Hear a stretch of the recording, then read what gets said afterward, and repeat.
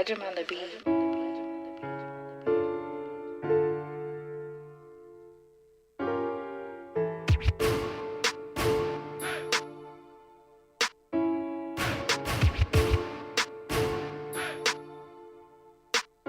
I got enough hoes to go around for everybody. Yeah. Gave a dick, now she won't stop calling me. I got no more dick for you, baby. I got enough hoes to go around for everybody. Got way too many bitches. Cut her off, now the bitch keeps stalking me. Oh no. I got enough hoes to go around. It's 10:30 and my phone rings. Lil' mama say she off work, try and bring her whole team. She like, daddy, what we gon' drink? I'm like, girl, I'm off this codeine. It's do safe for your whole team. Don't get attached to me, it's no strings. And don't be bragging, keep this low key. This Mac can sell our whole dreams. I heard them cracking in the OC. While all these bitches think they for me, throwing pussy like they owe me. A real nigga, what you know about it? I be on that player shit that make your main bitch act a hoe around me. Shorty know I'm no good, she fucking with me anyway. You take her on them dinner dates, I take her home and penetrate. Face in the pillowcase, ass in the air, shorty running, trying to get away. She call my crib a getaway. Yeah, a nigga leaning, trying to stay awake. Double cup full of drink, motherfucker, hey. Go around for everybody. Yeah. Gave a dick, now she won't stop calling me. I got no more dick for you, baby. I got enough hoes to go around for everybody. Got way too many bitches. Cut her off, now the bitch keeps stalking me. Oh no. I got enough hoes to go around. Woke up with a hangover. Thinking about if I'ma stay sober or invite some hoes over. Lounging in my Gucci loafers, blowing Doja on the sofa. Everything is kosher, keep it macking like I'm posted. If she ain't cooking, then she can't come over. Breakfast with mimosas, after that I got to roll up. Took a couple hits and passed it to her. And told her, can't no nigga do you like the Mac could do you. Leo nigga in the past, girl, I am the future. And don't be fooled by these lames, girl, they Mac influenced. The realest nigga in it, don't question me by my business. Quit pressing me by my bitches, you extra, get out your feelings. I got enough hoes to go around for everybody. Yeah. Gave a dick, now she won't stop calling me. I got no more dick for you, baby. I got enough hoes to go around for everybody. Got way too many bitches. Cut her off, now the bitch keeps stalking me. Oh no. I got enough hoes to go around. I got enough hoes to go around. I got enough hoes to go around. I got enough hoes to go around for everybody.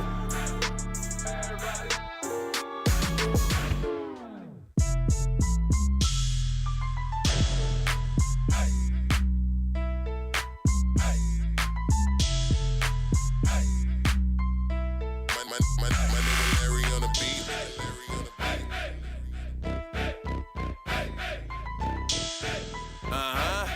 Look, bitch, listen up, I'm finna put you on some cold game. Bitch, you on the right track, but the wrong train. The pimpin' ain't dead, that's the code name. And my rims so big, I'm in both lanes. Before she met me, she ain't no shit. Now she OT, making dough quick, 215 East, tell her it's a road trip. She don't give me no lip, she know I'm a ghost. And the way you suck dick, I can tell you was made for this. You do this so good that you should get paid for this. One thing's for sure, you gon' walk down this road and go get what you can, then you run me my dough. I be thumbing through the checks, last year I was in debt. And now my little bitch charge 1,000 for the neck. Heard the man high, need deposit for the sex. She be breaking niggas' pockets for a check. Ayy. She don't need a ball, she gon' jump shit. I told her head first like a front flip. She gon' go to work, I'ma benefit. Nigga, how to hit a lid? I'ma take your girl state to state. G-Mac, what's up, nigga? Girl, choose up, she gon' stay. Saw nigga nation, all that. All I know is double up. Bitches come and go and this money come in lumps. Rather fall in love or you rather fall in lust? I'd rather make $100 million, feel the rush. Lord knows I was stuck, set back off the cuff. Rob niggas, sold drugs, pimp bitches, so what? Every morning on a mission, nigga tryna go touch. Slim told me nip hustle, make these hoes go fuck. Then I kept my foot up on her neck like a Cuban link. Money, power, and respect, just like you a thing. Taking niggas for they checks, baby, you a beast. I don't flex, I collect, that's my expertise. Now, I'm a cold young nigga, all my old premonitions way below how I'm living now. Now, round the globe, I kill it, I just go get digits, that's the cold real nigga now. She don't need a ball, she gon' drop shit. I told her head first like a front flip. She gon' go to work, I'ma benefit. Nigga, I done hit a lick. I'ma take your girl state to state. If your girl choose up, she gon' stay. I've been knocking whole state to state. Fuck the next nigga need to know. I'm just tryna catch the wave on a speedboat. Niggas tryna find business on the interstate. Fuck a renegade, I'ma make the pussy real estate. Get your mind right and get you qualified. I'm just living my life, I don't apologize. You know them I'm in your boys by the dollar sign. Money modified every more that you idolize. And we can go Melrose to Lennox or tearing down Fifth Ave. Ubers and lift cabs. Get back from mistresses, sagging on bitches. Since your girl was interested, my words are privilege. Ain't God we trust. All these improvs of lust. Take your bitch out and fuck. Take my rent out of purse.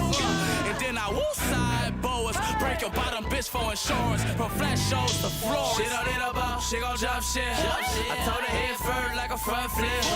She gon' go to work. I'ma benefit. Nigga, I done hit a lick. I'ma take your girl state to state. If your girl choose up, she gon' stay. I've been knocking whole state to state.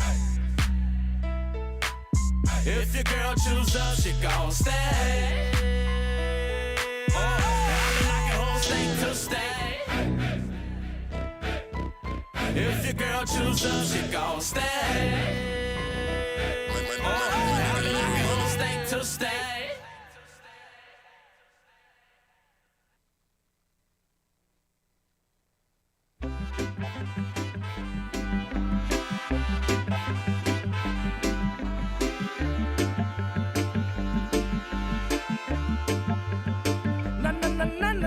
Love you, girl, I carry on so well I can. When you dress, you're the best by far. You look so smooth and looking so sexy. Girl, why don't you sit right beside me? Scoot, scoot down, very intriguing track. Every inch I get closer to your temperature gets a little hot now. Chemistry burning in the air. Can't quench it with no water. Yes, hey, but let's take a minute now. Let's rewind. Remember we fell in love with each other. Remember the long talks. The world felt like it's up, yeah. Now we can escalate. Seems like we already determined in our fate. Yes, no. Hey, love season is in progress. Got no stress. Love's like a furnace on fire. Not the average climax to get higher. So what you say? Love season is in progress. Girl, don't stress. Love's like a furnace on fire.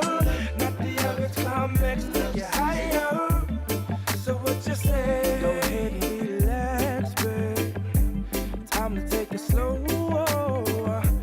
Time to wind down and let your hair. Now all my eyes can do is stare. Now I'm talking about pushing, rubbing, touching, kissing. She just missing, babe. All up on the bed, the floor, the bath, or even by the boats, by the front door.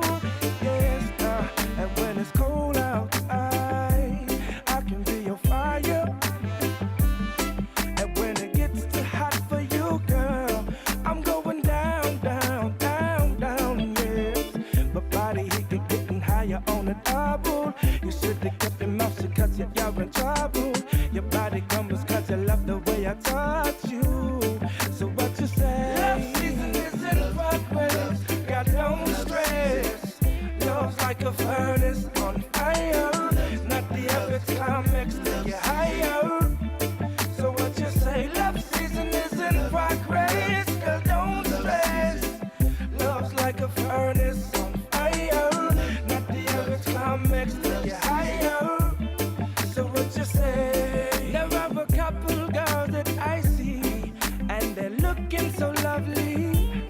So I introduce myself, my name's J-Boo, and she asks how you doing. Well, and the rest is magic, calling the air. And we sing a song that sounds like this, yes. Hey, love season is in progress. Got no stress. Love's Love's like a furnace on fire. Not the average climax, take it higher. So what you say, love season is in progress. Girl, don't stress. Love's like a furnace on fire. Not the average climax, take it higher. So what you say, love season is in progress. Girl, don't stress. Love's like a furnace on fire. Not the average climax, take it higher. So what you say, love season is in progress.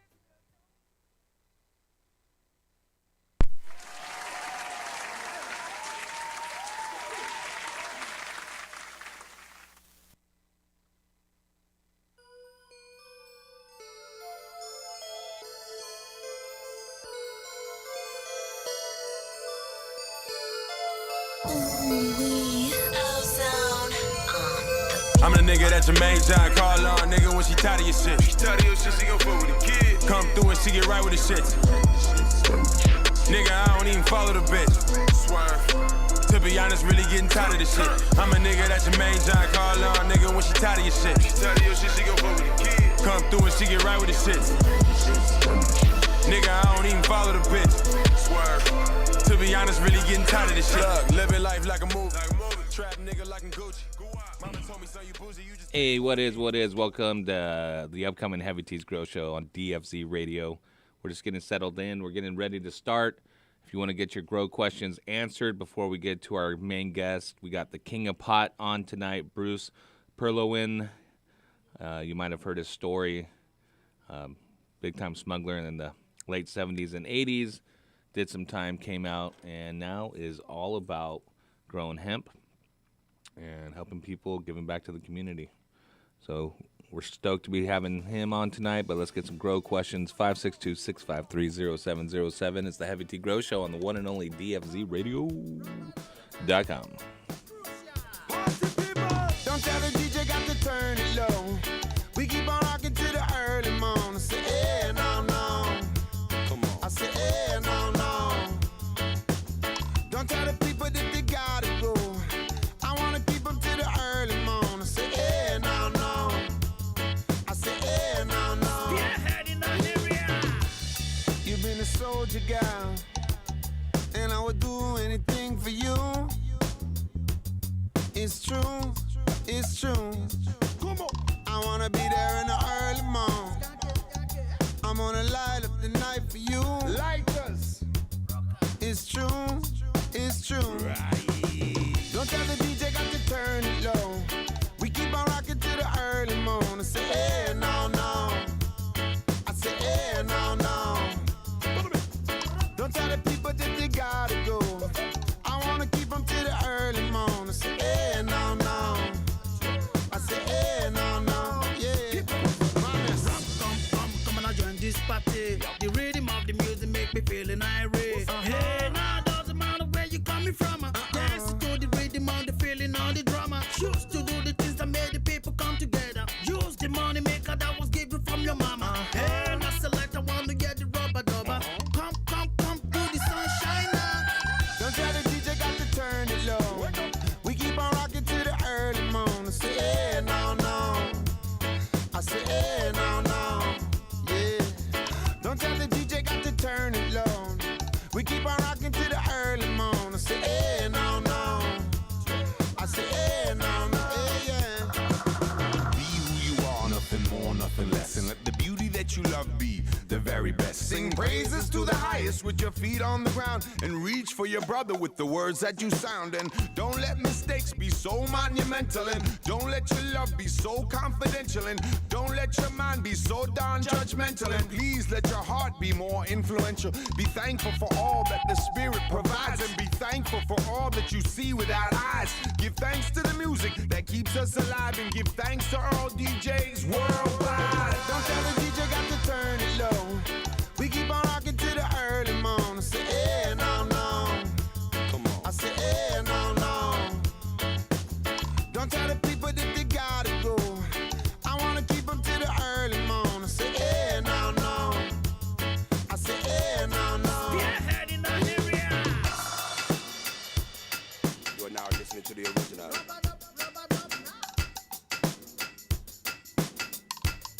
Radioactive in the place. The music and the harmony, the family and friends. It seems like when you're dancing, man, the feeling never ends. The bass of the bass, the voice of the drums, the rumble of the keys. My weapon is my tongue. If there's love in the rhythm, then the soul is gonna follow. We turning up the system, it'll go until tomorrow. If you need some money, I got some that you can borrow. We dance until the sun come up and cast shadows. Right now, the tune reflects. Lights out, we soon connect. We ride on lows and high. So hot that we sweat, so happy we cry. Wish bygones goodbye, thank God we's alive. With time on our side and his rhyme I provide. We smile or we slide, do I say goodbye? We keep it rocking like the sound of a lion. Don't tell the DJ got to turn it low. We keep on rocking till the early morning. I say, eh, no, no. I say, eh, no, no. Don't tell the people that they got to go. I wanna keep them till the early morning. I say, eh, no, no. I say, eh, no, no. Yeah. I listen to the drama, mama, I listen to the bass. I listen to the rhythm, make you wanna be your waist. I listen to the drama, mama, I listen to the bass. I listen to the music, make you wanna be your waist. I listen to the drama, mama, I listen to the bass. I listen to the music, make you wanna be your waist. It's hot.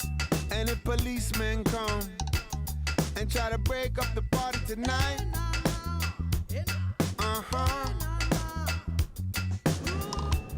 then I would stand firm with you, and we would brace ourselves for the fight.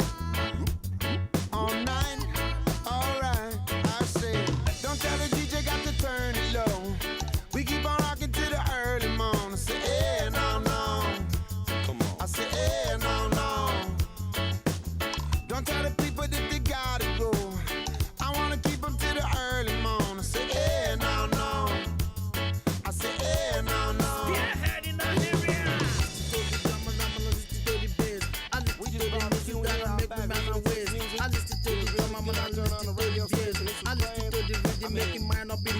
Grinding, they was doing that dance, but you know, you see it on the rap stations all the time. They're shaking their arms. They was dropping it like it was hot. I think that's what they call it. They drop it like it's hot.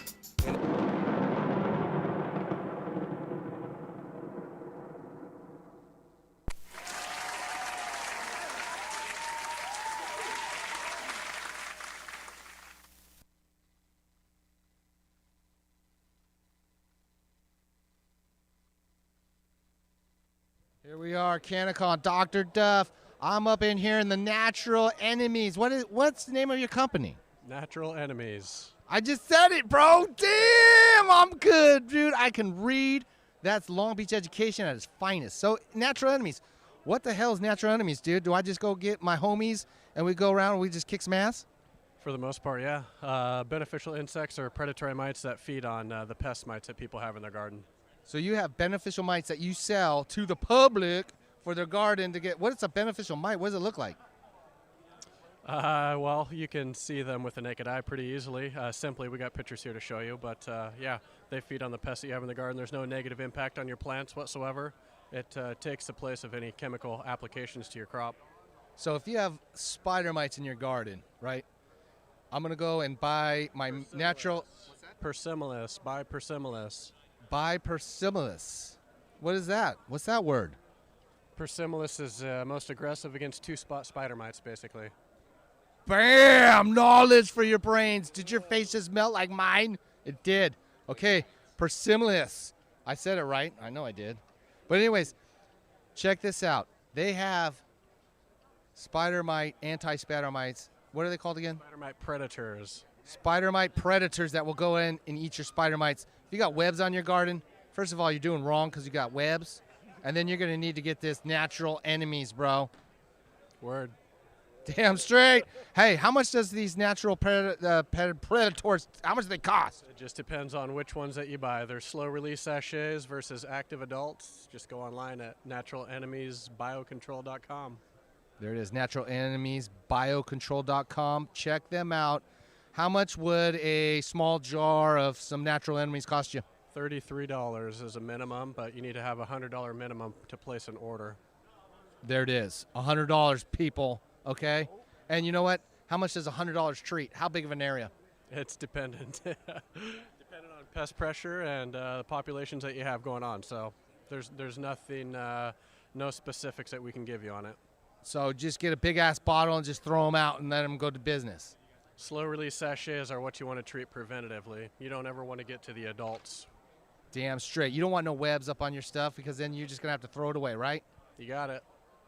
Or my buddy over here, he'll smoke it. Yeah, 420. Thank you very much. Natural Enemies. Thank you for coming on the Heavy Teas Grow Show. Thank you. Yeah, call in right now. Heavy Teas Grow Show, 562-653-0707. That's 562-653-0707. Heavy Teas Grow Show coming right up. DFZRadio.com. Where are we at? The Hybrid Creative? What is this? The Hybrid Creative is Northern California's premier homegrown creative agency for cannabis and hydroponics ventures. So, I mean, okay, what do you guys provide? So we generally start with brand strategy. Let's say we've got a farmer or somebody who's taking a product to market and they want to be able to differentiate themselves and not just create a good looking brand, but creating a meaningful brand. We start with brand strategy, and then we move into all the various tools that are going to help them get some leverage and some traction in the market, like packaging, logo design, advertising, marketing materials, marketing strategies, and web development. There it is, the Hybrid Creative. If you guys are trying to look to get into the game and you want to differentiate yourself from everybody else that's got that Gorilla Glue, right? You want to be a little different? These guys help you out, man, right? Yeah, check us out at thehybridcreative.com. Thehybridcreative.com, guys. If you're seriously interested in trying to do a branding of some sort of your guys' products out there that are listening, seriously go check out the Hybrid Creative. How long you guys been doing business? We've been in business for 9 years, and we started the Hybrid Creative Agency, which is a subsidiary of our parent agency, which is ZDCA, Design and Development. We started that in 2015. Although myself, I was raised on a hippie commune by pot growers. I'm second generation. Laurel here, our creative director, grew up in the Emerald Triangle. She's second generation. It's in our blood. And that's what we mean when we say that we are Northern California's homegrown creative agency, because we're not jumping on the green rush. We've been a part of this from the get-go. There it is, guys. They know what they're doing. They're not no fools out there trying to take your money, ripping your ass off. They're going to get you guys to market and having a brand, spanking awesome brand, right? That's right. Check us out at thehybridcreative.com. Hybridcreative.com. Thank you very much. Canacon, good luck, guys. Duffman here. GrowX, San Jose. I ran into Steve from Sunny Cow Solar. What's up, Steve? How you doing? We're having a great time here at the show, talking to people that have lots of energy needs for their grow purposes. And that's what you guys have. You guys are going to provide solar for the grow, the grow room or the greenhouse, or what do you guys actually do? What? Well, there's two things that we do. We supply solar systems to allow people to reduce their electric bill. And if they're off-grid and don't have access to electricity, we'll install a full battery-powered system for their grow operations off-grid. Wow. And so, how many panels would, a typical, like a greenhouse, how much do you have to put to make it work? We just finished a greenhouse job out in the Central Valley here, and it was, I think, 4 greenhouses, about 120 foot long each. We put in a 7-kilowatt array for them, 20 kilowatt hours of battery, a backup diesel generator, and they're completely off-grid. Wow. So if you want to be off-grid, go check out Sunny Cow Solar. Where are you guys on the internet? Is it sunnycowsolar.com? That's it. Yep, that'll get you. There it is, guys, sunnycowsolar.com. If you're off the grid and you need power, this is the cheapest way to do it without the power company coming out there and raping you, right? Yeah, you're on your own, and that's a good thing. Yes, thank you, Steve. Thank you very much. Everybody go check out Sunny Cow Solar for your needs.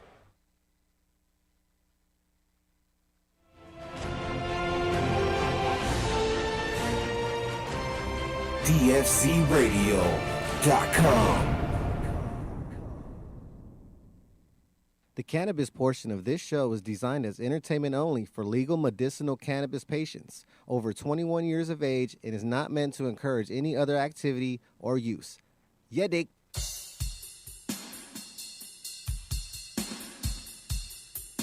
Talking about the Heavy Teas Grow Show.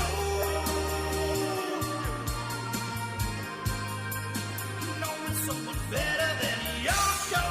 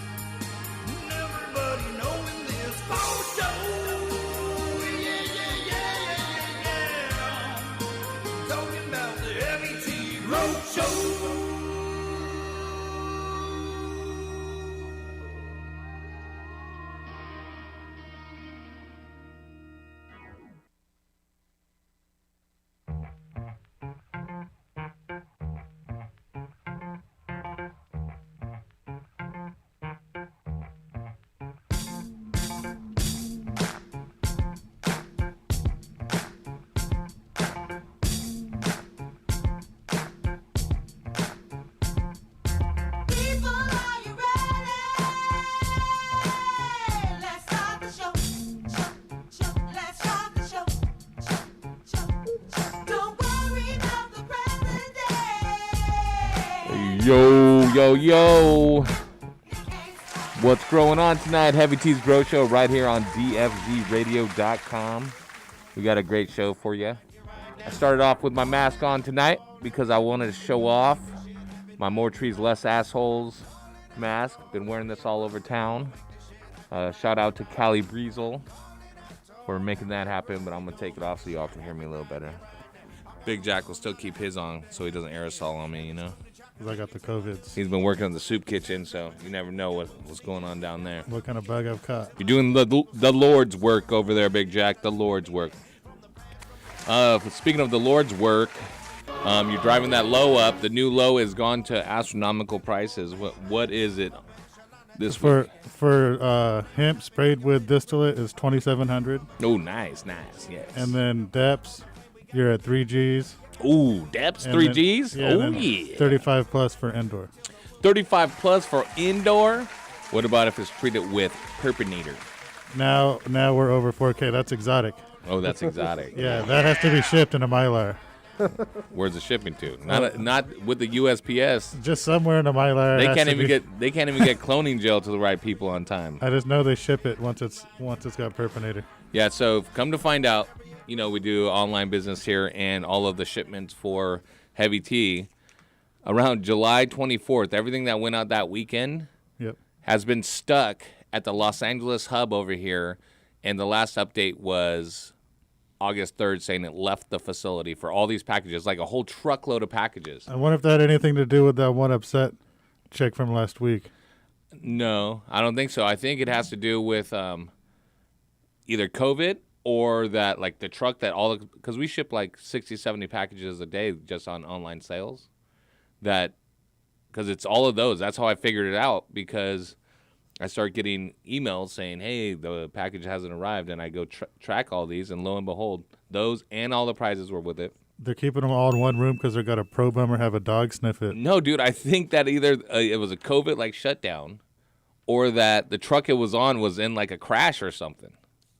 How weird. So now it's all grouped in a warehouse and no one's got to get their prize, and it's not our fault. No, we're going to get all the prizes out again. I'm just waiting. Some of them have been going out, but there's still a lot that just say left the facility. Yeah, if you didn't get your prize, that's where it's at. It's some USPS truck driver fell asleep going over the Rocky Mountains and just went over the cliff, and all your prizes are somewhere near Denver. You're worried about your prize. This guy somewhere in the Rockies. This guy might have got hurt.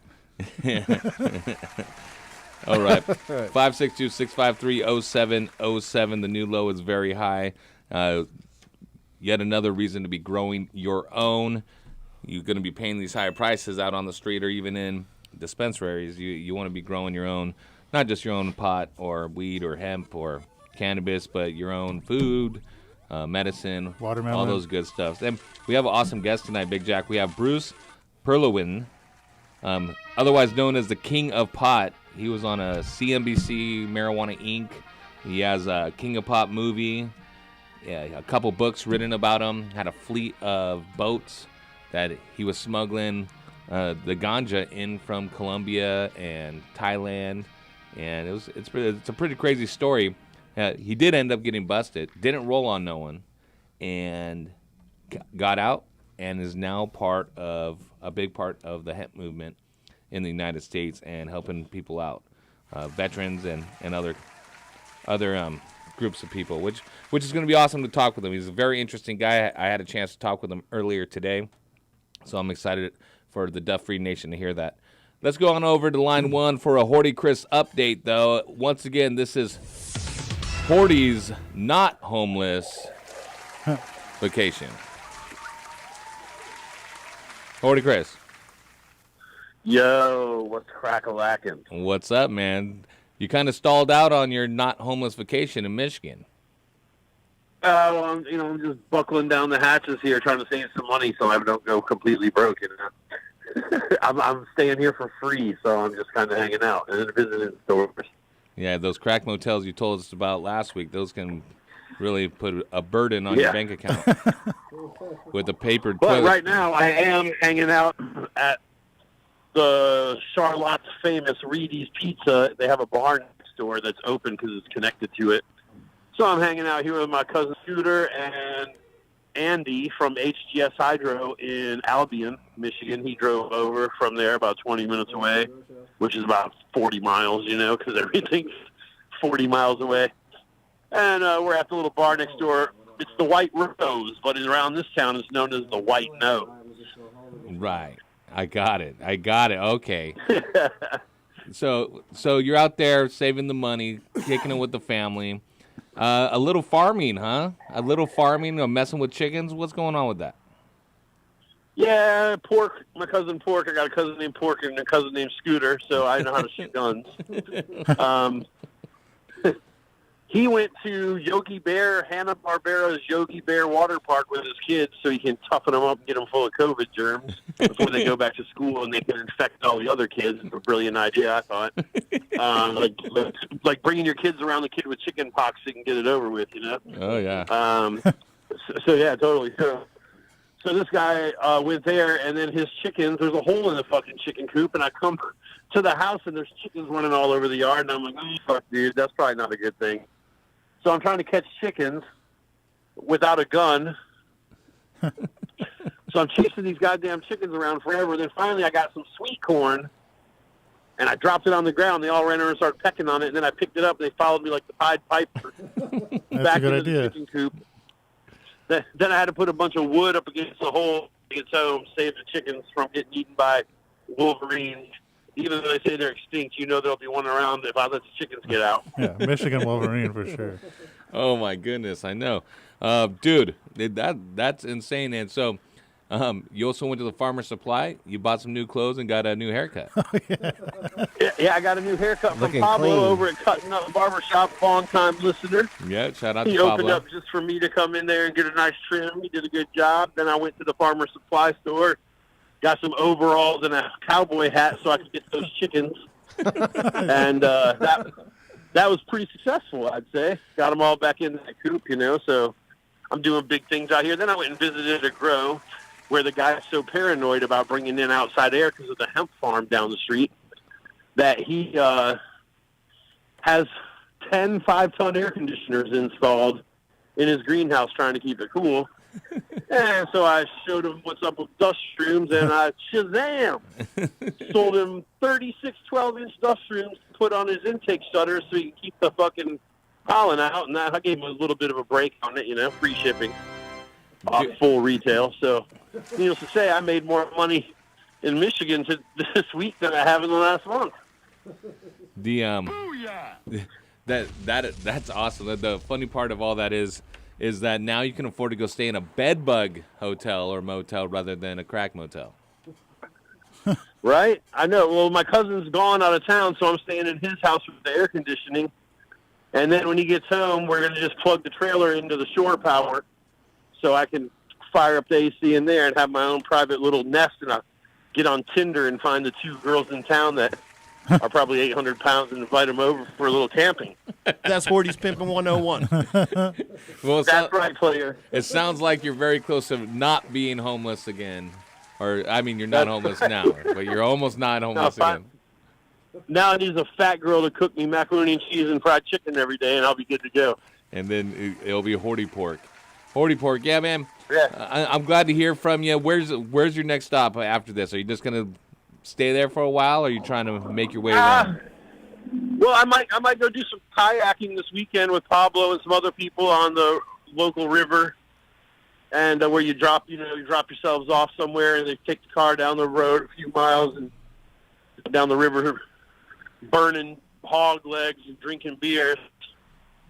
Then I might travel out to Detroit, maybe a couple other places, Kalamazoo, Grand Rapids, and then probably about another week or two, probably around the end of August, I think I'm going to start heading either to the southeast, like Virginia, North Carolina, Georgia area, or I might swing back the way I just came, go back to Oklahoma and check out the 7,000 plant what he's got going on again, see how it's doing since the last time I was there, and then start making my way back to California and maybe start cruising up the Central Valley and visiting greenhouses right before Croptober. Yep. Well, Like I said, keep us up to date, my friend. We will be talking. I absolutely will. Anything, if you find any fire out there too, let us know. Post some pictures of it so we can make fun of it. I would actually, Andy from HGS, one of his employees, does the fucking stupid ass living soil. I mean, the living soil, and he actually had some pretty decent fire. Nice. He must have. I was pretty impressed with it. It was better than what you get at the dispensaries out here, Oh, or what man. everybody grows and thinks is good. Yep. Well, that's good. I'm glad that you got hooked up on some good, or at least some decent herb out there. Horty Chris, you stayed connected, man. Let us know what's going on. Thanks for calling in. All right, brother. You guys take care. All right, peace. Later. Man, Horty's out there doing it big. You know, he's not too far from Missouri. Let's go to Missouri, see if we can get Mo maybe to let him park a trailer in his yard. Mo in Missouri. That's a good idea. How about Horty Chris coming to park his Horty trailer? talking shit, bro. You talking about the float?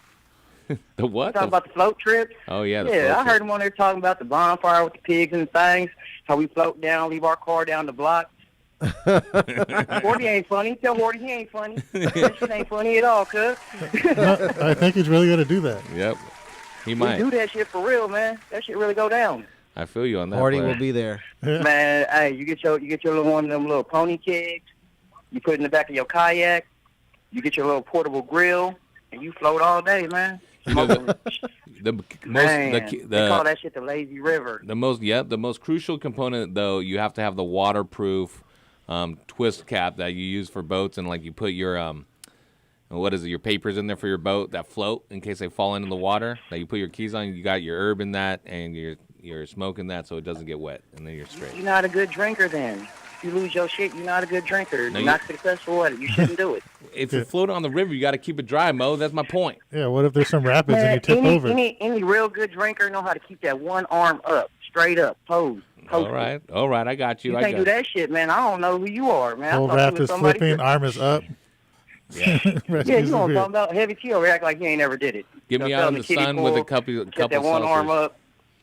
I feel you. I'm doing it, and I put the air pump in there from the hydroponic system, get some bubbles. It's my own it's my own redneck What y'all jacuzzi. up to, man? Not much, man. Mo, what's going on with you, man? How's everything in the summertime out there? Indoor doing good, outdoor, what's going on? I mean, man, I don't know. A lot of these fools trees out here done been smoked for gazy. It look good, but it ain't no good. I don't know. Missouri, I mean, they need to take some leaps and some bounds out here in the grow. Oh, for sure They do. need to start taking some risk and just get out those simple-ass recipes they're running and do something different, because I'm smoking a lot of fool shit out here, and I'm not too impressed. And if they can quote me about this one, 'cause I don't give a fuck. I feel They you. not growing real good trees out here, and they just kind of like, we still kind of, we ain't got no dispensaries Threw this yet. whole state under the but- bus. A lot of those auto flowers out there, right, Mo? Man, that is the problem. That is the problem. I picked up a couple, allegedly, I picked up a couple packs of some autoflower, and man, God, Is wiggity whack or what? it looked good. That's what I said. It looked good, but after I started hitting it and shit, I was like, man, I know what this is. This ain't this is some fugazi, man. You selling me fake diamonds, man. This is bullshit. It's fugazi. So I cut him off. We ain't talking no more. I got an attitude about it, like every motherfucking person that deals with trees should too. Yeah. Let me know what you're giving me so I can properly let anybody else know that's around me. This is what it is. I feel you on that. Yeah, but they taking that stuff like it's heart, and it's like, man, they run it in living soil. If you don't run some autos, you better run it with a synthetic so you can bulk it up. Yep. Don't run a living soil with it, because you're just gonna get the bare basics. Or just don't If run you're not any using autos. any, dude, I'm so angry about this. I'm like, man, y'all better get this shit together, man, because if I get another pack like that, I'm coming by to my mama's house. I ain't shooting it up, but I'm going to eat up all her motherfucking food. That's all that shit make you do is eat up fucking food. Yep. Man. Well, Mo, I'm glad to hear from you. Staying cool, and any grow questions you got, you give us a call anytime, man. I love hearing from the Duff Free Nation. Man, most definitely. Y'all be good over there, and tell him to take off that mask, because it ain't doing nothing for him. I make him wear it. I make him wear it so he doesn't aerosol me. I'm saving his children's lives, bro. He's saving heavy tea for the masses. This is heroic. Man, bros, y'all be blessed, man. Be safe out there, too. You too, player. Good talking to you. All right, y'all. Be good. All right. 562-653-0707. That's our phone number. Call in right now. We're going to take a quick break, pay these bills, get our man Bruce Perlo in on the air. Coming up in just a few minutes, right around 7 o'clock, 7:15 or so. Heavy T's Grow Show on DFCRadio.com. You dig?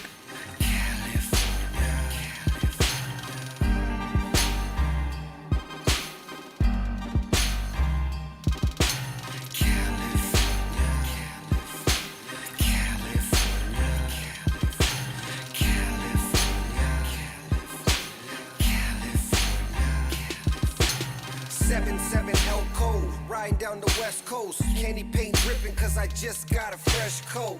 California raised me, an LA baby. The Chevrolet raisin, scraping on Dayton's, riding down Rosecrans. Get with the program, call me the drone man, the hydros potens. Got your eyes low, lower than the ocean. Just west coasting through the coast with the potion and the best dro to smoke. The baddest bitches, girls in bikinis with ass titties. The hustle game easy, you just can't believe till you see me on TV. Drive down the wrong street, might see the tech smoke. Hop in the ride and let's go to the West Coast.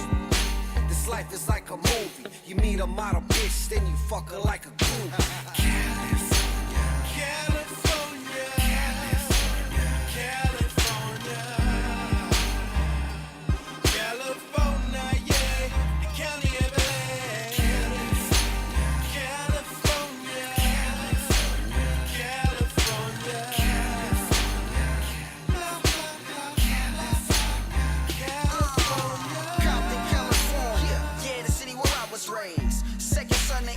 So don't be amazed. Same nigga, same flow, same mind frame. I'm all about the loot shit. Fuck minimum wage, cruising through these Cali streets, smoking on this OG. Cash rules everything around me, I need more cream. West Coast, get it in. What the fuck you think? Saying I'm riding with you, really though, this money in the bank. E3 hotter than the California forecast. Burning up these tracks, nigga, I need more cash. Yeah, I'm a bona fide hustler. Fuck with my family or cash and I'ma cut ya. Real G's get it, that's only the obvious. Go against us, you know you facing the consequence. I love my state, but I really hate the politics. Better keep stepping, buddy boy, in the pile of shit. Yeah, in a pile of shit. E3, get it in, nigga, I'm live as shit. 3, 2, 1.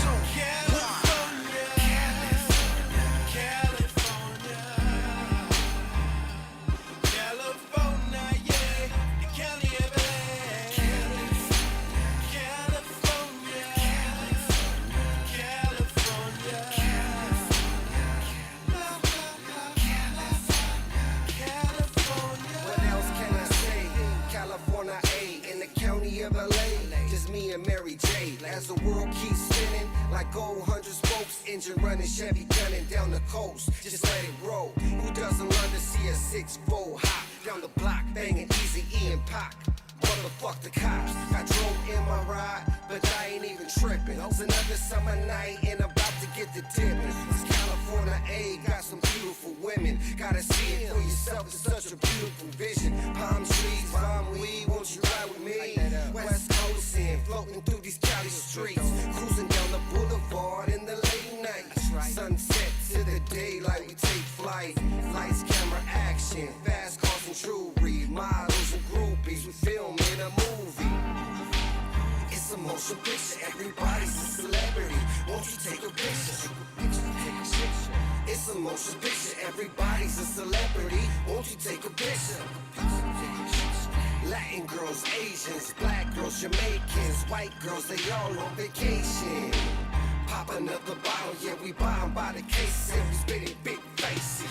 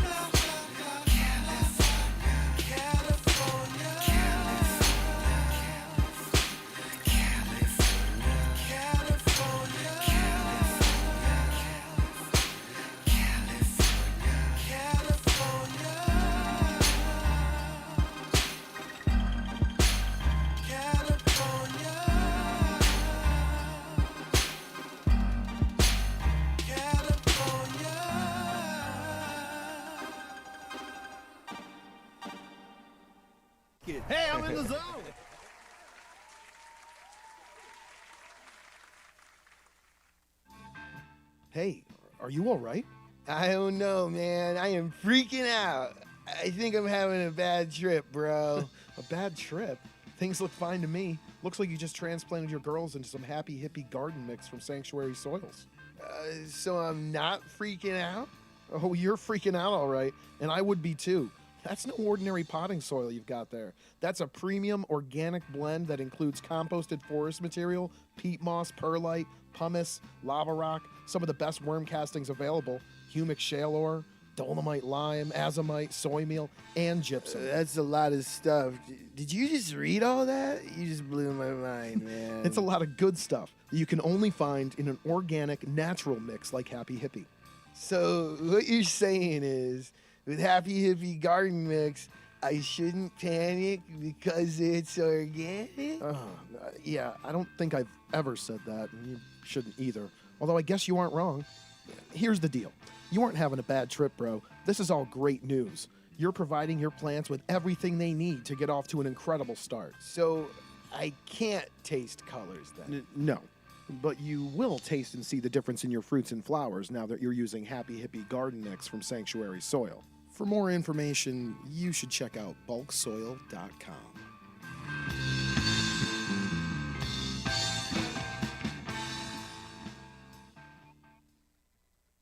Hey, I'm in the zone. Dude, this shit is awesome. So you're big time, huh? Yeah, kinda. Hey man, your garden smells amazing this year. What are you doing different?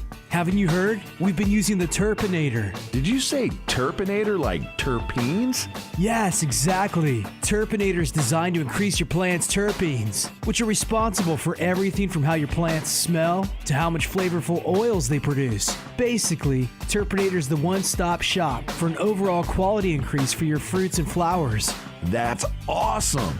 You know, I can tell the Turpinator has not only increased the oils in all your herbs and flowers, but it looks like it's going to increase your dry weight as well. And dude, don't even get me started on those crystals. They look like mini icebergs. Well, you better hurry up and get on board. It's flowering season right now. And since Turpinator is made right here in Sonoma County, you can literally find it in any hydro store in town. Boost your plant's oils and bring out flavors that will drive your friends wild. Turpinator. Sticky is an understatement. Coming to grips with measuring pH is a fundamental part of ensuring a successful crop. Of course, having the right nutrient mix is important, but without a slightly acidic pH level, plants won't receive optimal benefits from the nutrients supplied. Blue Lab has a range of pH measurement tools available to help both the commercial and small-scale growers. These include the Blue Lab Guardian Monitor, the Blue Lab Combo Meter, the Blue Lab pH Meter, the Blue Lab pH Pen, and the Blue Lab Soil pH Meter. For more information, visit us online at getbluelab.com. You are listening to the Heavy Tea Grow Show. Call in right now, 562-653-0707, for your chance to talk to Heavy Tea, Horty Chris, or Dr. Duffman. Killing it. Dr. Duffman here. Wanted to talk to you about what I wish I had in my garden. And that, my friends, is a Nanolux double-ended fixture, which is leading the industry as I speak in double-ended technology. I will no longer need 10 150-watt lights to cover my 5x5 area. With just one double-ended fixture from Nanolux, I can cover that area. Also, no more need for that pesky Richter timer of mine that goes off at all kinds of random hours. With Nanolux's fixture, it comes NCCS ready, meaning I can control it on my computer. So if you're like me and your lighting situation sucks, then upgrade to Nanolux's double-ended fixtures today, and don't be a Duff man. For more information on Nanolux, check them out at nanoluxtech.com. That's NANOLUXTECH.com. Hey guys, it's Heavy Tea. As a longtime cultivator in both small and large gardens, both indoor and in greenhouses, I know the number one factor for being successful is to maintain an ideal environment and optimize my airflow. That is why I use and recommend Fantech controllers and EC fans. As the original inventors of the inline fan way back in 1974, Fantech uses the highest quality German motors and has revolutionary impeller technology. The EC fan creates the most efficient and powerful airstream of any fan in its class. And with the new Aeolus controller, maintaining the ideal environment has never been more simple. The Aeolus, with a variety of modes, allows me to control my exhaust and intake fans along with my dampeners from one easy to set up and use interface. And with the 2 expandable channels, I can maintain temperature set points in 2 separate spaces. So whether you're a hobbyist in your garage or a commercial greenhouse grower, it's simple. Use what the pros use. Use the Fantech EC fan and Aeolus controller. And if you're a retailer, contact Rambridge, Savant Plant Tech, or Garden Rebels Distribution and order yours today. Fan and controller sold separately. Hey, man, started early, huh?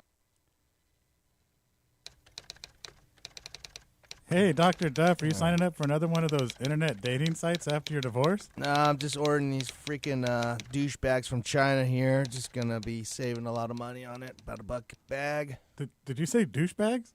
Yeah, they're pots. They're fabric pots. They're, made in China. They save $1 a bag from all the other. Oh, it sounds like an imitation smart pot or something. Yeah, save $1, but, I'm pretty sure these douchebags are gonna work. Dude, I had a buddy of mine who used those same douchebags. He bought them direct from China. It killed his whole garden. Bro, what? So I'm better off spending that extra $1 on a smart pot? I'd get a smart pot. Don't be a Duff man. Make sure to buy the original patented Smart Pot. Check them out at smartpots.com. Hey man, your garden smells amazing this year. What are you doing different? Haven't you heard? We've been using the Turpinator. Did you say Turpinator like terpenes? Yes, exactly. Turpinator is designed to increase your plant's terpenes, which are responsible for everything from how your plants smell to how much flavorful oils they produce. Basically, Turpinator is the one-stop shop for an overall quality increase for your fruits and flowers. That's awesome. I can tell the Turpinator has not only increased the oils in all your herbs and flowers, but it looks like it's going to increase your dry weight as well. And dude, don't even get me started on those crystals. They look like mini icebergs. Well, you better hurry up and get on board. It's flowering season right now. And since Turpinator is made right here in Sonoma County, you can literally find it in any hydro store in town. Boost your plant's oils and bring out flavors that will drive your friends wild. Turpinator. Sticky is an understatement.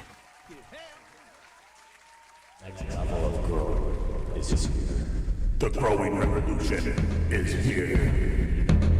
DFZRadio.com. DFZRadio.com.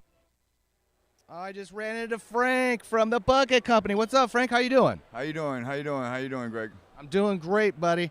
Check it out. You are the Bucket Company. What exactly is the Bucket Company?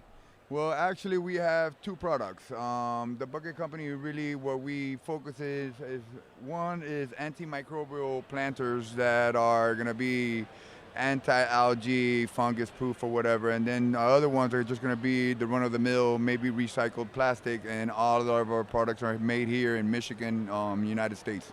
Nice. So that one, the algae, it doesn't allow algae or anything to grow inside of it. It keeps it clean, huh? Yeah, it's actually antimicrobial and silver ions.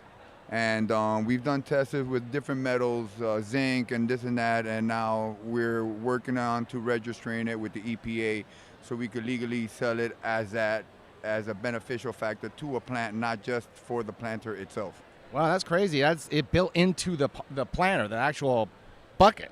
Yeah, it's actually infused in a master batch with the antimicrobial. They'll make a master batch with some high density plastic, and then from there they'll move that concentrate into the injectors, and then they'll reduce it down to the level that you need. We've already done a couple of exams here with 2 independent labs, and with 1% silver we kill E. coli in 24 hours, and it's 99.99%, and 4% zinc with the same metrics. And the antimicrobial does it in, I think it's 95.95% in 24 hours. Wow, that's amazing, man. What kind of, you using whatever inside the buckets? Can you use soil, you can use cocoa, you can use Grodan, whatever? Yeah, actually, you know what? We've always used a certain style, and we know how versatile this market is. So we came up with something as easy as kind of like a modular set that you could just snap one thing into the other. We're strong believers that, if you're going to use a certain bamboo or stake or something that's going to hold your plant up, you shouldn't introduce it into the medium. First of all, you have a couple of problems. You're going to reintroduce bacteria back into your medium. And another thing is that you're stabbing your roots. and you're not getting that. So, and at the same time, we use our system that all of our steaks go outside the bucket, and whenever you want, you're able to move it. You're not trapped in with like a net system or anything like that. And each bucket comes with a manifold feeder that has 4 360 sprayers on it, and then it has a shutoff valve, just in case you want to regulate pressure in each and every bucket, or at the same time, if you want one of your plants that's sick or whatever and you want to shut that plant down and just water it down or whatever, you have the privilege to do so. Wow, man, this is pretty trick. I like this. I haven't seen anything like this. If you want to, if anybody's listening out there and wants to go check out the Bucket Company, where do we find you on the internet? Thebucketcompany.com. Thebucketcompany.com. Go check out Frank's stuff, dude. This is legit. It's going to be a game changer with all that. Well, it's silver and all that stuff you guys are mixing in the plastics, killing all the algae and stuff, so there's going to be no bacteria up in there. Yeah, I like your stuff, and I'm encouraging everybody to go check out the Bucket Company. Thank you, Frank. Thank you, Gregory. All right, we're out. All right, boss. Thanks, man. Duff Man here, the Grow X, San Jose, Max. You just ran to Centurion Pro? Centurion Pro, that's right. Centurion Pro. What is Centurion Pro? Centurion Pro is the most badass company that sells trimmers. So you guys have trimmers, and how do these trimmers, how do they work? Basically what they do is it works through kind of like a suction vacuum system, and it just trims your weed for you. So instead of sitting there ruining your back in your hands, you can run it through a machine that'll do it better than you and faster than you. How much can you put through one of these machines? How fast would you be able to do like a pound? Basically, well, putting in perspective, a hand trimmer can maybe, we'll say in 8 hours, like a work day. They can do about a pound to a pound and a half, or our biggest machine can do 160 pounds. Damn, in one day? That's right, in one day. You can run it even longer than that. We have people who run it for 17, 18 hours. They run 330 pounds a day through it. Damn, and does this have like a blade in there that cuts it, or how do you put it in wet? Is the product, the flowers wet, or are they dry? How you do that? Yeah, you have it has the capability of trimming wet and dry, and basically we have an 11-blade Toro cutting reel in there with a bed bar blade that's doing all the trimming for you. It's like 11 really high-grade scissors going at it at once. Damn, so if they want to go find you on the internets, where do they find you? They can go to www.cprosolutions.com. There it is. One more time. cprosolutions.com. There it is. Thank you. And I'm Duff Man. I'm out. Oh, man, I just ran into Belicia at Symbis. Symbis? Symbis. Symbis. What is Symbis? Symbis is Symbiotic Growing and Harvest Solutions. We are a distributor located in Humboldt County, Eureka, California. Our website is www.symbis.com. We sell products from greenhouses, greenhouse plastics, cultivation covers. We have a whole line of water-soluble micronized nutrients, complete start-to-finish programs, and we also have our stash bags, which are commercial-grade vacuum sealers, 4 and 5 mil, cheaper than any of our competitors. There it is. If you guys need a greenhouse, you need anything like the greenhouse tarps, the blackout. You guys got the blackouts? Yeah, we got blackout 5 mil and 8 mil. Damn! Go check out Symbis. Symbis.com? Symbis.com. SYMBYS. Thank you, Belicia. Yes. You're the best. Thank you very much. Everybody go check out Symbis. If you need a greenhouse in your garden, get it from them. They'll hook it up, right? Yes, $5.99. $5.99. Now you out of your mind? 12 by 20 by 8. 12 by 20 by 8, $5.99. Guys, go check it out. Thank you very much. Thank you. All right, we out. Here we are, San Jose, Maximum Yield, GrowX. I ran into, what was your name again? Benji. Benji from Seed Vault. What is Seed Vault, Benji? Seed Vault is one of the biggest providers and distributors of seeds from California to the world. And what kind of seeds are you guys specializing in? Well, we specialize in name brands and really rare ones as well. Most of them are available on holisticnursery.com, ship worldwide, and they're all guaranteed. Okay, so if anybody that's listening out in the world wants to go check out Seed Vault, what's the website again? holisticnursery.com. We're also on social media, on Instagram and Snapchat, at Seed Vault of California. There it is. What's your number one seed seller? Oh, man, I couldn't tell. The boss sells a bunch of them, you know. But one of the ones he's giving away right now a lot is that Katsu Pakistani, you know. So if you come by the booth, you might get a hookup on our overstock. Damn, there it is. If you're out here in San Jose, go check out Seed Vault. Get some seeds because they're hooking it up. Thank you. Thank you. All right, we out. Duffman here. Max Yield, GrowX, ran into Ronnie, and Ronnie is selling rosin presses. Is that what it is? Correct, you're correct. All right, so what's up with these rosin presses? What's so special about your guys' rosin presses? We're offering a fully electric X5 that it's plug and play. You need a 110 outlet, and that's all you need to operate it. No compressor or hydraulic pump needed. And then we do offer also a 20-ton press that is hydraulic or can be converted to pneumatic. They're top of the line. Everything is quality controlled and good to go. There it is. And if anybody that wants to go check out your guys' rosin presses, it's called Rosin, right? Rosin Industry?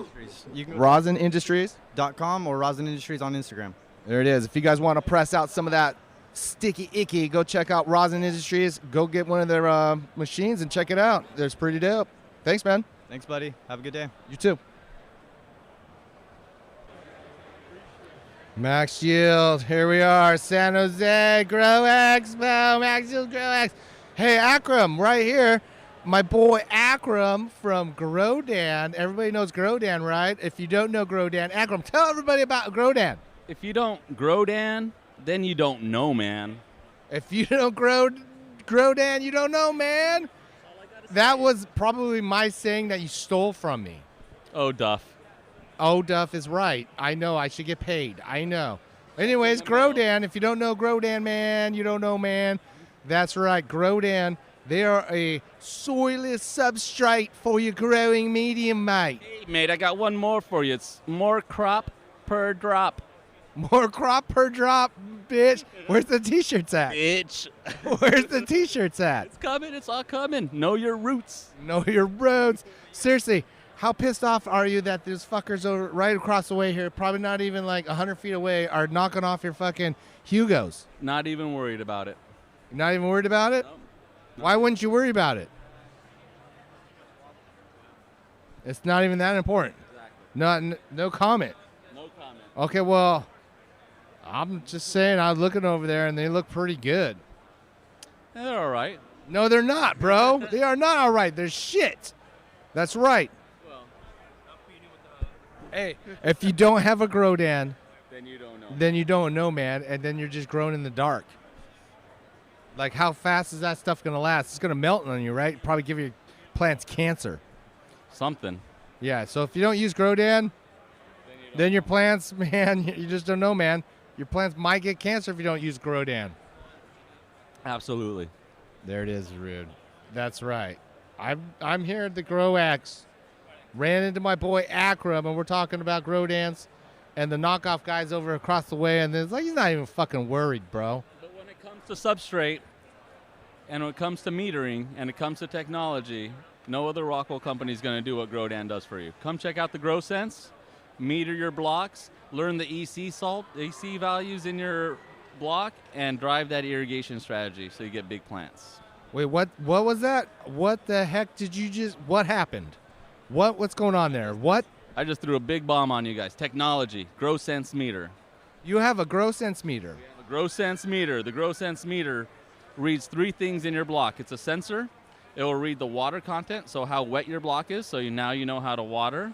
It will read the EC in your block, so you know if you're building up salts or you're flushing them out, and it'll also give you the temperature in your block.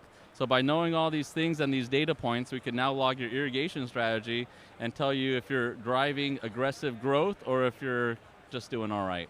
So if you're a big-time guy and you got like probably 1,000 of these frickin' Hugos in your room, do you need a probe for every single cube?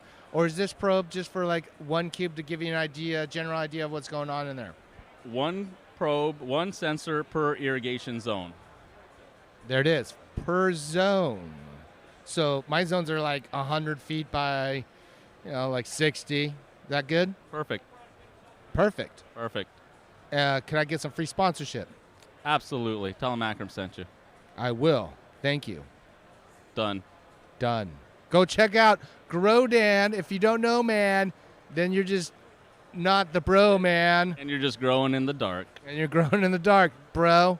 So check it out. My boy Akram here is going to tell you what it is and what it's all about. What is the websites they can find you on if they don't know about this Grodan, this spun rock, this soilless substrate that makes the hydroponics pop? So be like Kenny and be logging.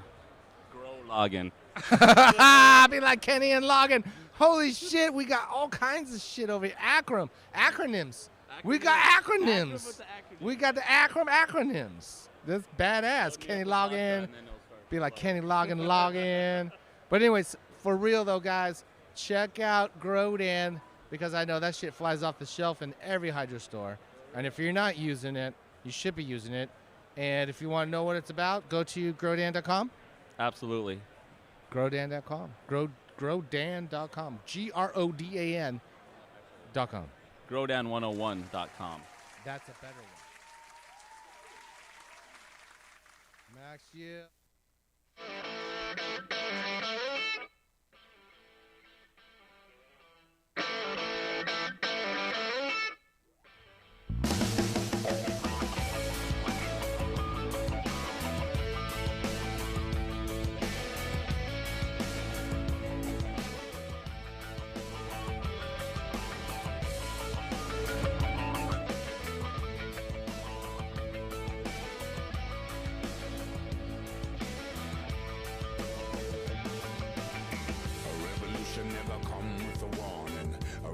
Never sends you an omen.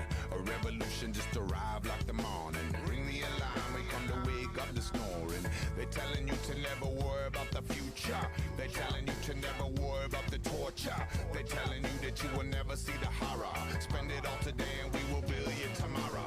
3-piece suits and bank accounts in Bahamas. Wall Street crime will never send you to the slammer. Tell all the children in the arms of the mamas. The F-15 is a homicide bomber. Commercial for a pop pill culture. Drug companies circling like a vulture. Amaraki babies with the G.I. Joe father. 10 years from now, is anybody gonna bother you? Fire! Here we come. Yeah, fire! Revolution will come. Yeah, fire! Yeah, fire!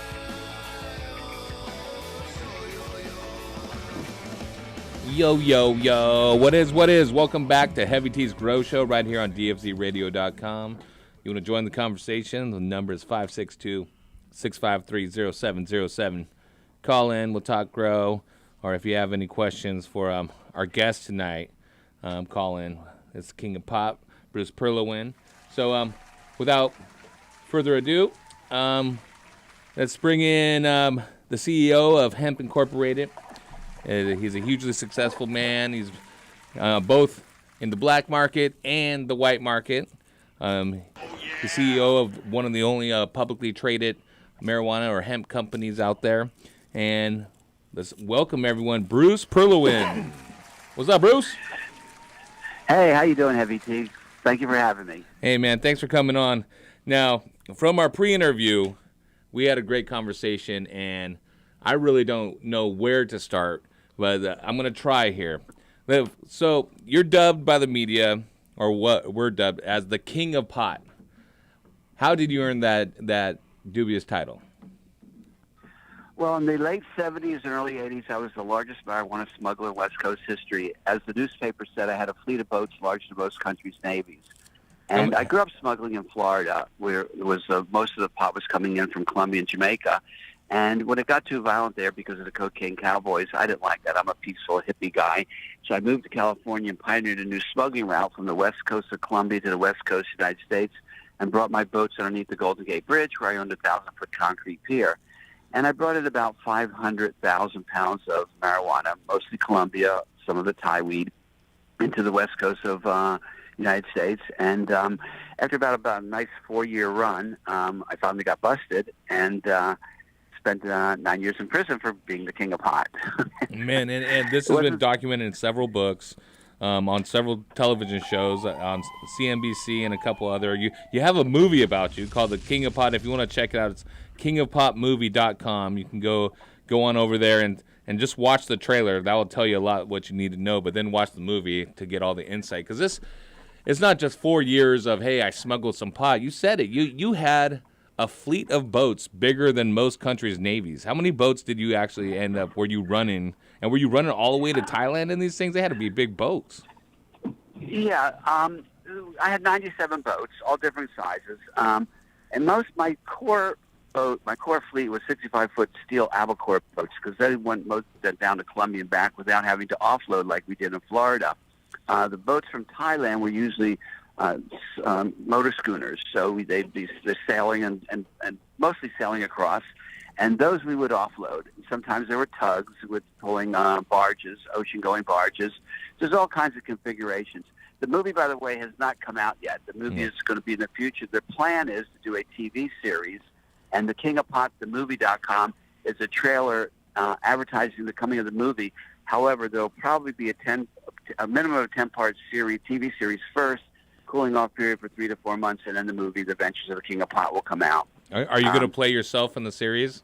Or who would be your ideal guy to play you? Yeah, the leading actor. Well, if you go to thekingpotthemovie.com, you'll see a list of who they want to do. I'm way too old. That was in my 20s. I'm 69 now.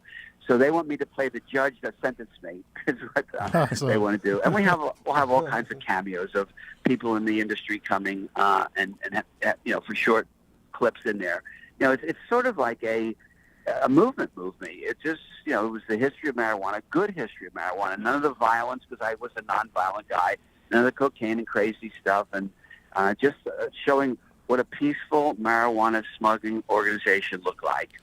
And listen, I know that we're here to talk about your new venture, and we'll get into that, but I want to paint a picture of what type of businessman you were and how you crossed your I's or dot your I's and cross your T's. Is that when you started this, you came out to California, as the story goes, and tell me if I'm missing a few parts, but you did your research on how other smugglers were getting busted out here and took huge precautions to make sure that you didn't get busted the same way. Yeah, what I did, there was a company called Information on Demand. Now, you didn't have the internet like you have right now, and you could Google anything. So they would actually, I told them I was researching smuggling to do a smuggling movie. And I want to know where all the busts took place in the West Coast and get me articles about all the busts.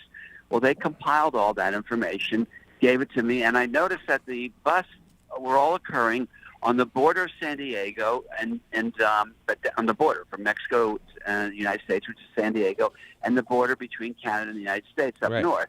So that's where everybody was getting busted. So I figured, well, Golden Gate Bridge right in the middle, that's wide open. Nobody's looking for smuggling coming into there. It just was not a smuggling route. And so that's where I bought my boats, underneath the Golden Gate Bridge. Man, that just to have the foresight to look at that and the operation size, the boats alone. How many employees did you have working for you? At that time, it was a massive organization. There was 200 employees working directly for me. We tracked every single Coast Guard boat in the Pacific Basin of 800,000 square miles. I knew which phones were being tapped. I knew which boats were on the hot sheet. I knew the Coast Guard route for their plane. We used to listen to, we had $1 million worth of electronic equipment parked on a motorhome on top of Skyline Boulevard, so we could get all the radio signals from the bay and get all the radio signals from out in the Pacific Ocean. And it was incredibly sophisticated. I mean, you don't think about it in your 20s. But when you look back at it, I made $100 million and did $1 billion worth of business in my 20s. I'm 69. I go, holy shit. Sorry about cussing, but I go, that was an awesome operation.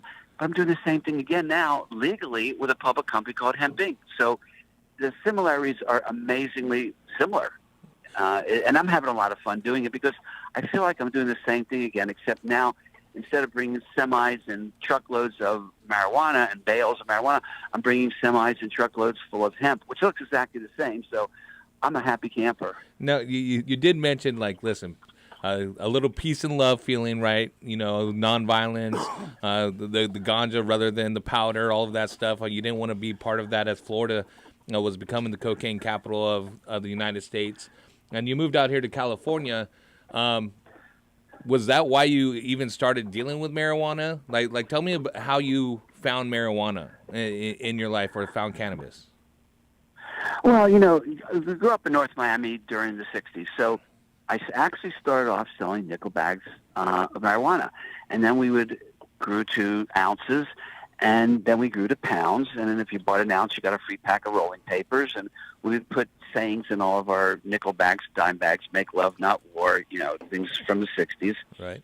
And it was just to get high. We would buy an ounce, sell 4 nickel bags, and have a nickel bag left for ourselves. Mm-hmm. So we felt that marijuana was raising your consciousness, and so we wanted to spread it out as much as we could all over America, which is what we did after we bought pounds, and it went to bales of 50 pounds, and then it went to offloading, and then it went to thousands of pounds, and it went to offloading other people's loads, and I brought 500,000 pounds into Florida, whether I offloaded or brought my own loads in.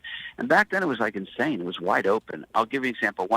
We used to bring them in between Christmas and New Year's because that's when all the DEA and FBI, everybody's on vacation, right? Okay. So I went flying over the Bahamas looking for my freighter at a typical rendezvous spot. There were 7 freighters lined up in a row in that one rendezvous spot. That was one rendezvous spot out of many. For whatever reason, the demand for marijuana back then and now was insatiable. I mean, 7 freighters, we're talking about 30 to 150,000 pounds per freighter. Yep. And there's 7 of them between Christmas and New Year's, just one little time period.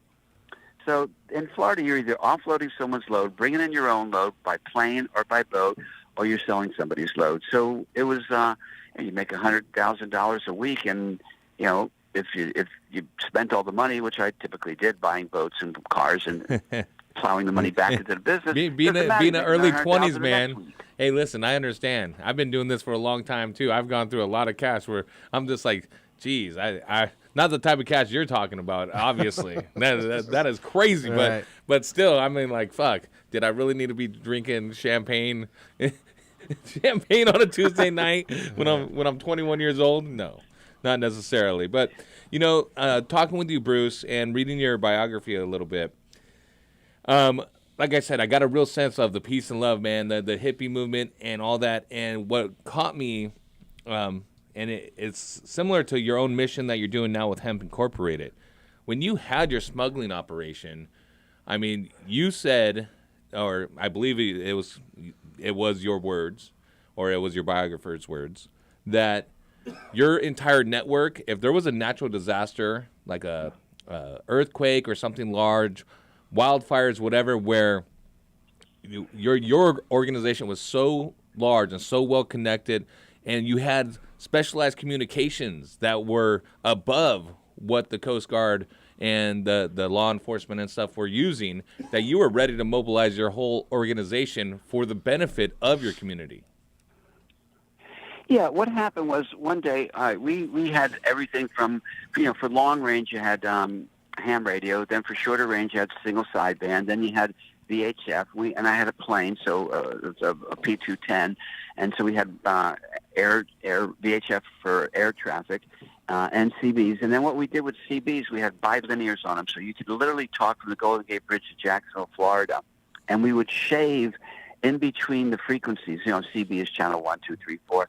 Well, we'd shave the frequencies and there's the crystals, and get in between. So we had secret frequencies that nobody could listen to. And one day it dawned on me, I go, my God, with all the four-wheel drive vehicles we had, which is typical of marijuana smugglers and typical of growers today, lots of four-wheel drive vehicles, lots and lots of boats, and lots of radio frequencies. And if there was an earthquake in San Francisco, the emergency frequencies would instantly be overwhelmed. There'd be too many people trying to talk to them. They'd be all jammed up. We had too many radio frequencies and too many different kinds of radio communications. So, and then with all the boats, it's a Golden Gate Bridge fell down emergency, or San Rafael Richmond Bridge, the Bay Bridge. We had enough boats and speed boats and surveillance yachts and fishing boats that we would be, if we mobilized that entire force, we had more equipment than the emergency service did, not just radio frequencies, but more boats than the Coast Guard did, more trucks than the fire department or whoever had. And so we figured, we'll mobilize everybody. We'll help bring people back and forth across the bay. We'll talk to each other on our radios and our trucks. And after the emergency was over, we just disappear back into the woodwork and continue our smuggling. So it was pretty massive organization. And you don't think about it, how big it is when you're in your 20s. You're just doing it, and you're working all the time. I wasn't a partying, so I didn't drink that much champagne. We just worked like lunatics. I understand, man. That is crazy. But after four 4 years of just crushing the entire game. You got held up. You got hemmed up. How did that end up happening? Well, okay. In this documentary on MSNBC, which is the most watched documentary in MSNBC history, or CNBC, one of those, it aired like 12 years ago. 23 million people watched it the first night, and it's aired over 420 times. So a lot of people know me from that documentary. Yep. They said I left my, I lived in Ukiah. That was where I had this big giant forest retreat, or forest. They called it an armed fortress. It wasn't armed. It was just a fortress. It was a beautiful house on 250 acres. Anyways, so they said I left my notebook at Denny's, and that's how I got busted. Well, that's true. I left my notebook at Denny's. Thank you, Quaaludes. That was okay, but it was only one trip. They didn't get anything from that. They got some notes about. It makes a better story than what really happened, but that's not how I got busted. What happened? My partners were Fred and Ned Shore out of Ann Arbor. Fred was a nuclear physicist. He was a professor at the University of Michigan at Ann Arbor, and Fred owned Ned owned Ned's bookstore. So they were really cool partners. But they rolled over, and they got busted from a different case, and they rolled over and gave them all the books, not just the one smuggle that I left at Denny's. Oh, and so now they had 20 smuggles or something, and when they happened, how much it was. Then the guys that were laundering my money all over the world, Luxembourg, Liechtenstein, Cayman Islands, Bahamas, Costa Rica, corporations all over America, the same thing happened. They got busted for doing with a different group and rolled over on me, told them where all my money was all over the world. So there went $16 million, $1980, by the way. You're going to calculate what that is today, multiply it times 25.5, and that's what you get in today's dollars. So people snitched me out. Then one captain did get busted with 30,000 pounds out on the open ocean, and he started rolling over on all the boat captains. That's all he knew. It was just other captains and crews. He didn't know a lot of the Colombians or the sales force or partners. So so between three people snitching, or three groups snitching, that's how they got me. They never caught us red-handed. They just got people talking and snitching on the organization. And I'm sure that they came to you and said, hey, tell us everything you know, but you refused. Yeah, I was just not into that. I mean, I could have walked out of prison, kept my multi-million-dollar home up in Ukiah, could have kept, not my dock, but I could have kept my plane, a lot of the money, not all of it, and walked out of prison. That's been a day. But you know what? It's not the mafia code. It's my code. You don't snitch on people. You don't tell people I said, I'll give you assets, but I'm not going to give you people. So consequently, 125 people or something like that never, ever went to prison because I kept my mouth shut. And my wife at the time said, Bruce, your son's going to grow up without you. Right. And I said, you know what? That does not give me the right for 100 sons to grow up without their fathers. So I'm going to do my time. And it turned out I had pretty good karma there. I ended up in the last 2 co-ed prisons in America. Oh, right. I literally walked around holding hands with my girlfriend. Now, I had a crush on a Puerto Rican terrorist, but she went with Mikey, the other drug smuggler, and I ended up with a Russian spy. That's awesome. Oh, my gosh. That's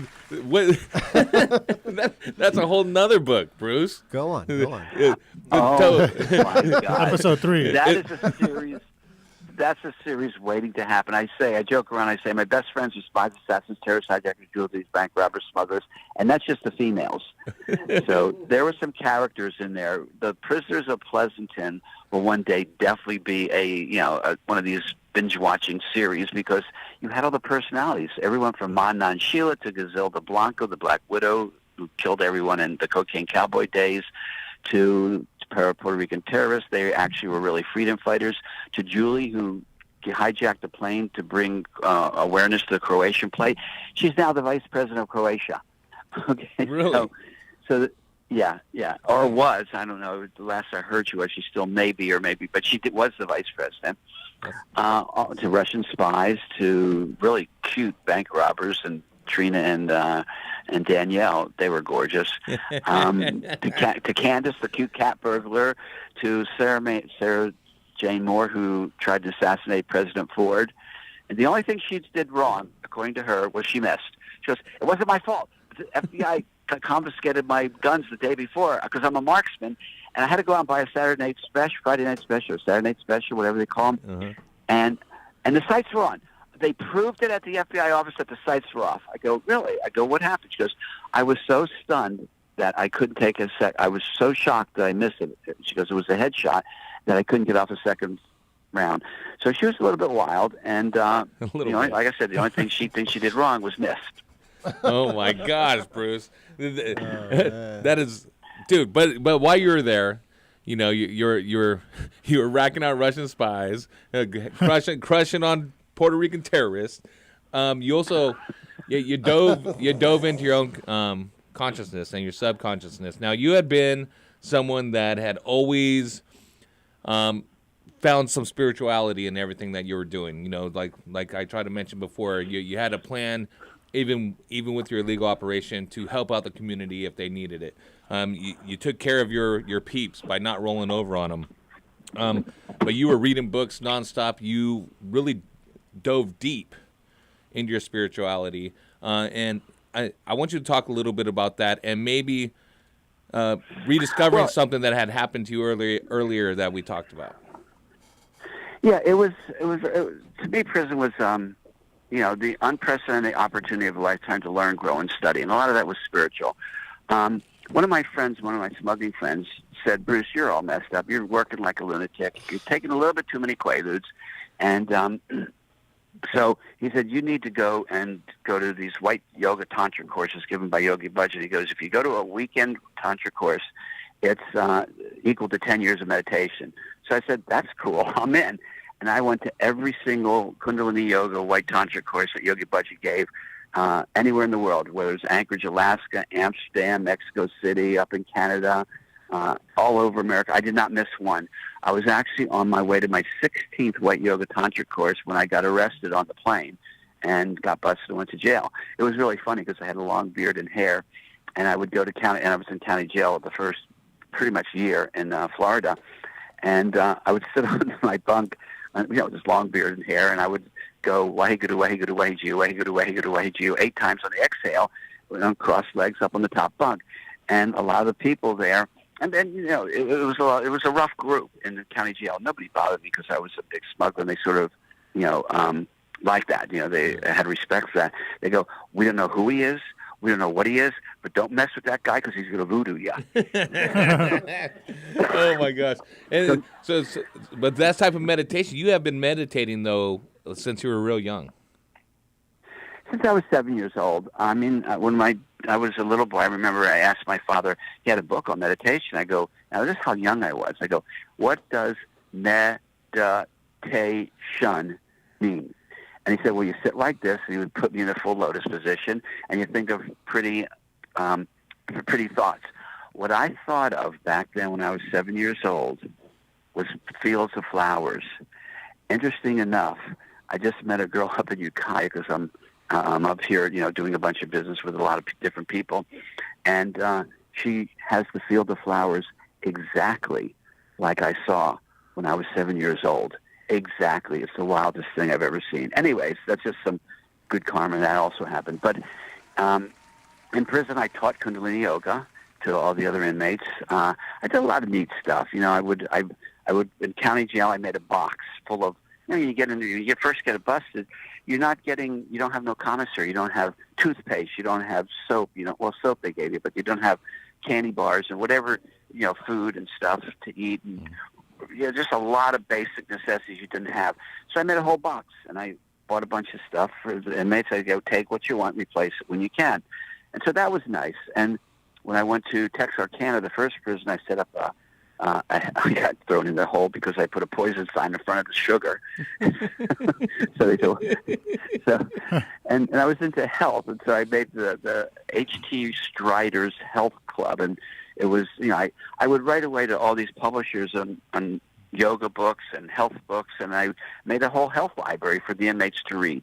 And consequently, I ended up reading 100 books a year. I got 5 college degrees, made straight A's, made the National Dean's List, the President's List. I was undefeated weightlifting champion growing up in Florida for 4 years, took third in the Teenage Nationals and the captain of the gymnastics team in 11th and 12th grade. And when I got out of prison at age 40, I was in better shape than I was when I was 19 when I took third in the nation in weightlifting. So it was a unprecedented opportunity to learn, grow, and study. Now, I don't recommend it to anyone, but for me it worked out really well. Prison's a little bit hard, way worse now. And in fact, one of the things we do is we donate to groups that are getting clemency for marijuana prisoners and getting prisoners, nonviolent prisoners, out of prison. You know, they're working on one guy. He's got 3 life sentences for a plane load of marijuana. I go, wait a minute. I brought in 500,000 pounds, 500 million pounds, 500 million pounds, and I got 15 years and served 9. This guy's got 3 life sentences. He's been in for 29 years. I go, were there any murders in the case? They go, no. I go, was there any guns in the case? They go, no. What's the guy doing 3 life sentences for marijuana? So with our new King of Hemp pre-rolls, which is featuring all the old smugglers of yesteryear, the King of Hemp, you can go to kingofhempusa.com and see that. You'll be able to buy off the website next week. You know, because the merchant account, they keep turning you off periodically because you're hemp and they confuse hemp with marijuana. Right. But next week we'll be back online. And the first one is the King of Hemp, that's me. The next one is Billy Hayes from the movie Midnight Express. Okay. Next one is the Daring and Dashing Smith brothers, some famous smugglers from Florida. After that will be the Doc Master, Carol the Courier, all the way through. I haven't asked George Young yet from the movie Blow, but I'm sure he'll say yes because you get residuals. Right. You get nice royalties. George is a friend of mine. I helped him a lot when he got out of prison. And we tend to do that. You know, it's the brotherhood of smugglers, and we tend to help each other and stick together because, you know, we all had a common theme growing up together. We were smugglers. It was a very wonderful time, actually. So anyways, and it was nonviolent, so we had a lot of fun, and I want to keep that camaraderie going. So all those smugglers will have their own brand, 50 of them. There will be the King of Hemp will feature all the smugglers of yesteryear, and then we're donating a percentage of everything we have. At least I am. I'm sure the other guys will agree to do the same thing to get out those marijuana smugglers of today.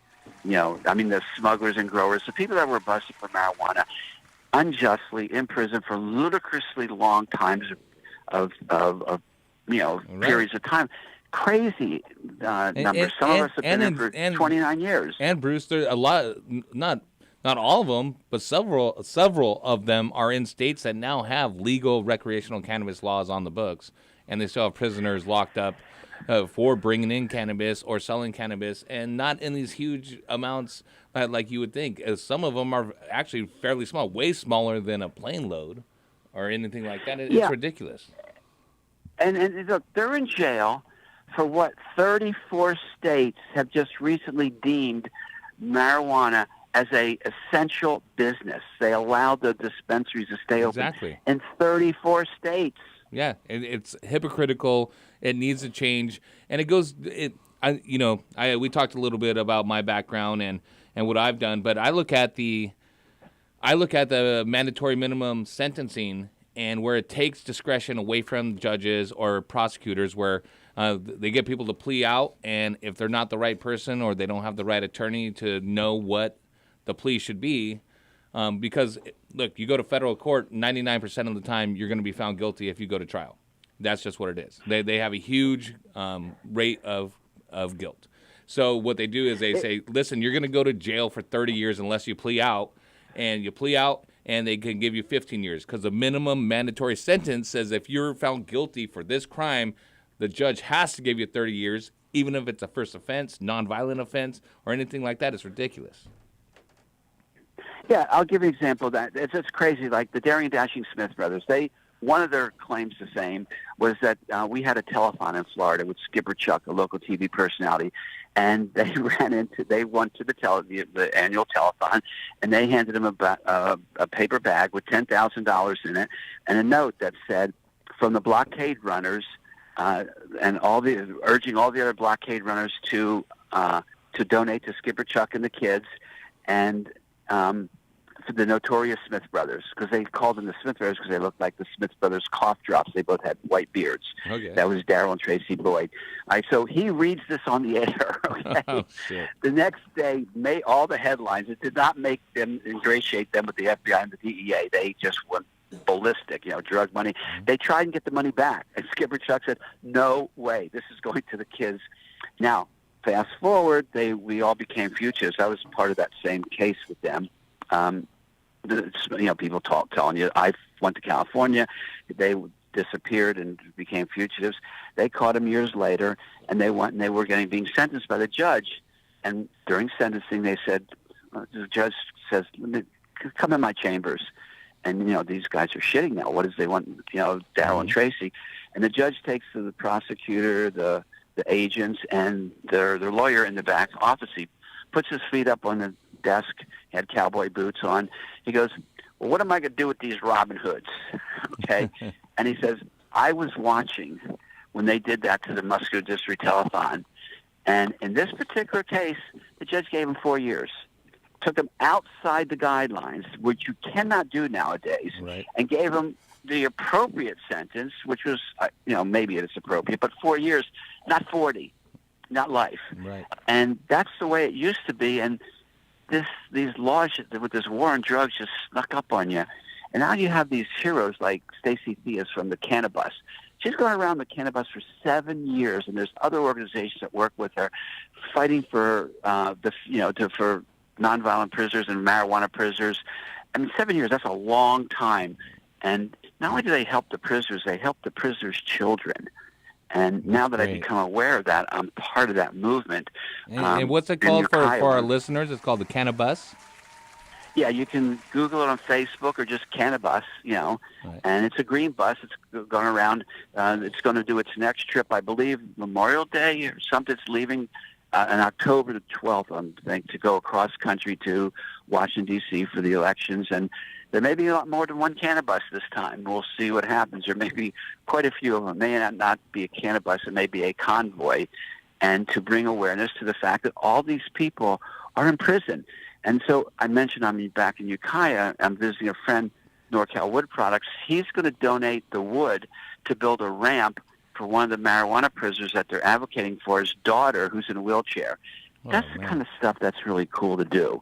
He's going to send all this wood to build. And another friend of mine, Neil Spears, he's in Kentucky. He's taken his motorcycle on a 6-hour drive to go to the lady's house and get the exact dimensions of this of the ramp for this lady. Now, that's the way we should be operating. These guys are unjustly in prison. Their children are in bad shape in a lot of cases. Help them all out. Get this guy out of prison, build the lady a ramp, and people like, NorCal Wood Products is donating the wood. And it's all reclaimed wood, not a living tree was cut to get any of the wood. We use his wood in all our eco villages that we're building in every place I build it anywhere. We only use reclaimed wood. I want to get to the eco villages and the kins communities that you're developing with hemp.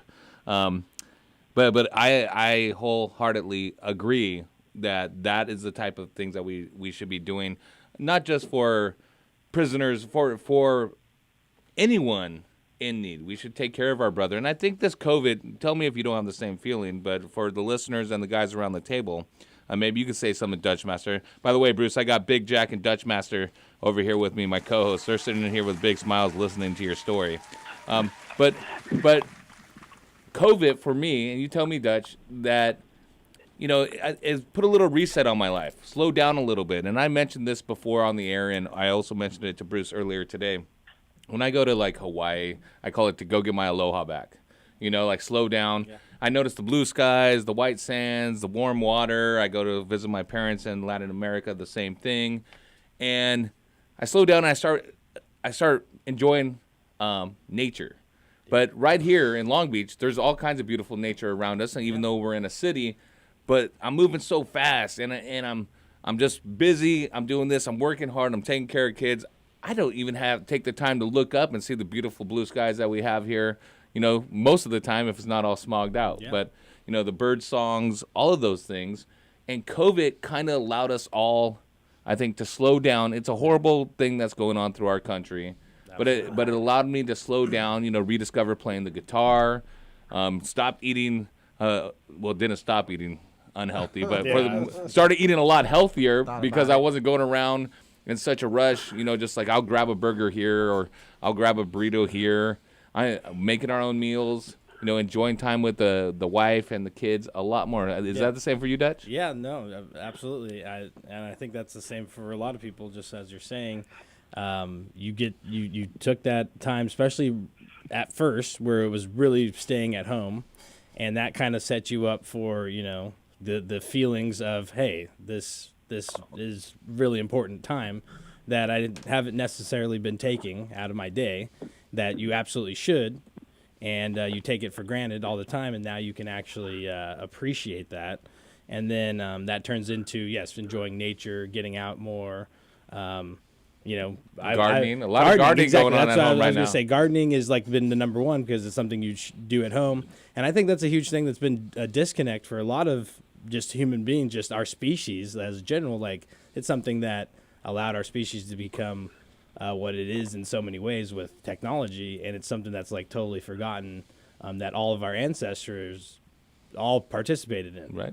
And then I think that this is rebuilding that for a lot of people, and people are rediscovering I love it so much. I just do, and it's it's part of you, and you're just rediscovering this. There's people that love it, Bruce, and there's people that can't stand it. And I look at that, and I think about all these people that are incarcerated with these draconian sentences.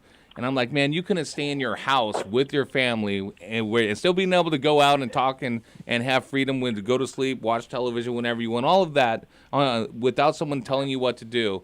But you couldn't stay in your house for 3 months, but you expect someone that was selling a plant that is mostly legal to be in prison for 30 years. Are you out of your damn mind? Not only is it mostly legal, it's deemed an essential business in 34 states. Yeah. So, it really is pretty much weird. And the coronavirus, look, I've been waiting for this moment for 50 years. Back in the 60s, we always thought, well, this is the planet's going to end, some big, cataclysm, the apocalypse is going to happen. We always thought Atlantis would rise and California would sink. Now, as 20-year-olds, we had no clue what if the seventh largest economic power on Earth, which is California, sank, what that would do to the global economy. It would crush it way quicker than coronavirus is. But the coronavirus has given us a chance to literally reboot in 100 ways. You're at home. You worry about your friends. Or do you say the word stay safe? How many times have you heard that? And then you call your friends. Are you okay? You hear it's spiking in Phoenix. It's spiking in Florida, wherever it's. You call your friends. When's the last time you called your friends just to have a conversation to see how they're doing? And you say you see the blue skies.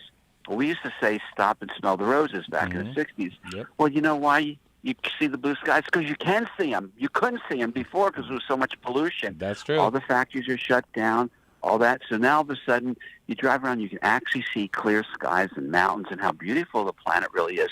Do you think anyone will ever not grow their own food with this, with the run on food that everybody's had and filling up their root cellars and saving up food? Now everyone's going to grow their own food. They're going to be planting fruit trees. It's changed things in 100 different ways, in 100 good ways. And, we are having a meltdown in the planet. And, while the world's collapsing all around us, Hempink and everybody I know out in the rural areas, they're safe. They're flourishing. We just broke the $2 million mark in selling our buds, for smokables. And everyone's worried about their health. You said that you didn't eat hamburgers because you're on the go all the time. You're on the go all the time, but you think you're going to eat hamburgers with the concern about, 98.5% of people that get coronavirus survive. Well, guess what? You're going to survive if you're taking zinc, C, and D, and you got a healthy body. You're not eating junk food. And here's some other good, interesting news.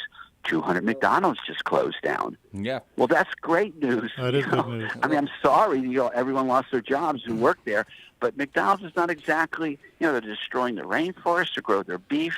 They're nothing but junk food, and maybe they'll sue me for saying this. That would be nice. Allegedly. I'll say it for you, Bruce. Allegedly. Well, you know what? No, it's bad for you. Okay. It's healthy for you. Okay. I, man, I will Bruce. bring the scientists. I will bring the scientists and go toe-to-toe with them any day about how healthy that is or isn't.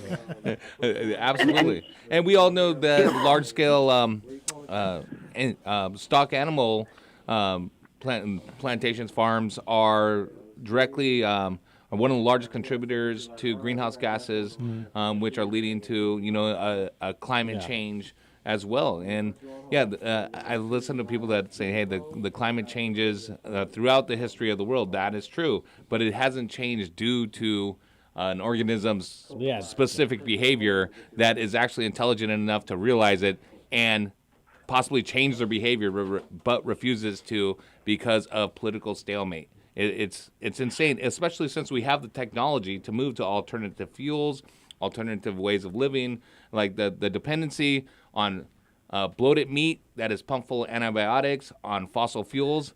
Again, I'm going to say it one more time, it's fucking ridiculous. Yeah, it really is. And the reboot is, here's one of the ways I look at it. We're destroying the planet. We're on a death spiral on this planet. All right.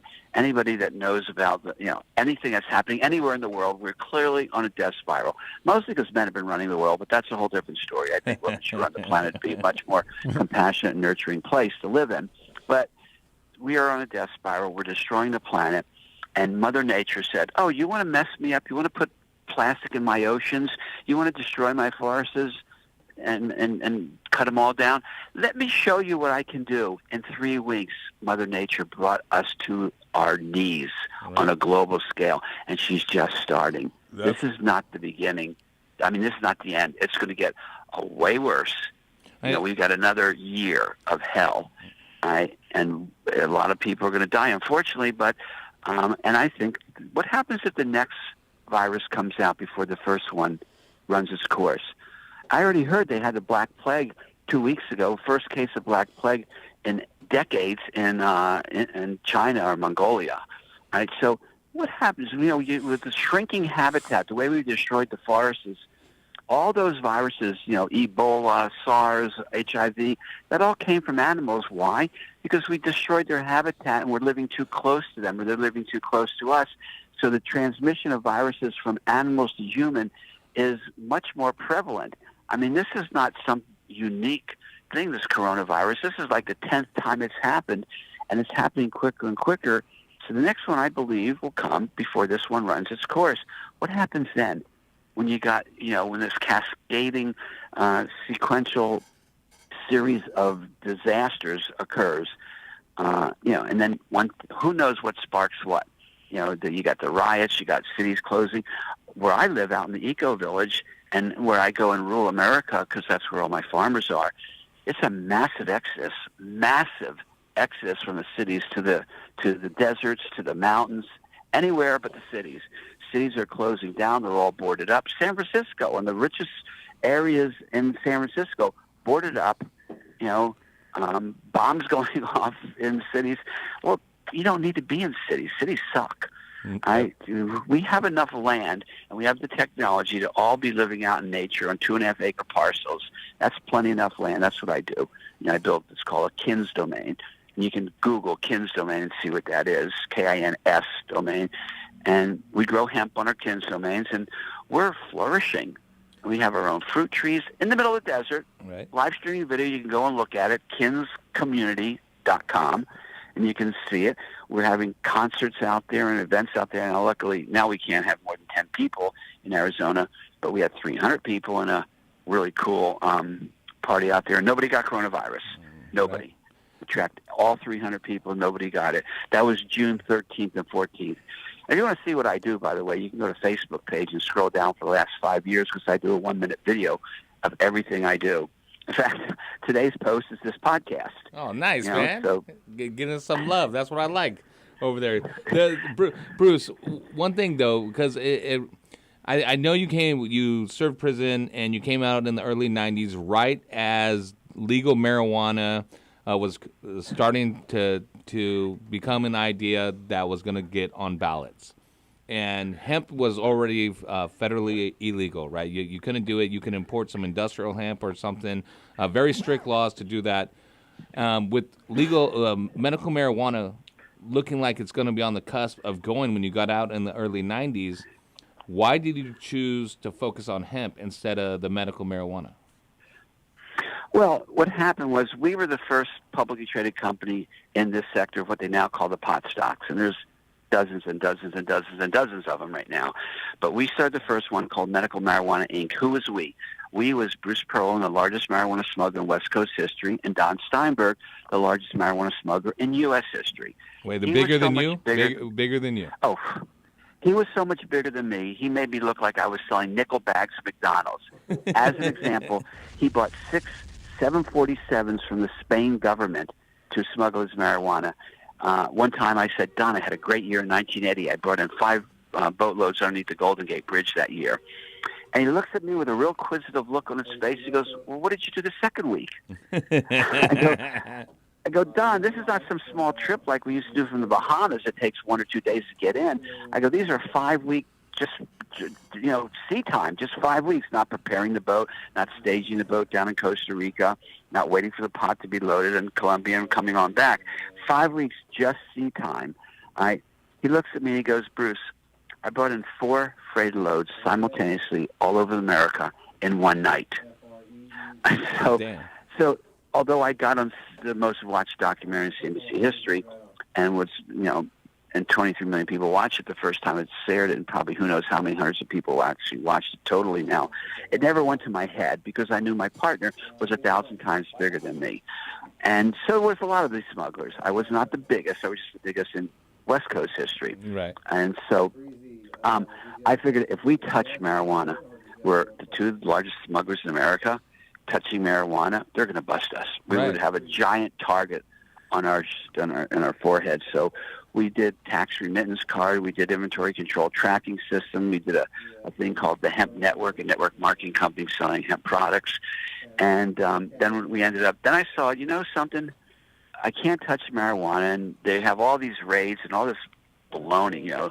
Up in Mendocino County, example, they said, okay, you have to get these little tags, and you can go 99 plants. And the first woman that get the little bands, they were bands, put around her plant, and 99 plants, the DEA comes in and busts her.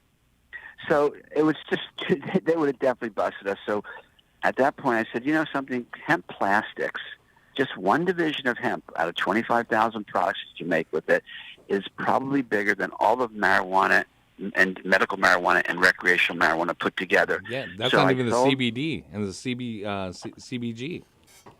That was way before the word CBD. I remember when Mike Lannis brought the first kilo into America from China of CBD.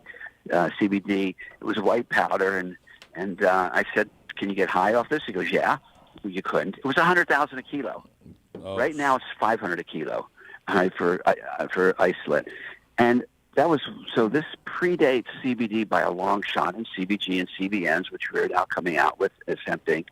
But hemp plastics, it's huge.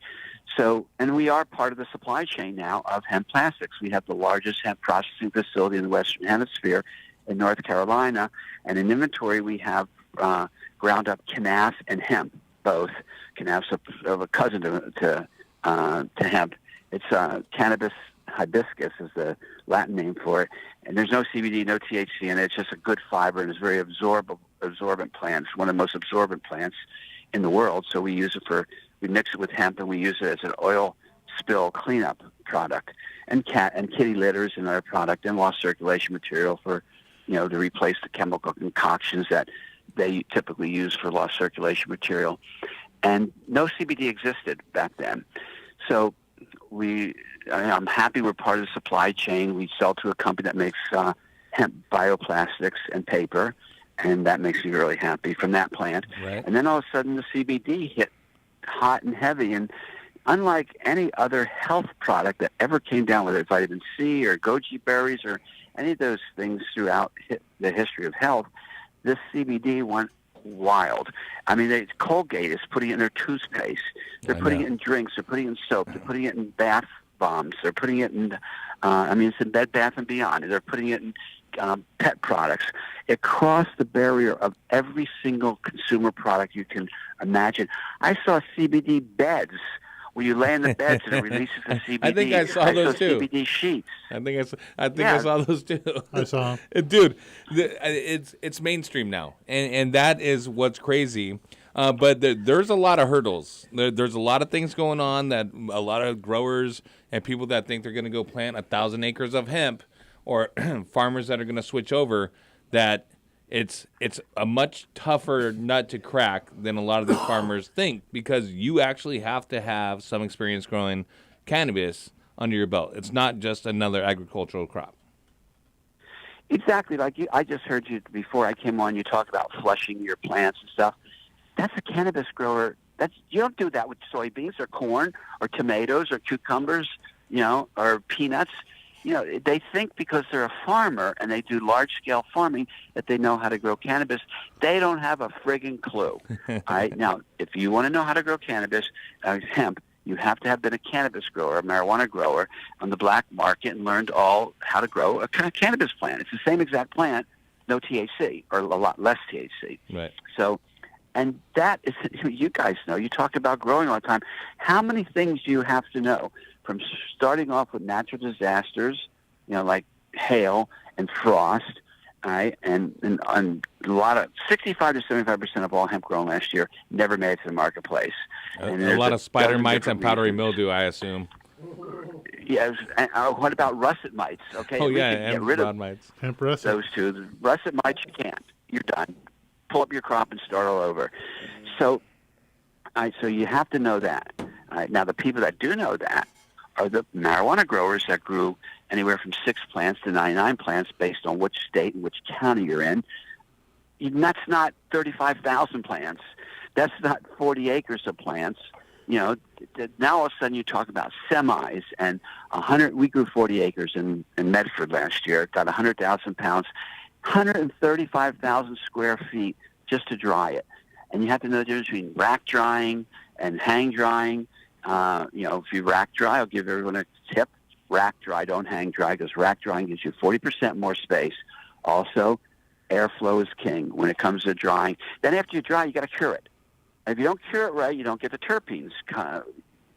So this is not tomatoes and potatoes and soybeans. Yeah, no, And I know hemp growers up in the Central Valley here in California. Allegedly, they would just chop and lay their crop in the field and be exposed to all the elements and field dry it, and without and not be able to get it into processing because they didn't think about, hey, if I grow 100 acres of hemp or 1,000 acres, I'm going to have to process this in a huge facility. They're like, yeah, I got a barn. But like, dude, you need a bigger barn. You need like a 150,000 square foot building. Like, get going. And they don't realize it, and you can't convince them. Oh, I'm a farmer. I know better. No, you don't know better. You don't know what you're freaking doing. I'll give you an example. We had 40 acres, I mentioned. Do you know how many? That's 80 linear miles that you have to walk every day looking for males that hermaphrodites or males that came up, and checking out your drip irrigation, make sure that the birds or the gophers or anybody didn't come in or just soot in the lines that's still it's all working perfectly. But you got to look for males, okay, mostly. All right, that's 80 linear miles. So what happens when you go, oh, we're going to grow 400 acres like they did in Pahrump last year? You know what happens to 400 acres in Pahrump last year? What happened? That's 800 linear miles. Who the hell can walk 800 linear miles? We're going to use drones and identify. Right. That's a fantasy land. I bought their tractor, their $30,000 of nutrients, and 10 of their weed eaters off of bankruptcy. That's what happens when you try and grow 40 acres. They hermaphrodize. They all turn to male. Not only does it destroy their crop, it destroys everybody else's crop in the region because you can't control that many males. And I don't care what kind of feminized seeds you have, they're going to hermaphrodite. And especially if you have stressful areas, and they're going to go hot, and you have to burn it. So there's all these problems. Now, luckily this year, everybody's growing CBG because CBG will not go hot, and it won't. Why won't? It's just the compounds. When you focus on CBG, you're not going to have to worry about that THC level getting too high. Yeah, CBG is the stem cell of all the other cannabinoids. That's the way of describing it. Or it's the mother, the mother cannabinoid. All the other cannabinoids, THC, CBD, CBN comes from THC, but CBCs, all the other cannabinoids, all 300 of them, by the way. I used to be 150 a couple of years ago. Now I hear it's up to 300. And that they never mature because you got the CBG staying as CBG, so it never develops into the THC, so it doesn't go hot, or the CBD. So a plant high in CBG is very low in THC and very low in CBD and CBC and all the other cannabinoids. And it's twice as expensive as CBD, and the stuff really works. You want to know another prediction? What's a give it to me. Give them the. Okay, all the farmers are growing CBG this year because it won't go hot and it's twice as expensive. The other thing is it friggin' works like you can't believe. You got pain, you take CBG, isolate, distillate, pills under your tongue, smoke it, make tea out of it, your pain's gone. It's gone. I mean, I've tried it. I'm 69. I have degenerative disc disease. You know, I figure, okay, that's better than heart disease or cancer, right? It just hurts. So I take and I know I shouldn't, but I take Nucenta. It's a very powerful painkiller. I only take it at night before I go to bed, so I don't get loopy during the day. Right. And I only take half of one. So, but still, I said, okay, this stuff works great, and it takes the pain away. So I said, this CBG works. Let me test it. I'll be the guinea pig. I stopped taking all the Nucenta. By the way, and it's the most non-addictive of all opiates, so I don't want people to think I'm on that stupid stuff, that oxycodone or oxymoron, you know, super debilitating. which is what that turns you into, an oxymoron. But so I put 2 CBG pills under my tongue last year up in Oregon, and let them dissolve. 15 minutes later, because it works much quicker than a Nucenta going through your digestive tract. Exactly the same as an opioid. Exactly. Really? The pain was, except 15 minutes. The pain was gone all the time, every single time, for an entire week before the guy ran out of CBG pills, because, you know, it was new in the marketplace. So now imagine all the farmers in America going to CBG because it won't go hot. They don't have to burn their fields or destroy their crop. What a horrible thing that is, making a farmer destroy his own crop. That's really bad. We're not a bunch of fucking hippies anymore, you know, growing marijuana in the wild. So this is an American farmer. You're destroying their lives when you destroy their crops. That's disgusting. Well, sorry. A lot, and it is, and a lot of hemp farmers, not a lot, but there's several cases, and we've talked about some up in Oregon, a few down in California, where unfortunately the farmers couldn't make it, and they literally lost the farm, and they decided to take an easy way out and ended their own lives because it was farmers up in the 4 farmers in Oregon committed suicide last year because they lost their entire livelihood.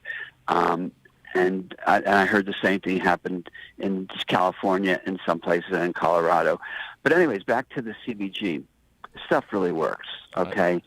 And imagine now all the farmers in America, or let's say 90% of them, now growing for CBD because CBD, the prices crashed and burned, all right? And for isolate, for distillate, for biomass. And so they're all growing CBG because it's still up there expensive. The stuff works. Nice. So imagine all that stuff hitting the marketplace. The only one taking opioids next year is going to be the addicts. Every person that has pain who tries CBG will find this miracle cure, no pain. Who the heck's going to take a pharmaceutical?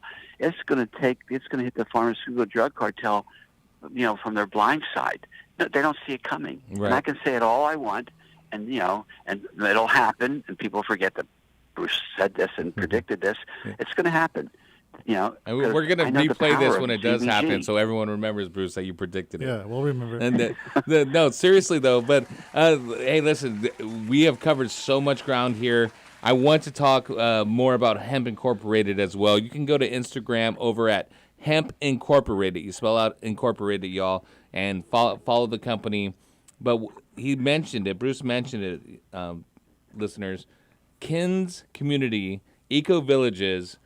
You are forming these communities, and one right now in Arizona. I believe it has to do with something with the veterans, that you're providing safe space for the veterans to be connected to the land, be connected to their crop, and you're helping them farm 1 acre parcels to help them be successful, where they're not, you know, trying to put 400 acres together and don't know what they're doing and can't walk 80,000 linear miles, like you said.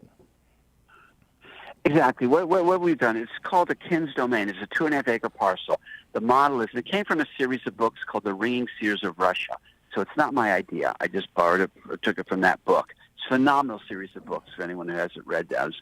Anyways, in about the fourth book in the series, they say to change the world, you build a KINS domains, and a bunch of them together make a KINS community. It's a 2.5 acre parcels. You ring your land with a living fence. So think about your 2.5 acre parcels with living fences around them. You just created a tree-lined walkway for all your kids and all the people that live there. Right. Most of ours out in Arizona, where the prototype is being built, is fruit trees. So, it's great. You can have fruit trees as a living fence. You build a pond. You build an organic garden. You build a natural beehive. You build a family tree, so your great-great-grandkids say, my great-great-parents planted that tree. You go and build a sustainable house and go and have natural childbirth. So I said, wow, this is the 60s with template. I'm in. So although I support a lot of nonprofits personally, my job is to build KINS communities because that's my passion. I support Pat Shannon's building a free hospital in West Virginia, Keepers of the Wild building the largest wildlife animal sanctuary around the mountain from our KINS community out in Arizona, where the prototype is being built for us. So the KINS community, it's called Veteran Village KINS Community.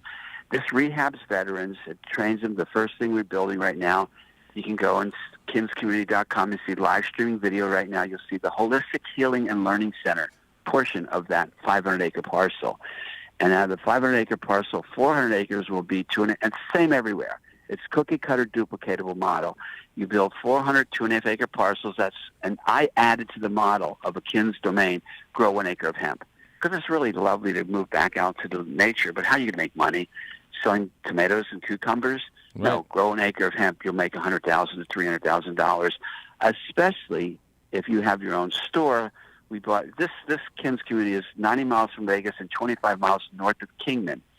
We bought the Wells Fargo Bank building in downtown Kingman and making that the King of Hemp store. So now we go from seed to sale. We grow 1 acre of hemp. Everyone can manage an acre of hemp. It's not 80 linear miles you're walking. It's just a few or one or whatever it is. Right. You can manage it. It's manageable. And then Hemp Inc. does a joint venture with people. And that's the way to do it. You do a joint venture. 1 acre of hemp instead of 40 acres, do 40 1-acre parcels.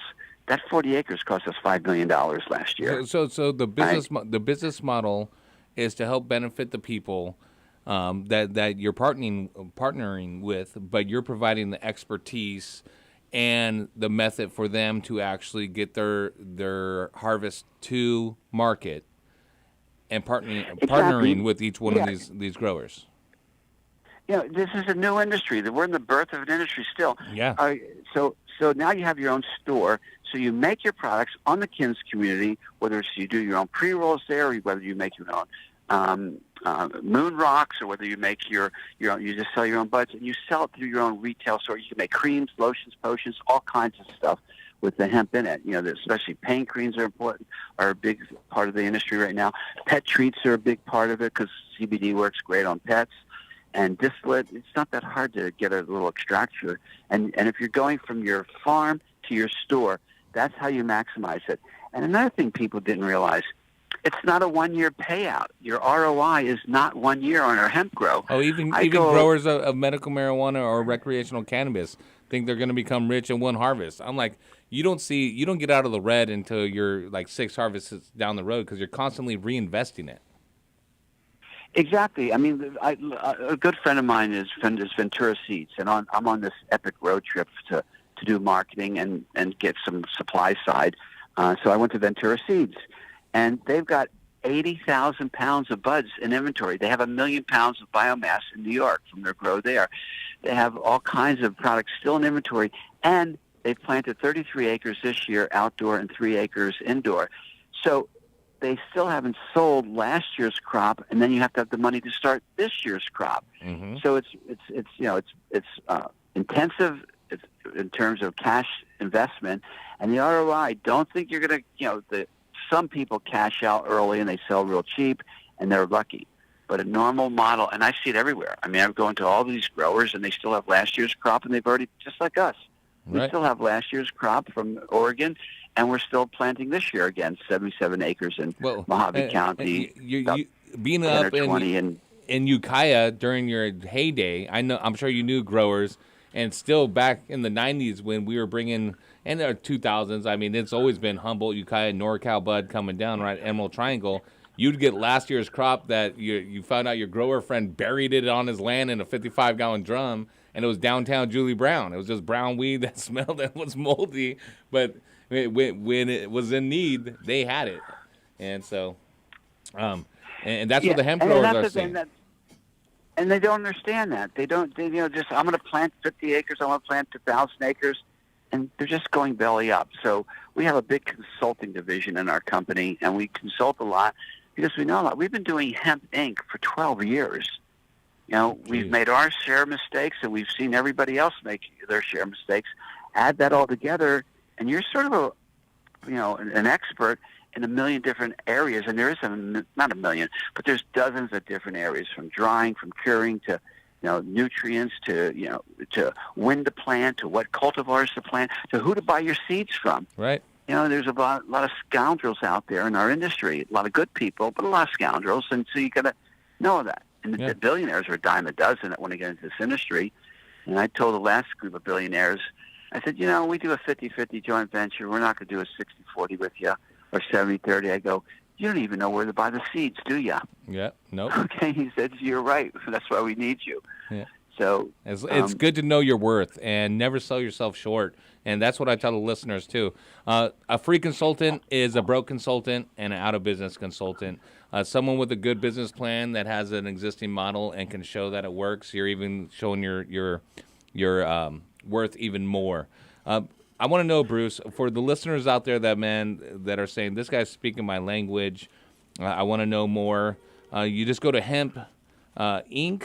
or hempinc.com, kinscommunity.com. If they want to connect and maybe visit the site, become part of your movement, how do they exactly do that? Okay, there's a few websites. One, kinscommunity.com, hempinc.com, the King of Hemp USA.com. And if you want to reach me personally, I'm really, really good on Facebook. I'm old, so I don't do Instagram. Other people in my company do Instagram. But I do Facebook. I do a 1-minute post every single day, and I have for the last 5 or 6 years on what I'm doing. And I'm good at instant messenger. I'm getting a little bit behind on instant messenger because I'm on this epic road trip, and a lot of the places I visit in rural America, we're visiting all the growers that we work with.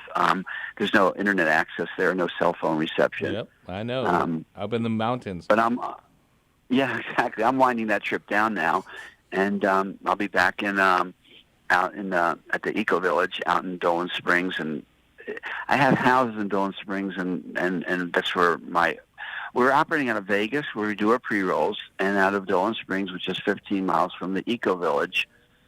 And so that's my focus. My focus is the Eco Village. Other people in my company are doing the pre-rolls and the moon rocks. Other people are running North Carolina. And I'll probably be revisiting the Emerald Triangle now because I made a lot of good business connections. And actually, marijuana and cannabis is starting to open up enough that I feel a little bit safe operating in that business, and where you're not going to get raided, and everyone's doing it, and it's okay, and it's legal, and it's an essential business in 34 states. And I haven't smoked pot for 40 years until recently. Stacy from the Cannabis turned me into a pothead. Oh, my God. I say that jokingly. Yeah, the peer pressure from Stacy. Give me her number. I'm going to have a talk with her. Cannabis. Just look her up on Facebook at Cannabis. I take one puff before I go to bed. All right, and here's what happened the first time in 40 years now. All right, because I don't want to do anything during the daytime because I would not have this conversation if I smoked pot. I'm sorry, I'm not as experienced with it as you guys may be. But I'm smoking a joint right now. Before I went to bed, no pain. I didn't even need CBGs. No pain. 3 feet out from my body. I was had my body no pain. It was 3 feet out and had no pain. And then I said, "Oh my God, this is what I've been missing for 40 years." Right. And I went right to sleep. And that's exactly right. That's the spirituality of cannabis, and finding it for people that smoke on a daily basis, or smoke really heavy stuff, or smoke just dabs or hash.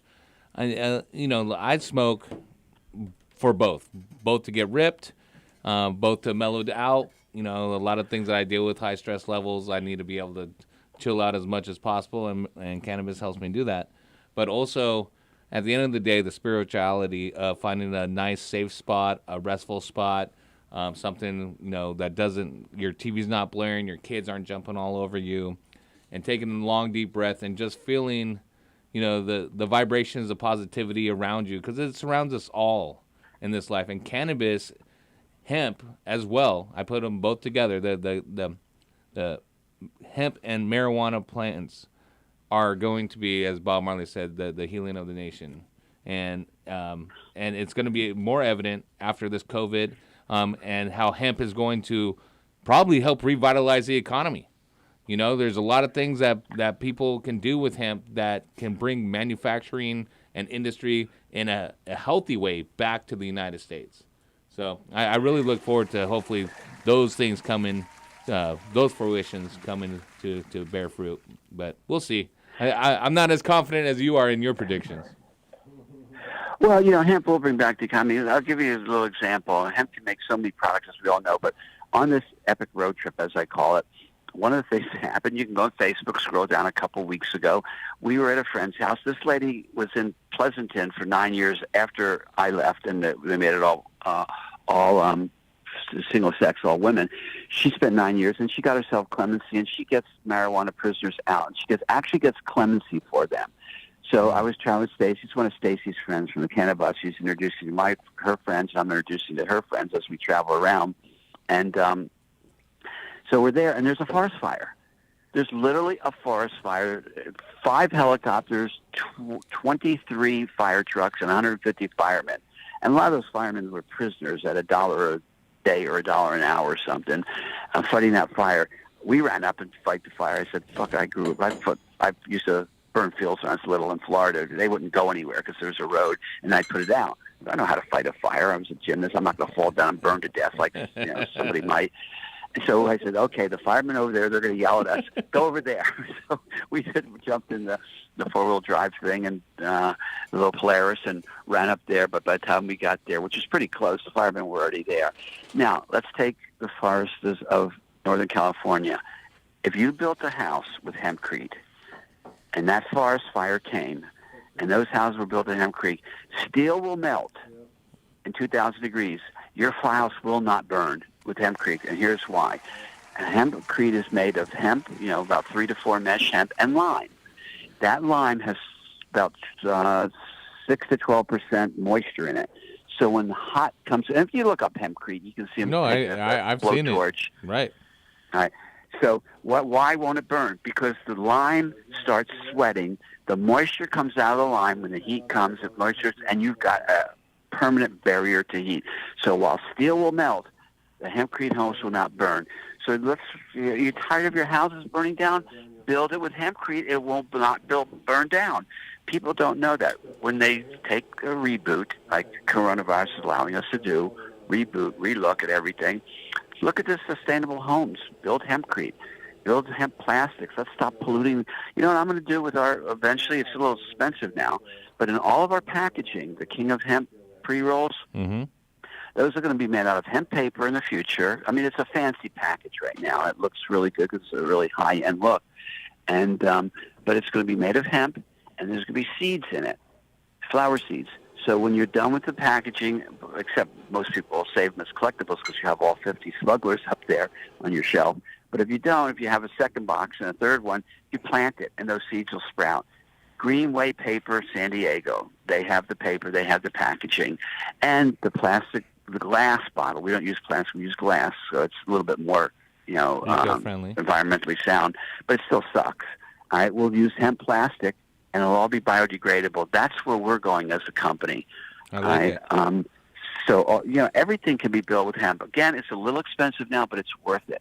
So we're in migration. We have a migration strategy to go nice, high-end, beautiful look at the beginning. Down the road, it'll all be hemp paper with seeds in it, so you can throw it in your backyard and plant it in your garden, and flowers will grow.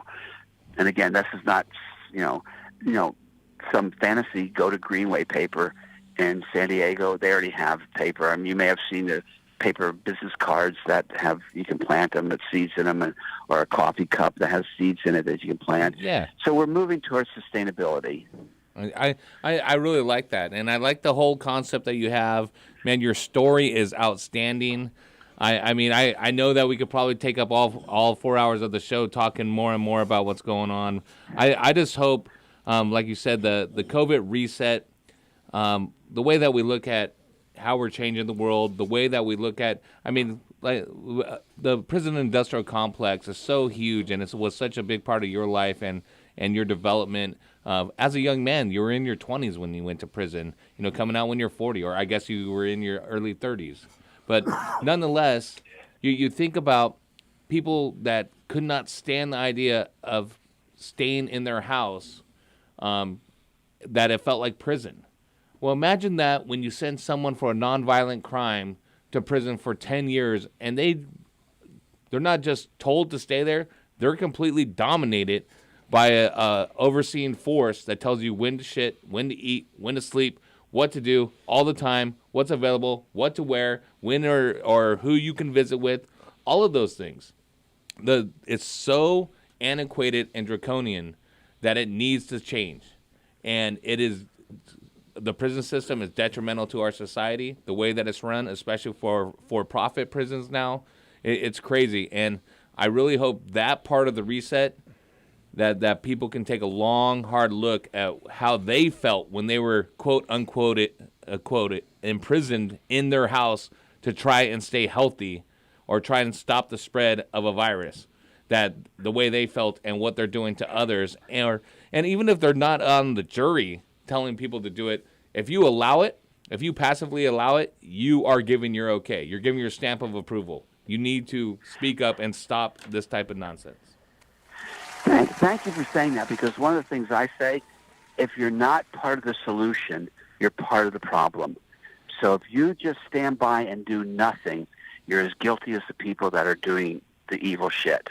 I agree. Bruce, I got to pay the bills and get to it, man. I want to give you a round of applause. Bruce Perlow, everyone, Bruce the king the of man. pot, now the king of hemp. Go to thekingofhempusa.com.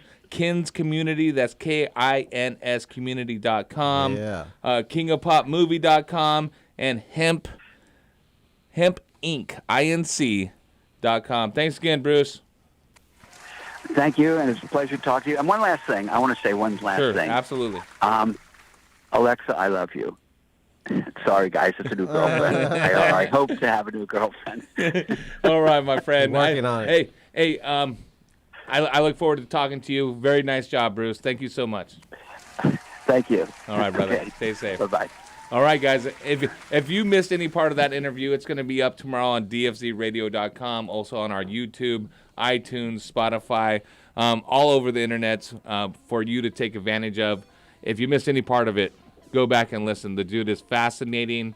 We're going to be talking grow. Everyone on hold. I know you've been holding on for a second to talk some grow. I hope you enjoyed Bruce's story. I know I did. Dutch did. Big Jack did. Saint over there, he's like, how do I become Bruce? Bruce is the man, bro. How do I become 2020 Bruce?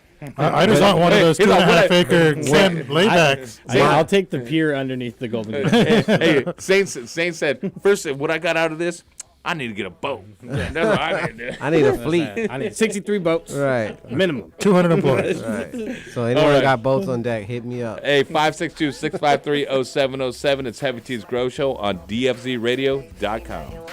I bounce in, then I bounce back. I'm about stacks. Put the money in and get it right back. You just like cash. I'm about my business. It don't take forensics for you to find that. Cause I'm so fresh and I'm so deaf. This is the beginning. I ain't done yet. Cause I'm so fresh. Yes, I is. Either in my Chucks or my Air Force Kids. So fresh. Yes, I does in my Chucks or my Air Force Ones. So check me out. Yeah, my fashion game mad tight. Got the 501s on, making sure they sag right. 11 jet swag tight, 501 sag right. Fresher than the freshman. Plus I got some bad nights. So bossy. Haters get off me. Hit the scene clean, killing all y'all softly. Now you showed it on me. Gotta think and I rock. Better cup your girl. girl, cause I touch like an iPod. Sipping on some champagne, I do my damn thing. Gucci on the tag, you should peek my fashion campaign. Louis V this, Burberry that, Fendi on my sleeves, Prada on my cap. Nigga, it's a rap, ain't no need for me to act. All white, on fresh, hopping out the lag. I'm a fucking dog, got my true religion on. Starched up, creased up, cuffing over A1s. Got 'em all mad feelings, I'm hurting. I'm so fly, too fly, swag surfing. Yeah, I look so fresh, yes I does, in my chucks. On my Air Force Ones. Check me out, yeah, my fashion game mad tight. Got the 501s on, making sure they sag. Yeah, I look so fresh, yes I does, in my chucks. On my Air Force Ones. Check me out, yeah, my fashion game mad tight. Got the 501s on, making sure they sag right. Capricorn just fresh for life, that's my horoscope. And I'm fresh for life, like I got hit with a million bars of soap. Fit game mad right, ice game mad bright. Gotta check myself out, make sure I sag right. I'm T-U'd without a motherfucking care, and I inked up my body just to make the whole stare. $sign B-ho, I'm flying, I'm running shit, and it's still money over a nothing, bitch. A lot of shit I rock on to make these niggas jealous. Murk 'em all, house close to God, he make Jesus jealous. Wings on me, I ain't fucking with youngin'. Bucket head bitches bugging while they heavy like a tonguin'. Roll chain, stick dames, you know blue got 'em. I'm this shit, that's why I hold trophy on my used condoms. Fresh to death, all the hoes wanna do me. I stay up in some Gucci, oops, I mean Gucci. Yeah, I look so fresh, yes I does, in my chucks. On my Air Force Ones. Check me out, yeah, my fashion game mad tight. Got the 501s on, making sure they sag right. Your boy spiffy, fly in the motherfucker. No nigga, I ain't nothing like you other suckers. Show me breezy, fresher than a newborn. Niggas talking shit, homie, I don't know what you want. But I'm fresh and I'm all about my paper. Ain't about stacks and I holla at you later. Bitches on my dick, I'm a certified player. You never heard a chick said I ever had to pay her. I'm a boss, nigga, what I got a lie for. Shine so bright, you can see me with your eyes closed. Nigga, I'm fresh on the whatever I put on. I always look the best. Yeah, I look so fresh, yes I does, in my chucks. On my Air Force Ones. Check me out, yeah, my fashion game mad tight. Got the 501s on, making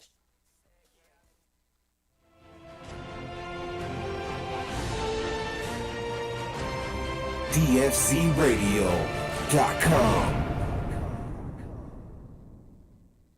So you're big time, huh? Yeah, kinda. Don't you put that evil on me! Heavy T. Hey, I'm in the zone. Dude, I'm in the zone. Yo, it's BKJ on Team King, and you listening to DFZ Radio. What? Hey guys, it's Heavy T. As a longtime cultivator in both small and large gardens, both indoor and in greenhouses, I know the number one factor for being successful is to maintain an ideal environment and optimize my airflow. That is why I use and recommend Fantech controllers and EC fans. As the original inventors of the inline fan way back in 1974, Fantech uses the highest quality German motors and has revolutionary impeller technology. The EC fan creates the most efficient and powerful airstream of any fan in its class. And with the new Aeolus controller, maintaining the ideal environment has never been more simple. The Aeolus, with a variety of modes, allows me to control my exhaust and intake fans along with my dampeners from one easy to set up and use interface. And with the two expandable channels, I can maintain temperature set points in two separate spaces. So whether you're a hobbyist in your garage or a commercial greenhouse grower, it's simple. Use what the pros use. Use the Fantech EC fan and Aeolus controller. And if you're a retailer, contact Rambridge, Savant Plant Tech, or Garden Rebels Distribution and order yours today. Fan and controller sold separately. Hey man, your garden smells amazing this year. What are you doing different? Haven't you heard? We've been using the Turpinator. Did you say Turpinator like terpenes? Yes, exactly. Turpinator is designed to increase your plant's terpenes, which are responsible for everything from how your plants smell to how much flavorful oils they produce. Basically, Turpinator is the one-stop shop for an overall quality increase for your fruits and flowers. That's awesome. You know, I can tell the Turpinator has not only increased the oils in all your herbs and flowers, but it looks like it's going to increase your dry weight as well. And dude, don't even get me started on those crystals. They look like mini icebergs. Well, you better hurry up and get on board. It's flowering season right now. And since Turpinator is made right here in Sonoma County, you can literally find it in any hydro store in town. Boost your plant's oils and bring out flavors that will drive your friends wild. Turpinator. Sticky is an understatement. Dr. Duffman here. Wanted to talk to you about what I wish I had in my garden. And that, my friends, is a Nanolux double-ended fixture, which is leading the industry as I speak in double-ended technology. I will no longer need 10 150-watt lights to cover my 5x5 area. With just one double-ended fixture from Nanolux, I can cover that area. Also, no more need for that pesky Richter timer of mine that goes off at all kinds of random hours. With Nanolux's fixture, it comes NCCS ready, meaning I can control it on my computer. So if you're like me and your lighting situation sucks, then upgrade to Nanolux's double-ended fixtures today, and don't be a duff man. For more information on Nanolux, check them out at nanoluxtech.com. That's NANOLUXTECH.com. Hey, what's up, everyone? Want to let you know about my vegan forest. That's right, I said it, vegan forest. Harvested from all the vegan NorCal hippies I could find. That's right, from the hippies themselves.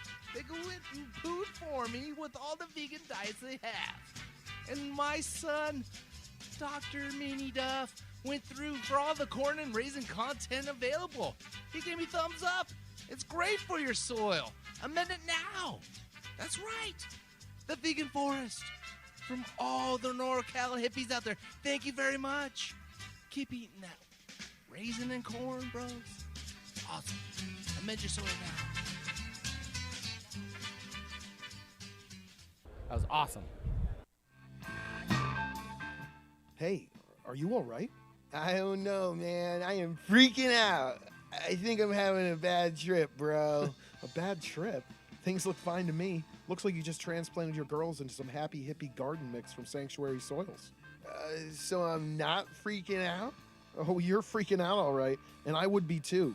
That's no ordinary potting soil you've got there. That's a premium organic blend that includes composted forest material, peat moss, perlite, pumice, lava rock, some of the best worm castings available, humic shale ore, dolomite lime, azomite, soy meal, and gypsum. That's a lot of stuff. Did you just read all that? You just blew my mind, man. It's a lot of good stuff that you can only find in an organic, natural mix like Happy Hippie. So what you're saying is, with Happy Hippie Garden Mix, I shouldn't panic because it's organic? Yeah, I don't think I've ever said that, and you shouldn't either. Although I guess you aren't wrong. Here's the deal. You aren't having a bad trip, bro. This is all great news. You're providing your plants with everything they need to get off to an incredible start. So I can't taste colors then? No. But you will taste and see the difference in your fruits and flowers now that you're using Happy Hippie Garden Mix from Sanctuary Soil. For more information, you should check out bulksoil.com.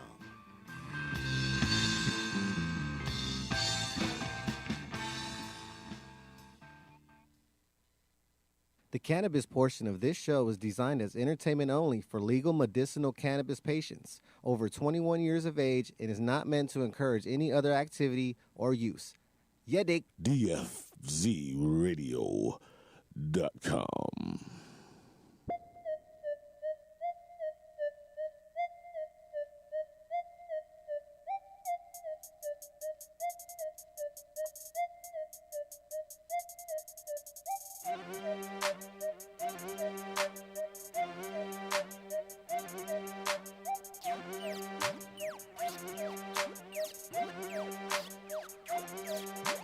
Riding through the city, bad bitch with me, stunning shades on, feeling like I'm get it.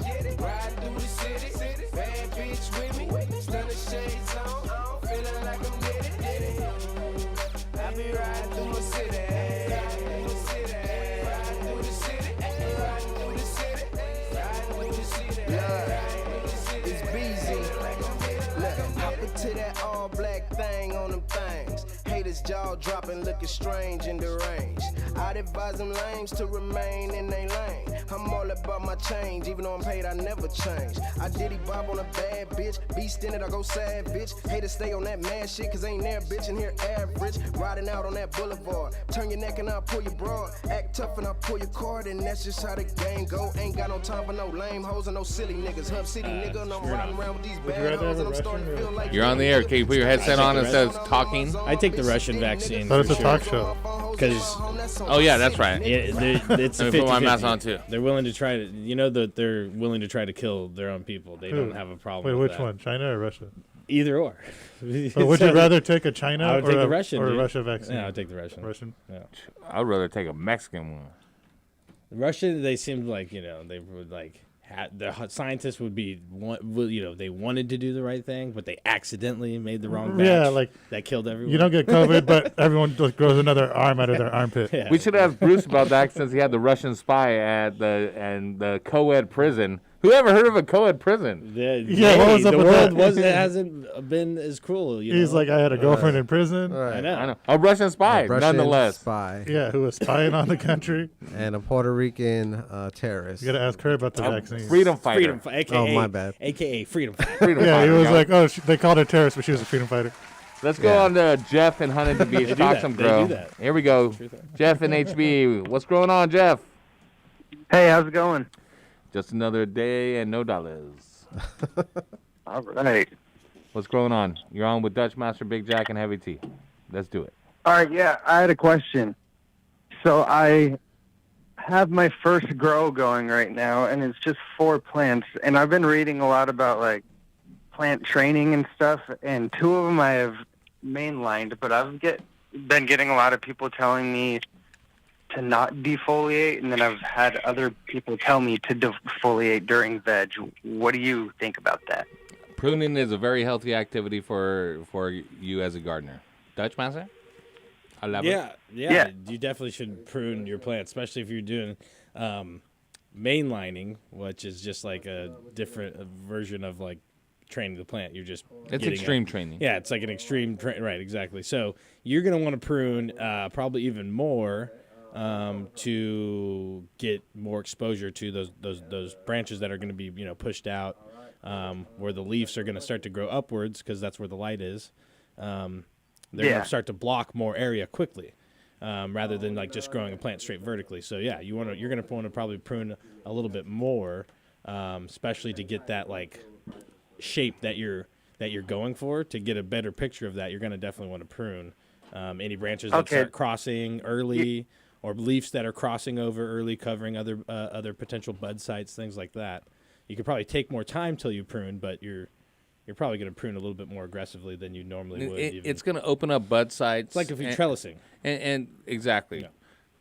Training and pruning, all of those go hand in hand. You need to open up a plant, especially you have a 4-plant grow. It's indoors, right? It's probably a low wattage. It's just a little 2x2, but right. So you 2x4 you need tent to with like a 300 watt. You need to LED light. Right on.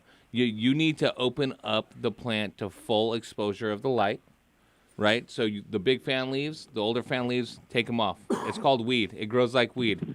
You don't take every single leaf off and leaves just sticks, but the smaller, what would be called sugar leaves in bud, they'll become fan leaves while you're still in veg. But you open it up, and as you take away larger nutrient energy sucking leaves, the plant will redirect energy to vertical growth, to more nodes growth.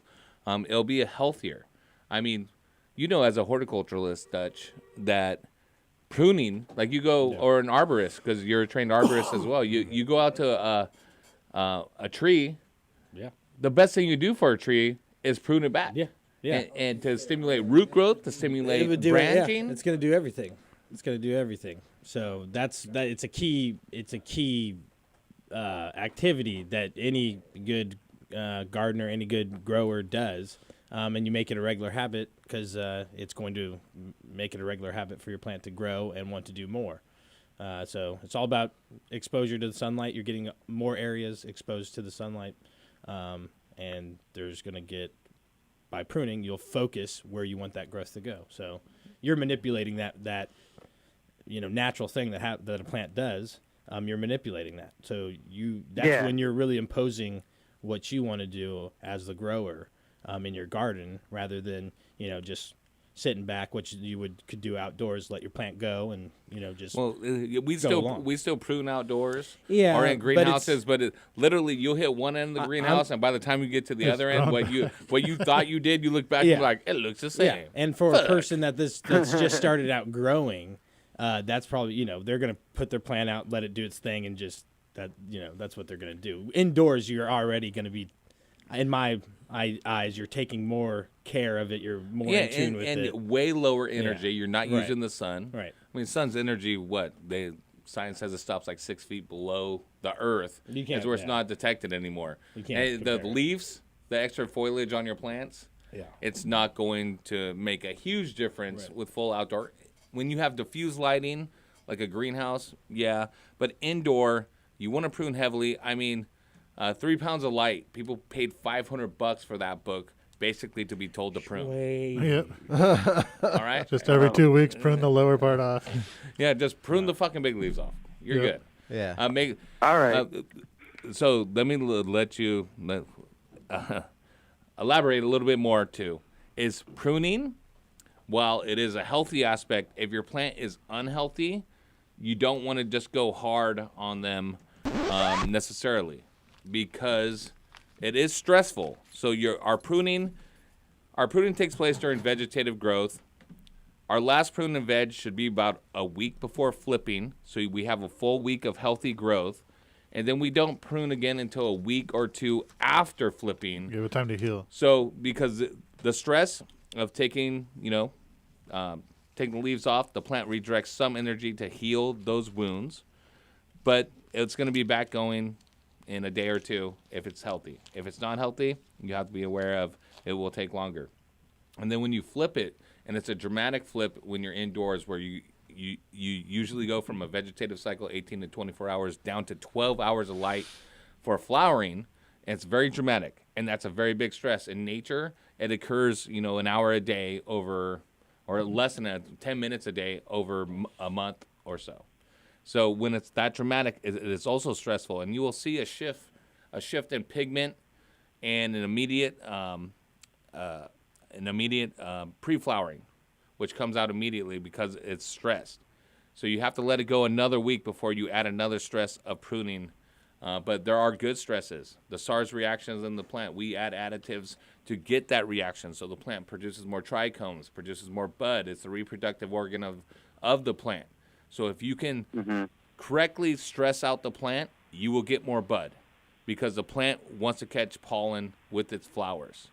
Right? So if it's not getting pollinated, where there's no male around, it's going to continually growing mass as if it was under attack, and that its life was going to be shortened. And it is indoors. It's an 8-week cycle. Outdoors, the buds, if you went from spring, like March, April, you want to be done till October, and they want to start budding until like mid-June. Yeah, you could get like some weird rephase where it tries to flower and then somehow switches back because whatever you moved it or anything. But those plants it's not very rigid. It changes as the seasons change, and indoors it's rigid schedules. Yeah. And that can be like for stressful. Big Jack, his grandma kept turning on the porch light, and he was like, "Grandma, turn on the porch light." Yeah, I made the salmon for you. Go back. Our plants are Dinner's sleeping. ready. Grandma, I made the salmon. No, Grandma, I'm not going to clean my own sheets. All right. Yeah, it's an inside joke. But it really happened. All right. Me and my grandma fight over All right. laundry. Just remember, cook your grandma salmon and you'll be okay. Salmon. It's a poached salmon. Right. I got it at the dollar store. Jeff, are you a hydroponic or a soil grower? I'm a soil grower. Listen, this is what I'm going to do for you. I'm going to send you some Mission Fertilizer, dude. I'm going to send you some of the grow products. Yeah. Some of the grow, some of the roots. They're all organic. No need to pH adjust. They are super user-friendly. They're used by experts, but you don't have to, like I said, pH adjust or anything. You can start with some good quality water, and you'll be straight. I'm also going to send you some smart pots, and then when you get into bloom, I'm going to send you some Turpinator to bring out the full potential of your plant. Go to turpinator.com, and for any type of bug infestation or preventative, make sure that you use Rhizoflora's Guard and Spray.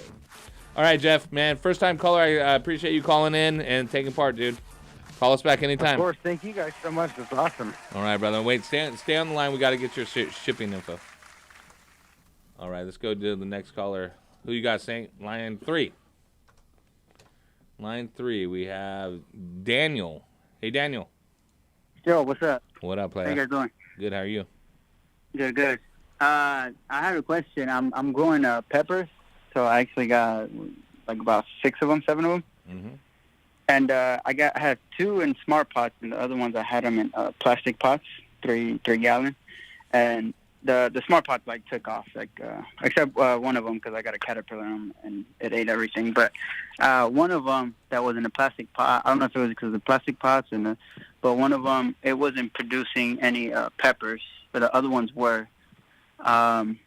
Nothing was wrong with it. It grew pretty big, but I just haven't got one pepper out of it at all. And also, I mean, that's just one thing. Other ones would get like yellow leaves here and there, but it would just fall off. But I'm just concerned of that pepper that didn't grow that many peppers at all. It still hasn't given me any peppers. Fuck so that flower, pepper, but dog. Fuck that pepper. That pepper's peppers. a snitch. It made flowers. I don't think it likes me or something, but That's Tekashi 6ix9ine pepper. That pepper hating. It's a hater-ass pepper. Yeah, the hater-ass pepper. Yeah. But, I mean, Hey, you put that pepper in the street and ride in your ride over. Did you say that you Couldn't have said it better myself. Did you say that that pepper did get flowers though? it had flowers. It had flowers, but I mean, it just never gave me a pepper. Was I think there I saw any- one pepper one time, and then I never saw it Did again. you have any bees? Yeah, so Bees. well, the pollinators. Right, I got Not that. necessarily bees, but pollinators. But the other shit was pollinating around it. But who knows? Maybe it's just a weird. How'd you get the peppers? Even the bees were like, "Fuck that pepper." You kind of gave us a general. You Hey, kind the of one gave right us a next to the general caterpillar term. too, the one I got. But You gave us a I general mean, term. yeah. Peppers. I actually I just switched it to a smart pot, and hoping maybe that'll do it. But I mean, So I mean, it listen, grew. Dutch growing. Dutch was asking what type of peppers. It may not have a pollinator. Our peppers are mainly self-pollinating, right, Dutch? Yeah, but did you? gotta shake Did you grow? Did you get them from It's a- seed or you it's bought a ghost them? pepper. Yeah, ghost peppers Chocolate can. ghost pepper. Yeah, so you have a bunch of 6 different varieties of peppers. Or are they all the same pepper? No, they're different varieties. Yeah. of Okay. peppers. So you have different varieties, and some could be harder to pollinate. So, you might need to, when you see a flower, go out there Stick with a a finger in it and yeah. stick in another You gotta flower. go make love. You gotta go make love. You gotta play Cupid Gotta and be take like a little Bruce in brush. Pleasant prison. Okay, take a little brush, like a makeup brush, a chick's makeup He brush. fingers it. Steal one from her, and go out there and rub the inside of where the flower is. And you might have to assist the pollination. Yep. Or take the pollen from another pepper Some that artificial insemination. that is flowering and rub that brush inside that flower first, and then inside the one that you're not getting peppers from, and see if that produces And you a now pepper. you want to touch each flower You have twice. to do that with like orchids and You stuff. gotta It's do not two. uncommon. You got to go in our through each displays twice. when we grew habaneros No, down at the it's- hydro shop, I had to go and do it because People we're- that grow the we're hottest getting peppers know this. And a do lot of this. blossom drop. Yeah. But like tomatoes, is it the same with peppers? And I'm asking. seeds I'm not will- telling you. the But seeds. is lack of calcium magnesium going to lead Sure, to blossom drop? but it would. yeah. But it wouldn't stop the flowering Pollination. process to where it. You Yeah, get it exactly right. and exactly. rot or something. And then it would. So like the instance where he said it might have fell off could be from lack of micronutrients, which is usually like an iron or calcium. I think usually Okay. you get those together. In most cases, Yep. they can't isolate them both, but generally Could it's also something be in like that. over watering too. Yeah, absolutely, 100%. If you're not letting those the peppers can dry out pretty good. They want to be Okay. grown. They're summer plants that want to be grown in hotter, drier climates.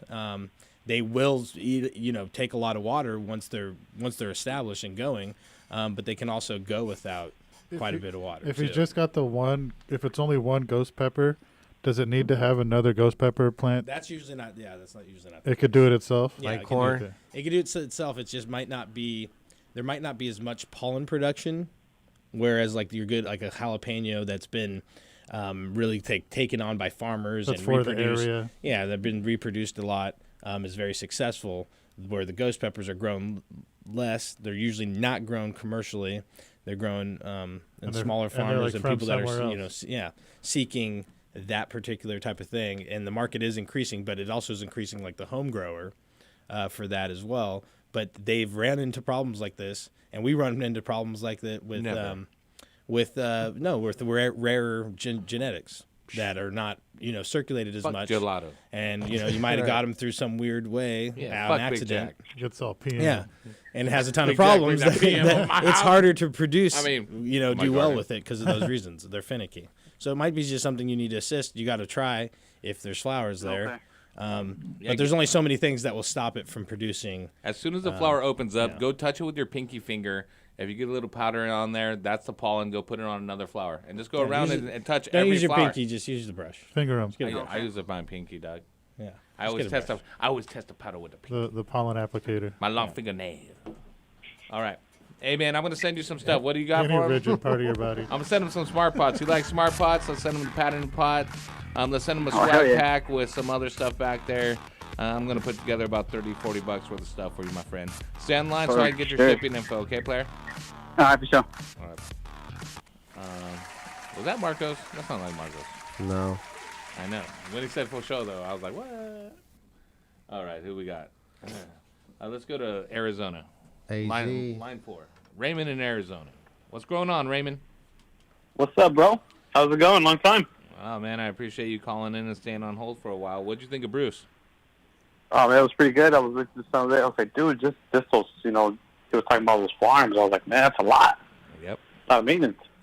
It is. That's why he's got working with the people to grow their own out there. It's pretty sweet. Yeah. I mean, what he's doing for the people, that's pretty dope. I like it. Right on. What's going on with you? So I stopped growing for a while, and it feels like my touch kind of went away, man. But I had two questions. So one, what do you guys do to be successful on cloning? And two, any tips you recommend for me for seedlings, starting seedlings, germination? For the clonings, you just want everything to be clean, and you want the mother plant to be healthy. Have clean hands, clean tools, clean your sharp scissors or razor blade, and use a razor blade when you take your cuts, or very sharp scissors, because if you use dull scissors, it could like pinch the cutting and make it to where the skin's kind of covering itself and it's not an open wound. And then you just keep them in a 100% humidity dome. If it's just, how many clones are you trying to take? Like 50 of them? Nah, just a few. Arizona is still pretty illegal with this stuff, so I just want to take a few cuttings, maybe 4 or 5. If you're only taking 4 or 5, you could do them in like red Solo cups or like 32-ounce Taco Bell cups, and just put some saran wrap over the top, and then leave them under T5 or fluorescent lighting.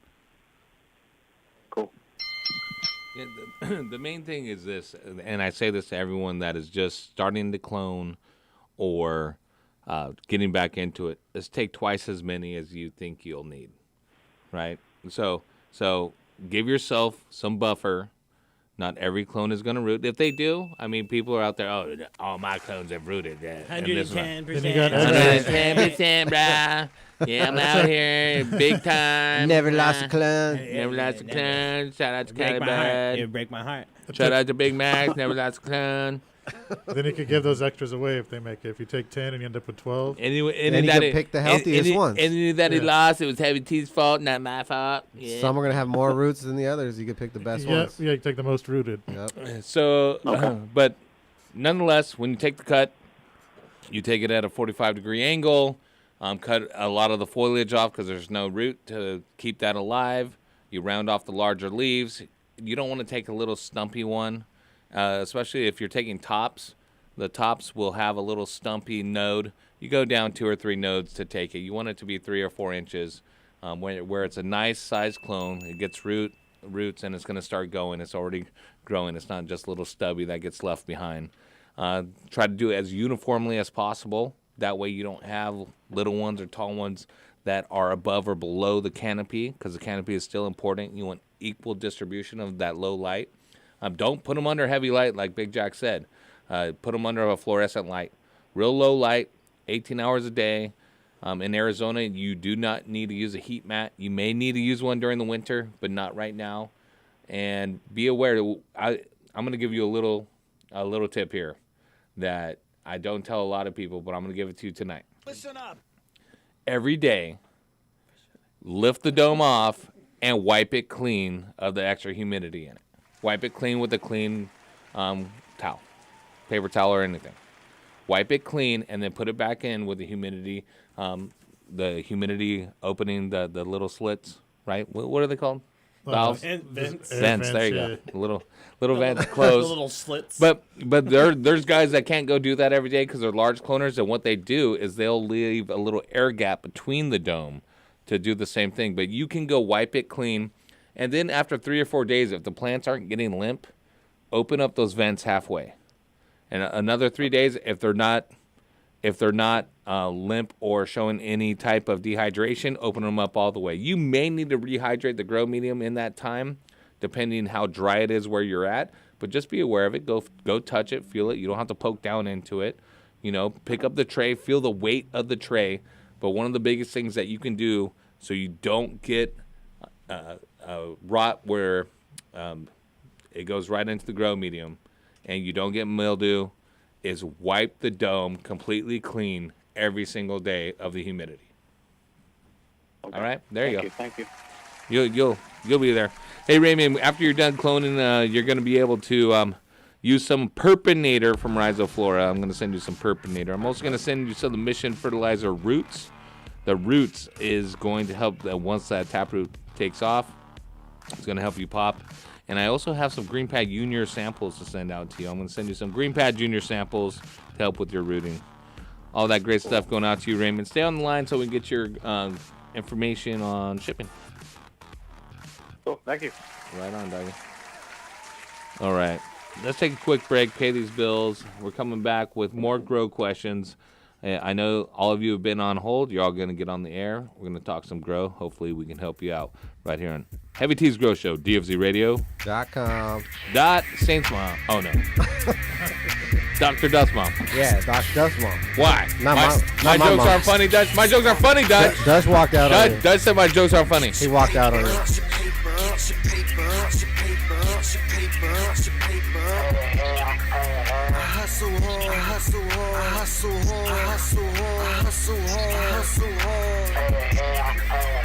Yeah, stack that money, just money, that's money. Yeah, stack that money, just stack that money. Yeah, stack that money, just money, that's money. Yeah, stack that money, just stack that money. You weak hustlers just make me laugh, and I ain't fucking with it if it don't make me cash. All I do is stack money. I'm a grown-ass man. This the West Coast addiction. Team on the map. Bring the heat on the track.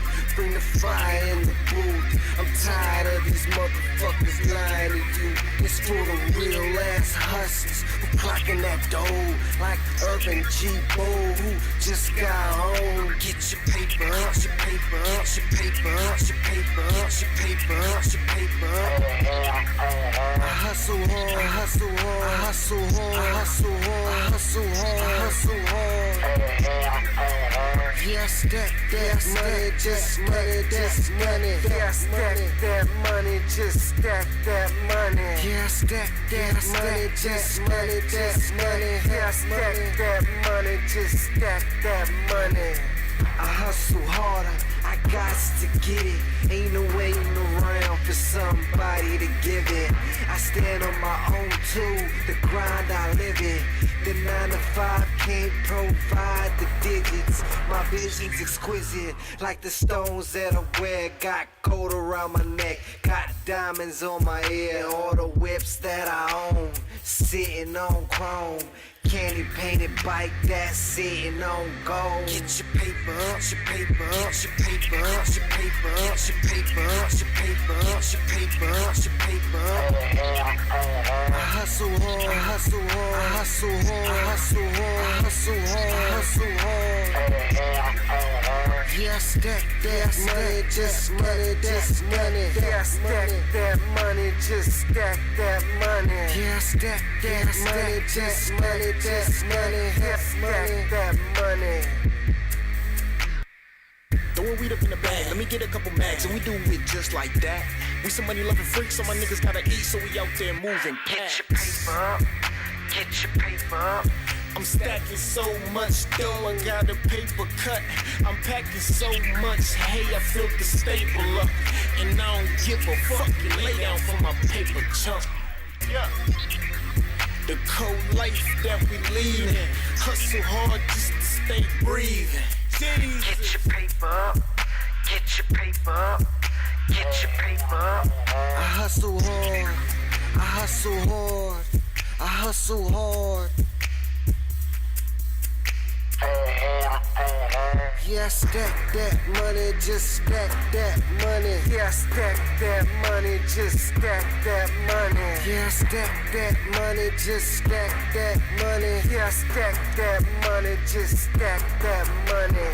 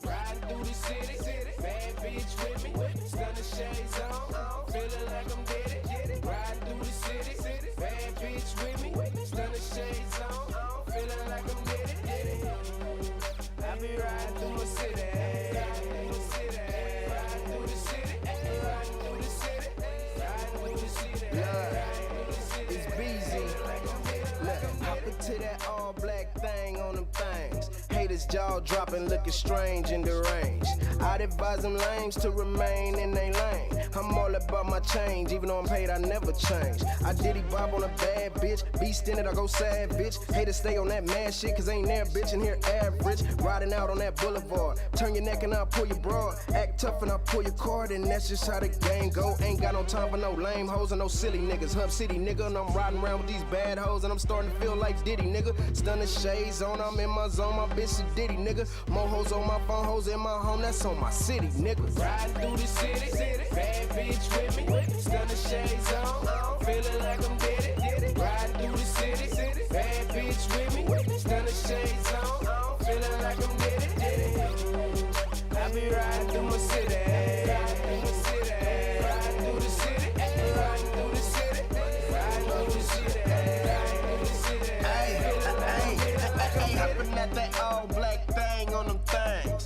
Jaw dropping, looking strange and deranged. I'd advise them lames to remain in their lane. So get up out our way, this 100 entertainment. Dollars over everything, blow cash. Crew coming through, you got no cash. Looking like them niggas that I see before. Low cash, whoa, that's too deep for 'em. Slow it down, easy baby. I'm just keeping it street for 'em. They knowin' now that Beezy Brazy ain't got no time for no lame hoes or no silly nigga. Hub City nigga, I'm riding around with these bad hoes and I'm starting to feel like Diddy nigga. Stunning shades on, I'm in my zone, my bitch a Diddy nigga. More hoes on my phone, hoes in my home, that's on my biddy nigga. Riding through the city, bad bitch with me. Stunning shades on, feeling like I'm Diddy. Riding through the city, bad bitch with me. Stunning shades on, feeling like I'm Diddy. I be riding through my city.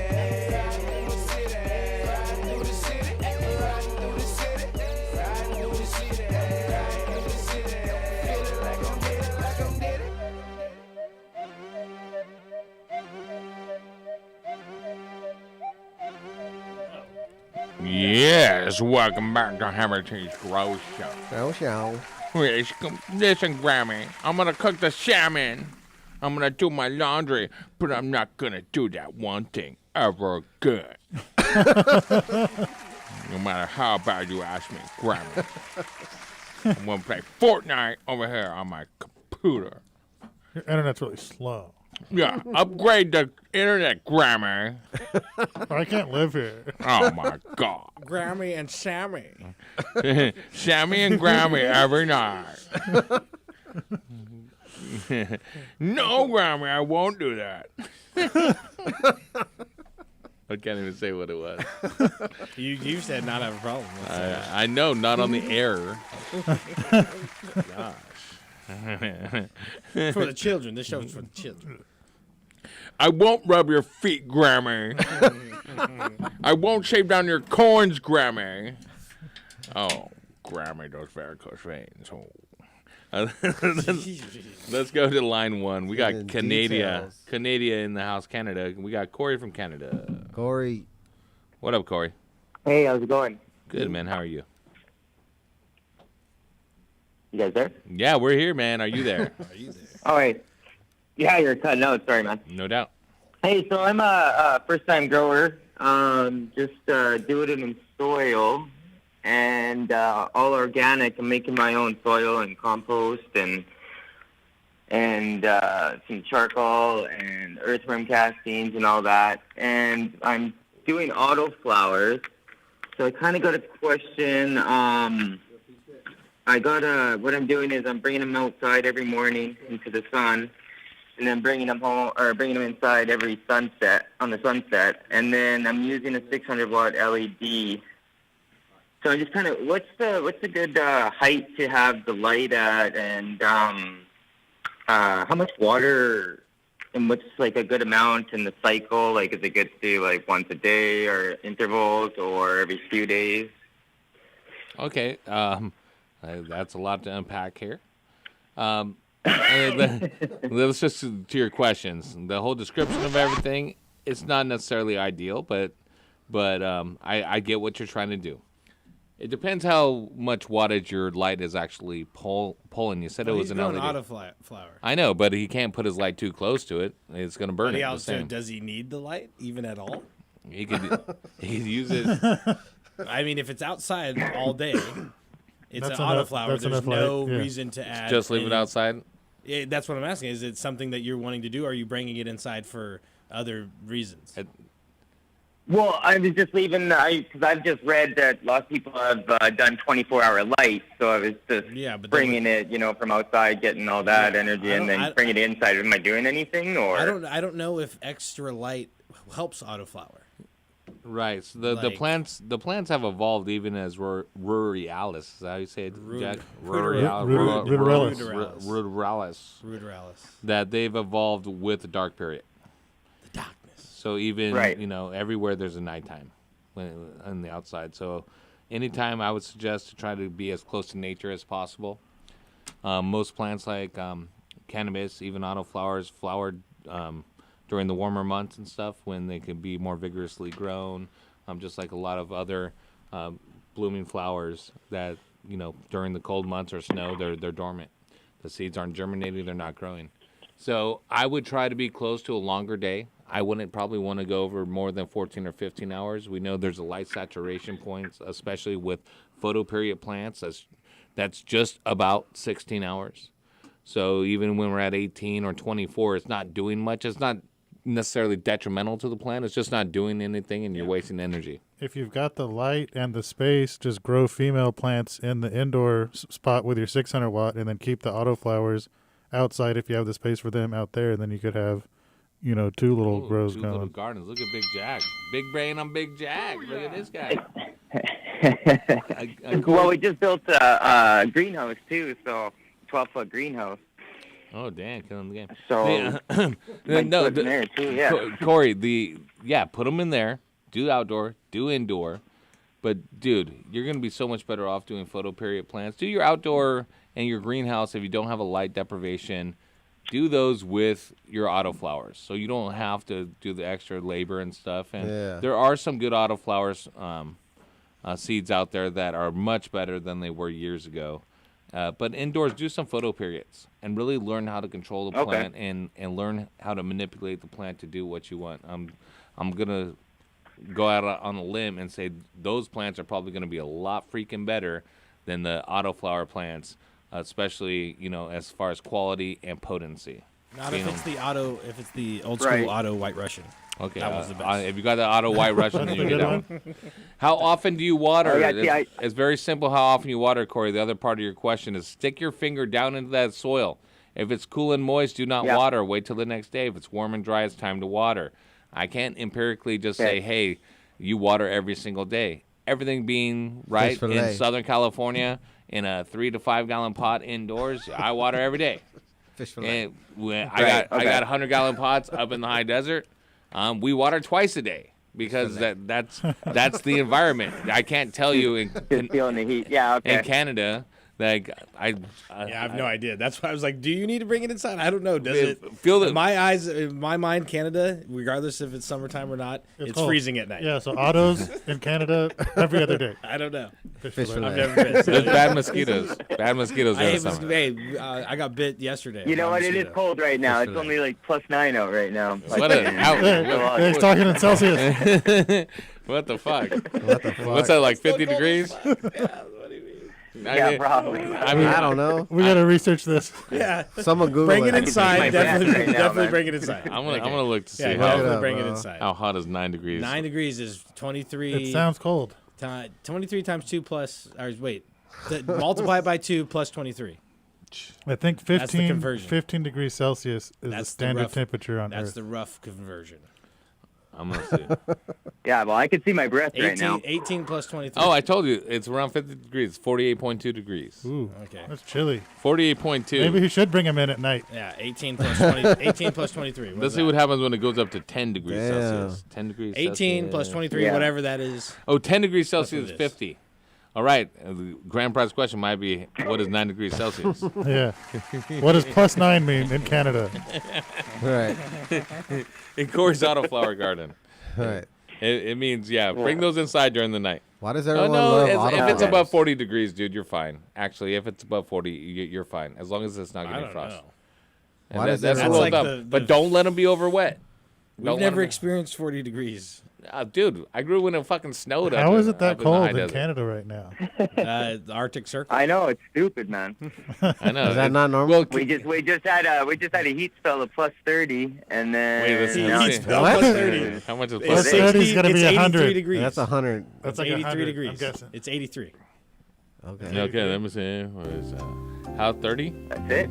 It's 86 degrees. 86. Okay, that's normal. That's a rough conversion. I told Yeah. you 20. That's a nice swim day out here. Times 2, whatever it is, 9 times 2 plus 23. That's It's how you do it. 41. That's how you do it? Whatever. But it was 48.2. So Okay, that's not but even that's close. rough. That's not bad. You're That's off not by bad. 10 That degrees. point two is throwing you off. Because the actual conversion's a decimal that you can't just do in your head. So that's how you get. I could do it in my head. I just No, you figured it out. didn't. It's You 40 did mathematics. It's 48.2 degrees. You did I, that I on the- just did it in my head. No, you didn't. Divide by No, you pi. didn't. It's 48.2. I did it in my head told No, my you didn't. fingers to look it up on No, my you didn't. iPhone, and I Exactly. figured it out in my head.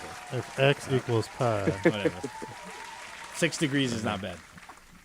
You guys just need to get over here on the real system, the normal system. No, you just need to get Yeah, out I of the know. cold. I think we need to get on Celsius. Stay with Celsius. Just get out of the cold. The rest Celsius. of Keep we're the Celsius, only get place out of that the doesn't cold. use Celsius, I think. Of course, it's cold in Canada, Big Jack. It's above North Dakota, so Yeah, that's all you need to know. it's got to be cold.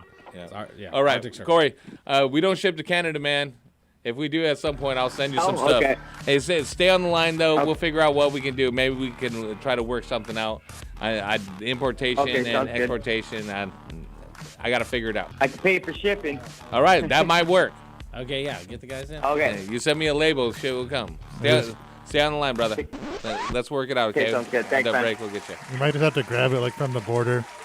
Or No, something. you have to fill out a ton of information on this end, and if you have the wrong person doing it, it's just can be. You don't want to put the So- wrong stuff. so don't have Mark do Smart it. pots. Do they contain this chemical? I don't know. You're asking for MSDS All kinds of stuff, spec sheets yeah. on smart pots. You're like, oh, Yeah. Yeah, when that guy called me, asked like 75 different spreadsheets. I'm like, what the hell? what cotton is made in this T-shirt you gave him? They got like a bomb-smelling Canadian dog sniffing out Oh the yeah, ammonia nitrate. shipping nutrients internationally is just like, is this chemical corrosive? You're Explosive. like, how the fuck? We tried to ship some in Alaska and it froze. There you go. You gotta wrap it in some thermal. It can't even make it. It can't even make it. It just froze on its way. Right, it won't make it. That might happen to Canada too. That's a new Definitely nutrient gonna line, happen in Frogan yogurt.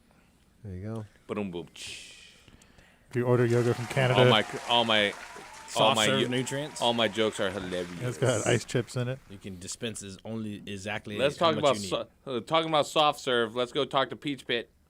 Peach Pit. Peach Pit on there. You don't give a fuck what you say. What's up, guys? What up, player? What up? What up? So, question. I got about 5 or 6 clones over here, and they're starting to harden up. But I was curious when I can start giving them the Veg A and the Veg B. You guys go ahead. What medium are you in? Soil. And it's been how long? How long has you been? A couple weeks, 2 weeks, 3 weeks since you've had them transplanted? Almost a week. Okay, yeah. I mean, you can hold off a little bit. What soil did you put them in? I'm sorry? What type of soil did you put them in? Is it like a normal like store-bought hydroponic soil or like a Fox Farm? Yeah, exactly. Okay, yeah. So it probably has a good amount of nutrients in it. So you're probably good, I'd say 2-3 weeks. Yeah, water for 2 even more if weeks. they're even if they're like aggressively growing or they use a lot of nutrients, you got about 3 weeks of food in any standard potting soil. So you're good for that period of time before you want to add that A and B in there because, at the best, they do grow a little bit faster, but at the worst, you ruin your crop by burning it and giving them too much fertilizer. Yeah, once you fry those so that roots, risk isn't really worth it, in my opinion. Takes too much time to just come back. to just let it ride for the next week, 2 weeks, and then start adding a liquid nutrition. So most people, so obviously vegging is kind of up to the individual grower. So if I only wanted to veg my plants for like 3 or 4 weeks, then I wouldn't necessarily give them an A or a B because not until flower. True. You might want to add. You might want to have that. Not using it as much, but using it that 3rd, 4th week, and maybe the 5th week as you transition into bloom. The veg formula will be necessary. Not as extensive as it normally would be in like a 6-week veg, but that 2-week transition period from veg to bloom, you do want to use a veg fertilizer because you want to be providing nitrogen during that time because you're getting ready to start de-emphasizing the use of the nitrogen. You're going to be focusing more on phosphorus and potassium. So Gotcha. it is something you're going to use. You're just might not be using it as much as you thought. Got it. So, okay. Got it. Awesome. And then, big shout outs to Jack. He's been hitting. I've been asking him some random questions on the plants, and he's been having the answers for me. So, yeah. They may not be the right answers, but he be giving you answers. He always got answers. Just whatever I feel like saying. He's like, at the player, moment, is it before or after he snorts the Xanax? Yeah, you gotta be careful what time I'm answering the question. Whatever's the hottest meme out there. Cool. Awesome. Well, I appreciate it, guys. Thank you. Cool, man. Cool. Don't worry. Your stuff is looking epic. I saw it. You got your first nug ever. Congratulations. Smoke it to the head. Don't share that with anyone unless it's full of pack load, and then share it with everyone like Big Jack does. Fuck yeah. All right, Peach Pit, I'm going to send you some Turpinators so your next nugs are even bigger and better and more Smelly, more more turkey. better. and sticky, Thanks for calling in, bro. Thanks, guys. Have a good one. Yep. All right. 562-653-0707. Bless you, brother. No, bless you, brother. Let's take a quick break to bless up on these Let's bless up. commercials from our sponsors, making it happen for you all out there in Growland. FT's Grow Show, the one and only on DFC Radio. Come on. Put on some Brizzle on the way back We don't in. never stop at red lights at night, nigga. We don't never stop at red lights at night, nigga. 2 letters G and a D for all my right, nigga. 2 letters G and a D for all my right, nigga. And I'm sipping on Activist, big go to Sprite, nigga. Man, I'm blowing on Texaco. This shit came on a flight, nigga. And I'm so professional, telling made, precise, nigga. And I told my lad bitch that I love her, but I ain't gon' fight with you. Way too much money on my mind, these dead white people. Nigga, how to lay you the blood, I'ma leave the hype, nigga. Cushion authentic, that pathetic, but I ain't white, nigga. I heard you like the credit, you ain't rockin' real right, nigga. No. But jumped out the chain game with a lot of pain. I just want a bad nigga for the fame. Yeah, that big baby, she for the game. Stack a star, gotta maintain. Play the smart nigga from the start, going hard like this is my leg game. Yeah, bitch, I am LeBron Wade. Chopper give your ass a blunt fade. Ooh, for everything I do it for my family. It done before this on till they take my breath away. And I'm posted on that corner till I see a better day. My young nigga pull on, they pull up and eat your face. We don't never stop at red lights at night, nigga. We don't never stop at red lights at night, nigga. 2 letters G and a D for all my right, nigga. 2 letters G and a D for all my right, nigga. And I'm sipping on.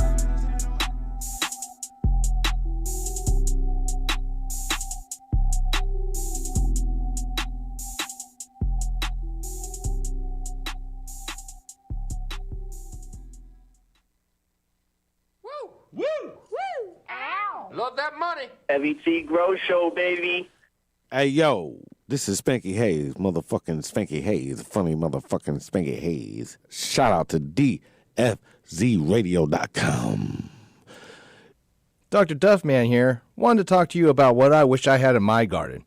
And that, my friends, is a Nanolux double-ended fixture, which is leading the industry as I speak in double-ended technology.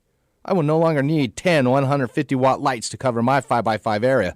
With just one double-ended fixture from Nanolux, I can cover that area. Also, no more need for that pesky Richter timer of mine that goes off at all kinds of random hours. With Nanolux's fixture, it comes NCCS ready, meaning I can control it on my computer. So if you're like me and your lighting situation sucks, then upgrade to Nanolux's double-ended fixtures today, and don't be a duff man. For more information on Nanolux, check them out at nanoluxtech.com. That's NANOLUXTECH.com. So you're big time, huh? Yeah, kinda. Don't you put that evil on me! Heavy T. Heavy T hooked me up, man. Thanks. That's right. Hey, I'm in the zone.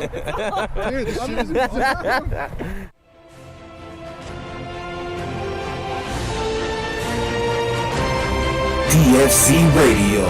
DFZRadio.com.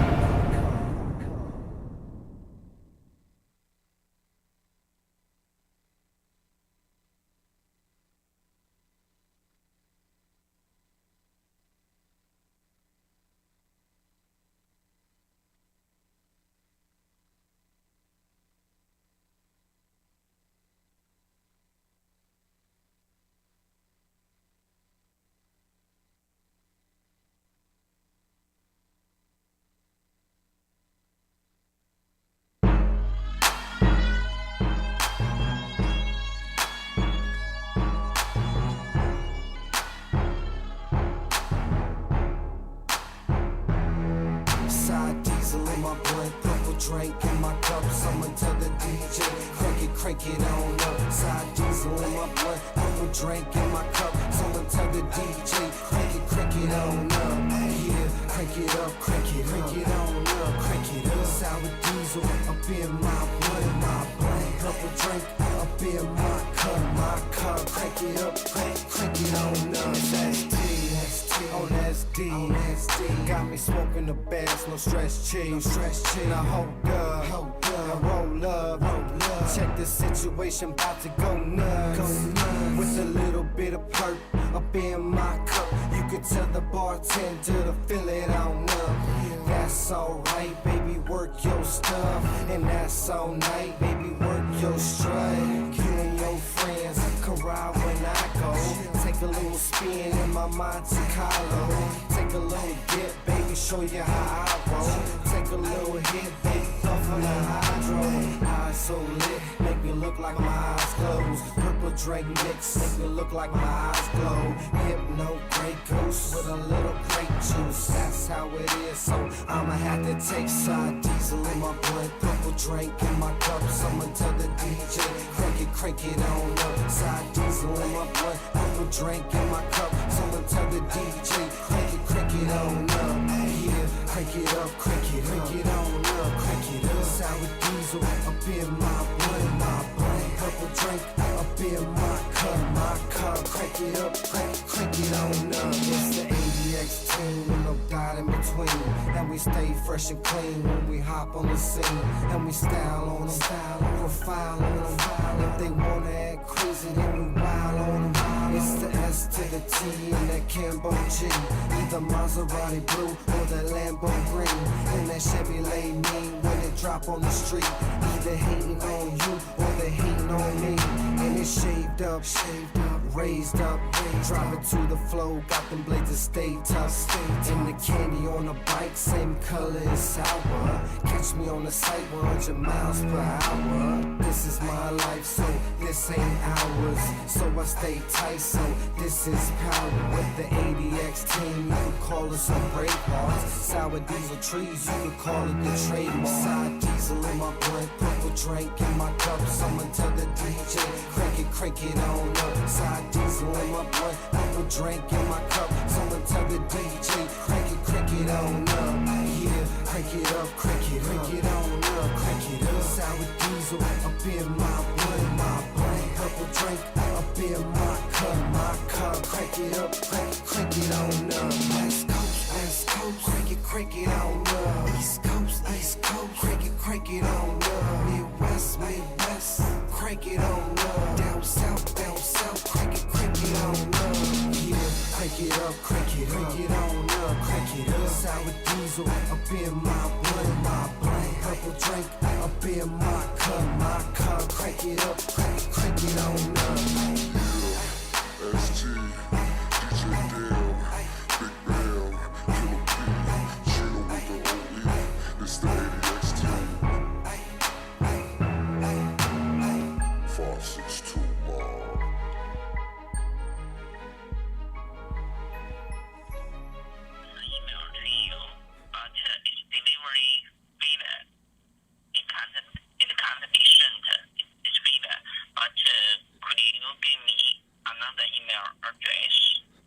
Did you? Maybe you just got the name wrong. Did you do TYLER?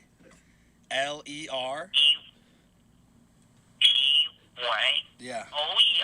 No, L. Yeah, L.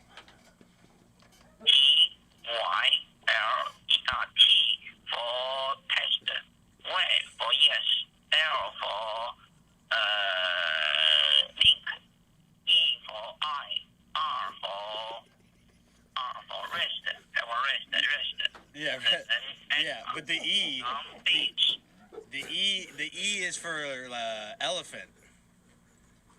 Elephant, yeah. Okay. Yep, at Long Beach Hydro.com. Oh, no. Taylor at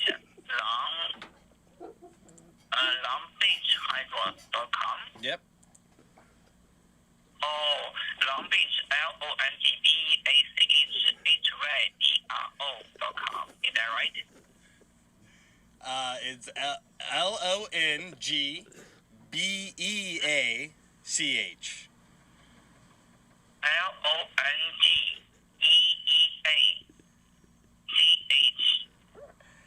Yeah, but it's LONG, not D as in dog, G as in gorilla. Oh, gorilla, yes. And then BACH, is that right? BE. B for button. Yep. BACH. No, B. It's BE. It's BEA, not BAE. BEA.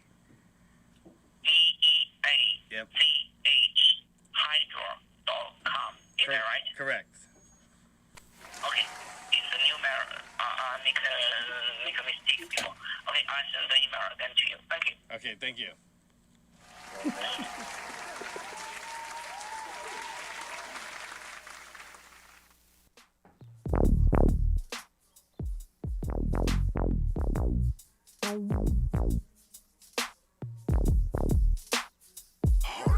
If I'm rolling up some trees, you can smoke with me. I like the blunt.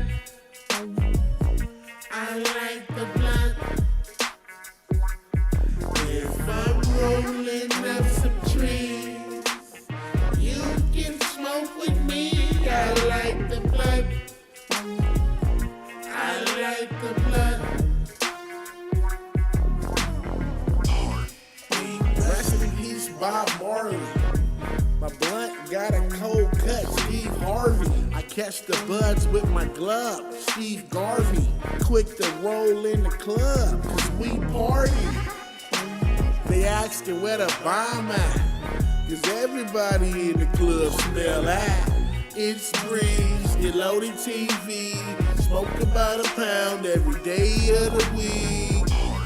Roll so fast you didn't see him coming your way. Turned around and there was a blunt up in your face. You must have thought that I was finished. The Breeze is never stingy with the spinach. Rolling up some trees. You can smoke with me. I like the blunt.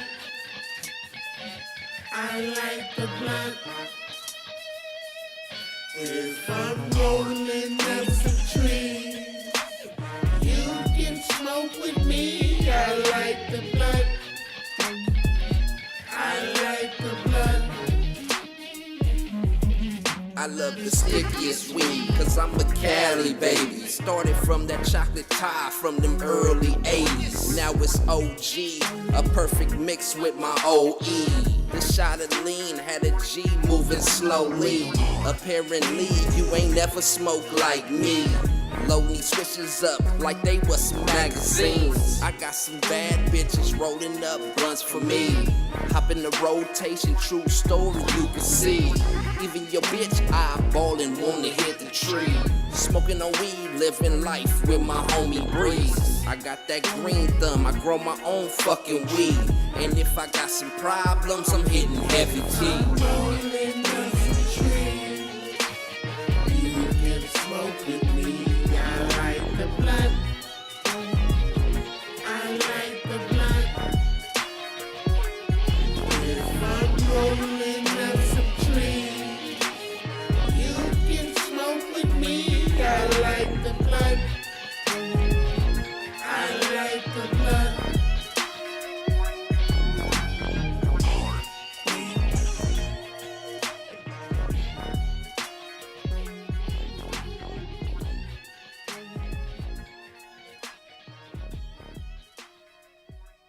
Prize. Grand prize time, but before that, we got Vinny chiming in. We got Horty at the beginning of the show and Vinny at the end of the show. The yin and the yang. Here we go. Grimy ass up in the house. What up, Grimy? You griming out? You grinding. Hello. Hello. Hello, Clarice. Hello, Clarice. It's good to see you again. He doesn't even say that. Okay. Why you call me before the grand prize? Why I ain't got a chance or what? You called. You get to talk. You still can. You don't get a call in before the grand prize. Just be on hold. Is that Horty? You have to clear the lines. Oh my gosh. You got something to say, Vinny? You had content like a couple weeks in a row, but you've been falling on your face. I do. I got some content. What you need? What you need? What you got? Let's hear your free throw. Free throw. What you mean? Oh, he lost the battle rap. Lost the battle rap. He did really good. It was a hard second place. Yep. There was claimed copycats. Are you in a cricket farm or something, bro? We were too drunk to. Hey, everyone, be quiet. He's got crickets going off. That could on be him. the studio. No, I've heard crickets here before. No, he's got crickets. Quiet. You know how intoxicated I be when I gotta call you? He's like, goofy ass hey, how do I get rid of crickets out of my grow room? You got a cricket problem. I gotta be like super like fuck it. Let me call these fools. And I'm just fucked up. That's weird. Do crickets damage the grow room? Oh, you hear the crickets? Yeah. Shit, we cannot. Yeah, man, like them literally, motherfuckers you wild. are on the bayou. You are on the bayou. Hey, the crickets are basically fireflies. They are basically your support group of the quality of your call right now. You got crickets. Yeah, I'm chilling with the homie Cricket. All right, very and appropriate. the other homie Cricket. All right, Baby we gotta let Cricket. Vinny go. Let Vinny Big go. Cricket. Vinny. Little God Cricket. bless. OG Cricket. Don't call back for the grand prize. Yeah, I'll talk to you next week. Bye, Vinny. Little Cricket, Big Cricket. It's called Hang Up. Why? This is game. Yeah, you're Saint, since I can't, hang him up. I barely answered the motherfucker, phone. how many times I gotta say it? One more time. Hello, what do you think I'm standing by the Hang phone up on every this 13 cricket fucking loving seconds? mother lover. Jeez. The crickets were just too much for real though. He's like, oh, you can hear him? No, we haven't. We've just been asking you. Where about him for are the last you? 5 minutes. Yeah. I think he's in the same dimension as Saint that I just told him to hang up 10 times. Give my phone back That's over good. here. That's good I radio. think he was playing cricket like sound effects in the he just had background his on other- purpose. He had his burner playing. There was no cricket. crickets. I created them. Oh, really? Then you just No. got Vinny burnt like that. Just so. playing. There's little cricket and Do we big have, cricket. don't we have a cricket thing? Yep. Let's hear it. It literally was the same thing. It was dead on. Ours are louder. It was dead on. All right, bring it back up and play the crickets with them. Double cricket. Vinny. Let's hear your crickets. See- Cricket battle. See whose crickets are harder. Let me hear your crickets. Nah, I fucked my crickets up. I ain't got time, fool. All right, let's hear our crickets. Yeah, that sounds right. Yep. Okay, start talking. Anyway, I do really have a question. Okay, what's your question? You're on Heavy T Grow Show. What's your grow question? Hey, how you doing, brother? Thanks Hang for up on answering it. my Hey, brother, I wanna question. bless you. Anyways, Blessings, brother. yeah, I do have a serious question. Hang up on the phone. Listen, He's got bad connection and crickets. I I just wanted to bless him, brother. Star 60 that fool. He's gone. What does star 60 do? Block. Oh, it blocks you? Yeah. What was the other one? Star 67. Star 69. Star 69. Star 69 calls you back. Yep. Yes, it does. Ooh, and star 60 blocks the caller from calling you back. I always use Star. I didn't know that. Damn, I didn't know always that use either. Star 68. What's that do? I just owe you one. Genius. Internet jokes. I don't know about the internets. I'm not on the internet. You're on the Memes. interweb. You're in the web. There he Vinny's is. calling back. You're in the web. And it helps with your web of lies. Web of Who we I got? got a legitimate mission fertilizer. Why'd you just let him right in on hot mic? Why is he hot mic'd? Right, just right Can you in. hit the crickets? Got a legitimate mission fertilizer. And make the crickets louder than you can talk. All right, what'd you say, Vinny? Vinny, you there? We're just paying it forward, dude. All right, I'm gonna hang up on you. He's gone. He got cricket. All right, let's go to the grand prize question. Big Jack, since you always like to ask the grand prize question and spoil it. It's a good one. We found out the average. What? Are we gonna do the average or just? No, just do what his was. is 9 degrees Yeah. Celsius. Okay. Yeah. What does +9 mean in Canada? In Fahrenheit. Yeah, Right. in English. If they say if someone says it's +9 in Canada, Celsius is what does that mean more to an accurate. American regular human? I don't need Regular to be human? accurate. I'm talking about regular accuracy. humans. I'm talking Yeah. about regular I'm not humans. talking about accuracy. What does that translate into in Red meat in American? eating America. For They eat a lot of red American. meat in Steak eating Canada. America. All right. At I the bet Aldo. Bruce knows what it translates to without even having to do it on his fingers. But yeah, so that's our question: is if I it's basically did +9 that, in and you shot it Canada, down. what does No, that you didn't mean do it. in America? basically You're way off. I was not way off. I said 50. You said 41. Like, you were like 10 degrees off. You looked it up on Google. I said 50 before I looked it No, up. you didn't. Yes, You- I but did. you had already But wait. worked the conversion previously. Are we telling the answer right now? You already previously worked the conversion. I don't even know the conversion. I just have. Yeah, but you common had a sense. base. You had a base. You had something to base that off of. Oh, you better That put thought. on some Rick James free base right now. What the White fuck? lines, baby. That's So- not Rick James. But the question's clear, right? who is it? Everyone, But it's everyone not heard. Rick James. Is not Rick James? No. Who is it? Not I Rick. thought we were gonna do Biggie Smalls. It's Grandmaster Flash. Ooh, Grandmaster Flash. Notorious. But Rick James was in the. Rick James was in the music video though. And No, was but Mellow Rick, Mel.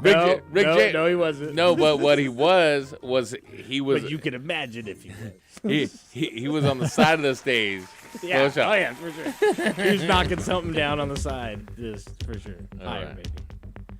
Free base. This was also the best song in Thrasher. It's off the Sugar Skate- Hill album. Thrasher, Skate and Destroy. Shout out. That's Horty's next destination. Shout out to song was Horty on it. Chris. Sugar Hill. What is +9 in Fahrenheit? 562-653-0707. Everyone but Vinny wins calling. White Freeze!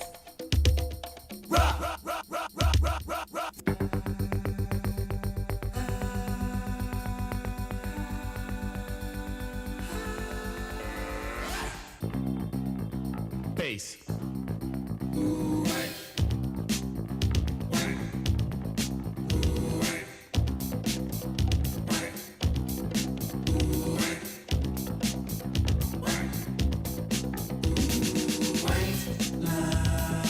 vision dreams of passion. And all the while I think of you. A very strange reaction. The more I see, the more I do. Something like a phenomenon, baby. Telling your body to come along, but white lines blow away. Blow, rock it, blow. Ticket to ride, white line highway. Tell all your friends they can go my way. Pay your toll, sell your soul. Pound for pound, costs more than gold. The longer you stay, the more you pay. My white lines go a long way, either up your nose or through your vein, with nothing to gain except killing your brain.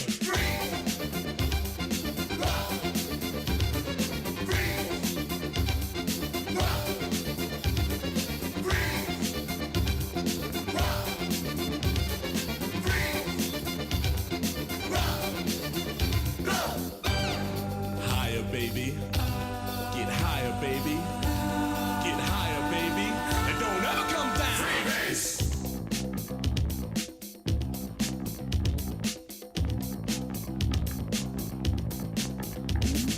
Rang dang diggity dang dang. Rang dang diggity dang dang. Rang dang diggity dang dang diggity dang dang diggity dang dang.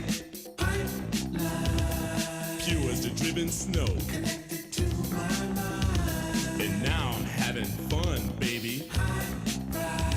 It's getting kinda low. Cause it makes you feel so nice. I need some one-on-one, baby. Don't let it blow your mind away, baby. Go to your little highway. Cause white lines blow away. Blow! Rock it! Blow! A million magic crystals painted pure and white.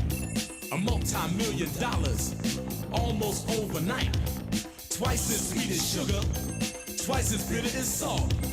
And if you get hooked, baby, it's nobody else's fault, so don't do it.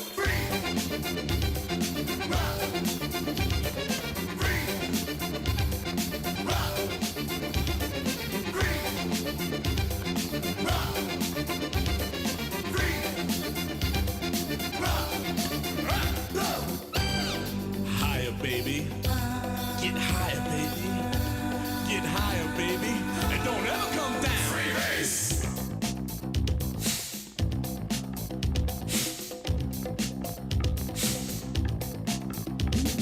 Don't you get too high. Don't you get too high, baby. Turn you on. You really turn me on and on. Cause you gotta come down. My temperature is rising. When the thrill is gone. No, I don't want you to go. A street kid gets arrested, gonna do some time. He got out 3 years from now just to commit more crime. A businessman is caught with 24 kilos. He's out on bail and out of jail, and that's the way it goes. Cane, sugar, cane, sugar, cane. Athletes rejected, governors corrected. Gangsters, thugs, and smugglers are thoroughly respected. The money gets divided, the women get excited. Now I'm broke and it's no joke, it's hard as hell to fight it, don't buy it! Freeze! Rock! Freeze! Rock! Freeze! Rock! Freeze! Rock! Rock! Blow! Get higher, baby. Get higher, girl. Get higher, baby. Come on!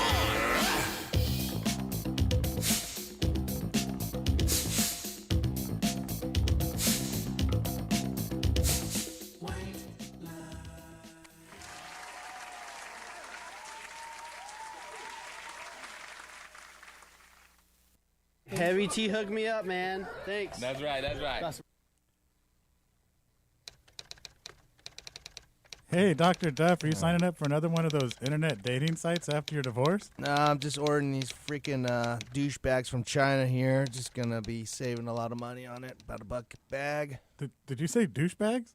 Yeah, they're pots. They're fabric pots. They're, made in China. They save $1 a bag from all the other. Oh, it sounds like an imitation smart pot or something. Yeah, save $1, but, I'm pretty sure these douchebags are going to work. Dude, I had a buddy of mine who used those same douchebags. He bought them direct from China. It killed his whole garden. Bro, what? So I'm better off spending that extra $1 on a smart pot? I'd get a smart pot. Don't be a Duff Man. Make sure to buy the original patented Smart Pot. Check them out at smartpots.com. You are listening to the Heavy Tea Grow Show. Call in right now, 562-653-0707, for your chance to talk to Heavy Tea, Horty Chris, or Dr. Duffman. Killing it. Hey, what's up? Shout out to my man, DJ Saint, my brother. So you're big time, huh? Yeah, kinda. That was awesome.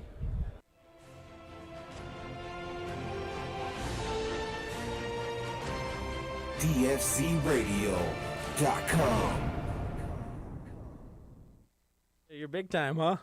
Yeah, kinda. Hey man, your garden smells amazing this year. What are you doing different? Haven't you heard? We've been using the Turpinator. Did you say Turpinator like terpenes? Yes, exactly. Turpinator is designed to increase your plant's terpenes, which are responsible for everything from how your plants smell to how much flavorful oils they produce. Basically, Turpinator is the one-stop shop for an overall quality increase for your fruits and flowers. That's awesome. I can tell the Turpinator has not only increased the oils in all your herbs and flowers, but it looks like it's going to increase your dry weight as well. And dude, don't even get me started on those crystals. They look like mini icebergs. Well, you better hurry up and get on board. It's flowering season right now. And since Turpinator is made right here in Sonoma County, you can literally find it in any hydro store in town. Boost your plant's oils and bring out flavors that will drive your friends wild. Turpinator. Sticky is an understatement. Coming to grips with measuring pH is a fundamental part of ensuring a successful crop. Of course, having the right nutrient mix is important, but without a slightly acidic pH level, plants won't receive optimal benefits from the nutrients supplied. Blue Lab has a range of pH measurement tools available to help both the commercial and small-scale growers. These include the Blue Lab Guardian Monitor, the Blue Lab Combo Meter, the Blue Lab pH Meter, the Blue Lab pH Pen, and the Blue Lab Soil pH Meter. For more information, visit us online at getbluelab.com. You are listening to the Heavy Tea Grow Show. Call in right now, 562-653-0707, for your chance to talk to Heavy Tea, Horty Chris, or Dr. Duffman. Killing it. Dr. Duffman here. Wanted to talk to you about what I wish I had in my garden. And that, my friends, is a Nanolux double-ended fixture, which is leading the industry as I speak in double-ended technology. I will no longer need 10 150-watt lights to cover my 5x5 area. With just one double-ended fixture from Nanolux, I can cover that area. Also, no more need for that pesky rooster timer of mine that goes off at all kinds of random hours. With Nanolux's fixture, it comes NCCS ready, meaning I can control it on my computer. So if you're like me and your lighting situation sucks, then upgrade to Nanolux's double-ended fixtures today, and don't be a Duff Man. For more information on Nanolux, check them out at nanoluxtech.com. That's NANOLUXTECH.com. Hey guys, it's Heavy Tea. As a longtime cultivator in both small and large gardens, both indoor and in greenhouses, I know the number one factor for being successful is to maintain an ideal environment and optimize my airflow. That is why I use and recommend Fantech controllers and EC fans. As the original inventors of the inline fan way back in 1974, Fantech uses the highest quality German motors and has revolutionary impeller technology. The EC fan creates the most efficient and powerful airstream of any fan in its class. And with the new Aeolus controller, maintaining the ideal environment has never been more simple. The Aeolus, with a variety of modes, allows me to control my exhaust and intake fans along with my dampeners from one easy to set up and use interface. And with the two expandable channels, I can maintain temperature set points in two separate spaces. So whether you're a hobbyist in your garage or a commercial greenhouse grower, it's simple. Use what the pros use. Use the Fantech EC fan and Aeolus controller. And if you're a retailer, contact Rambridge, Savant Plant Tech, or Garden Rebels Distribution and order yours today. Fan and controller sold separately. The cannabis portion of this show was designed as entertainment only for legal medicinal cannabis patients over 21 years of age and is not meant to encourage any other activity or use. Yeah, dick.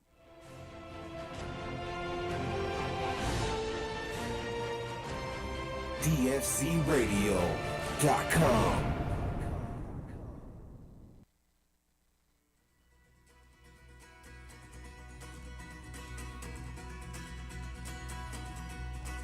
He's a pinball wizard. Wildland's a pinball wizard. That's awesome. Ever since he was a young boy, he learned to grow up tall. You better bump it up. Down to Long Beach, he's microdosed them all. Oh, okay. Spends his show convincing You better turn it up. anyone who'd call that thin chin strap beard doesn't look strange at all. Yes. Anyone hear from Chef today? No. No, he doesn't care. Slices or cheese that's in a wedge. Won't cook with cheese that's grated. That shit just makes a mess. Spends his show convincing everyone who calls his thin chin strap beard doesn't look strange at all. All right, let's get back to the Grow Show here. We have our grand prize giveaway. I didn't even say what the grand prize was, so we got 2 loyal listeners, and come to find out, our app and Listen Live have been down. It's going to be available tomorrow. Thank you to everyone watching. But for Grimy R's and our boy Manny, how are you guys doing tonight? What's going on? I don't know. Vinny, you there? Crickets are back. Yeah, you hear the crickets? He's there. Turn on more crickets. Those are my crickets. You turn on crickets. Cricket All right. I got to turn my headphones off if you want to hear the crickets and shit. Vinny, Hold calm on. down. I'll Do turn you that want to get... on real quick. All right. Hang up on Vinny. What I do, Doc? Manny. Hello. Yes. Manny, what Yes. does +9 in Canadian mean? I got a son named Manny. Manolo. Hang on that fool. 48.200. How Wait, how hot? hold on. How Restart. hot? Restart. 48 Fahrenheit. Plus 9. 48 point what? What is it? It's got to what? It's got to be precise. I thought you were asking what Celsius and Fahrenheit. Yeah, I was. So And what I is said plus 48 9? Fahrenheit. 48.200. There you are, son. Manny. Did he win? Yeah, Manny won. I don't even know what we got to give away. Manny, you just come to the hydro store and tell us what you need. We'll give it to you for free. This old banger. Hey, give him that Chaz banger. Yeah, Manny, you got a Chaz banger. You got a Chaz banger. You got a half-drank syrup. What else you got? You got a banner. A half-used Ona. Got some tahini right here. Half-used Ona spray. You got a broken trim bowl. One You mini. got a mini San slug. Francisco 49er blanket from Hydro Chef. Yes. One mini slug. Oh. You got the downtown Julie Brown that's been on this plate. Right here. This has been on this plate for at least since COVID started. Since COVID started. Since Spanky came. This is open air aged. Yes. Yep. It's open air aged. No one touched it after We keep it Spanky at the touched right it. temperatures too. Oh, and this broken dab tool that's taped. There you go. This exhausted fire extinguisher. We got you on that. You're getting hooked up.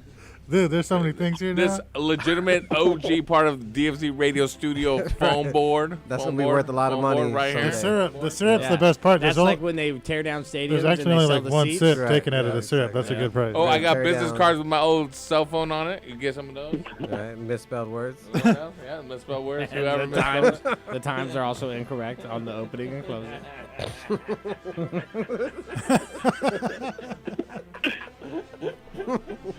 We got this broken Velcro T5. Stick it anywhere. This was gonna be the start of someone's still clone empire. Hey, that still works. The cord is not included. Okay. Right. You just got to get a cord and you're growing.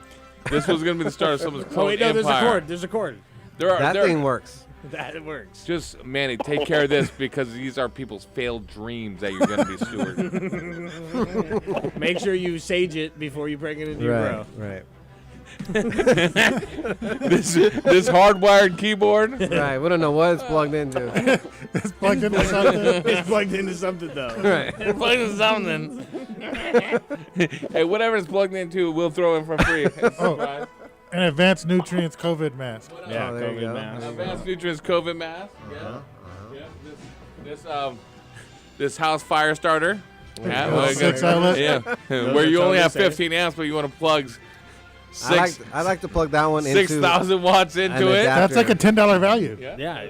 I like to just slap only that use it for in iPhone chargers. to 3 though. adapter as well. Yeah, all of your 6 burner. What phones. about the stack of sheets that Mark just put over here? I'm going to give you also all the people that did not receive their prizes sheet. You get to inherit that burden. These are like smallpox sheets. I Congratulations. think my name is on that list. Here you are. It says Manny. Oh no. Oh wait, these are original lyrics to Jerk Chicken Put Your Booty in the Grave. There you go. Oh shit! Priceless. That's a precious document. Let's keep that. Yeah, you can't have that. I got a non-smell proof bag. Mm-hmm. Yep, Which it's is just a paper. regular- yeah, It's which is not paper. regular. just a There's paper. also another bag. There's actually, I Oh, got, they got more I got prizes. this Baryshnikov One- bag where it looks like one bag, but then you got a smaller bag in it. Not just one bag, two. bags. Two bags. And a Postmates bag. Postmates. But wait, Wait. there's more. There's more. It's got a picture of ET on it. That's a bag inside a bag inside a bag. I have one of those. That's the 49ers. Oh, a The bandana. 1998 49ers. Slightly used. A bandana that won't open up entirely. Slightly used. Dude, was this That's got so much nut in it, bro. is this what happens with your side hoe? Whoa, You stuff dude. it in my shit? Whoa, dude. He's like, you want a bandana that won't open? Oh, wow. Yeah, like you. Petrified bandana. I gotta put my mask You on. might want to sanitize your hands. I'm gonna wear your mask after that. Did you just done that and not throw it away? He's like, I will have a use for this someday. Jeez, I can't even rub my eye now. Don't do Anyways, it. thank Don't you, do Manny, it. for calling in, knowing the right answer of 48.2 degrees. You got all that sweet shit, including a $20 discount on you doing my next detailing on my car. Thank you so much. Oh, shit, though. Hey, man, much appreciated. Much appreciation to all the Duff Free soldiers, all the callers, our guests, Bruce hit it. Brucey, Perlowin, and everything that he went through. If you missed the interview, it will be up tomorrow. Big Jack, Dutch Master, St. Diesel, thank you very much. We'll try to be here next week again for your amusement. Do we amuse you? Not Vinny, but fuck him. Nice crickets, Vinny. Other than that, We out.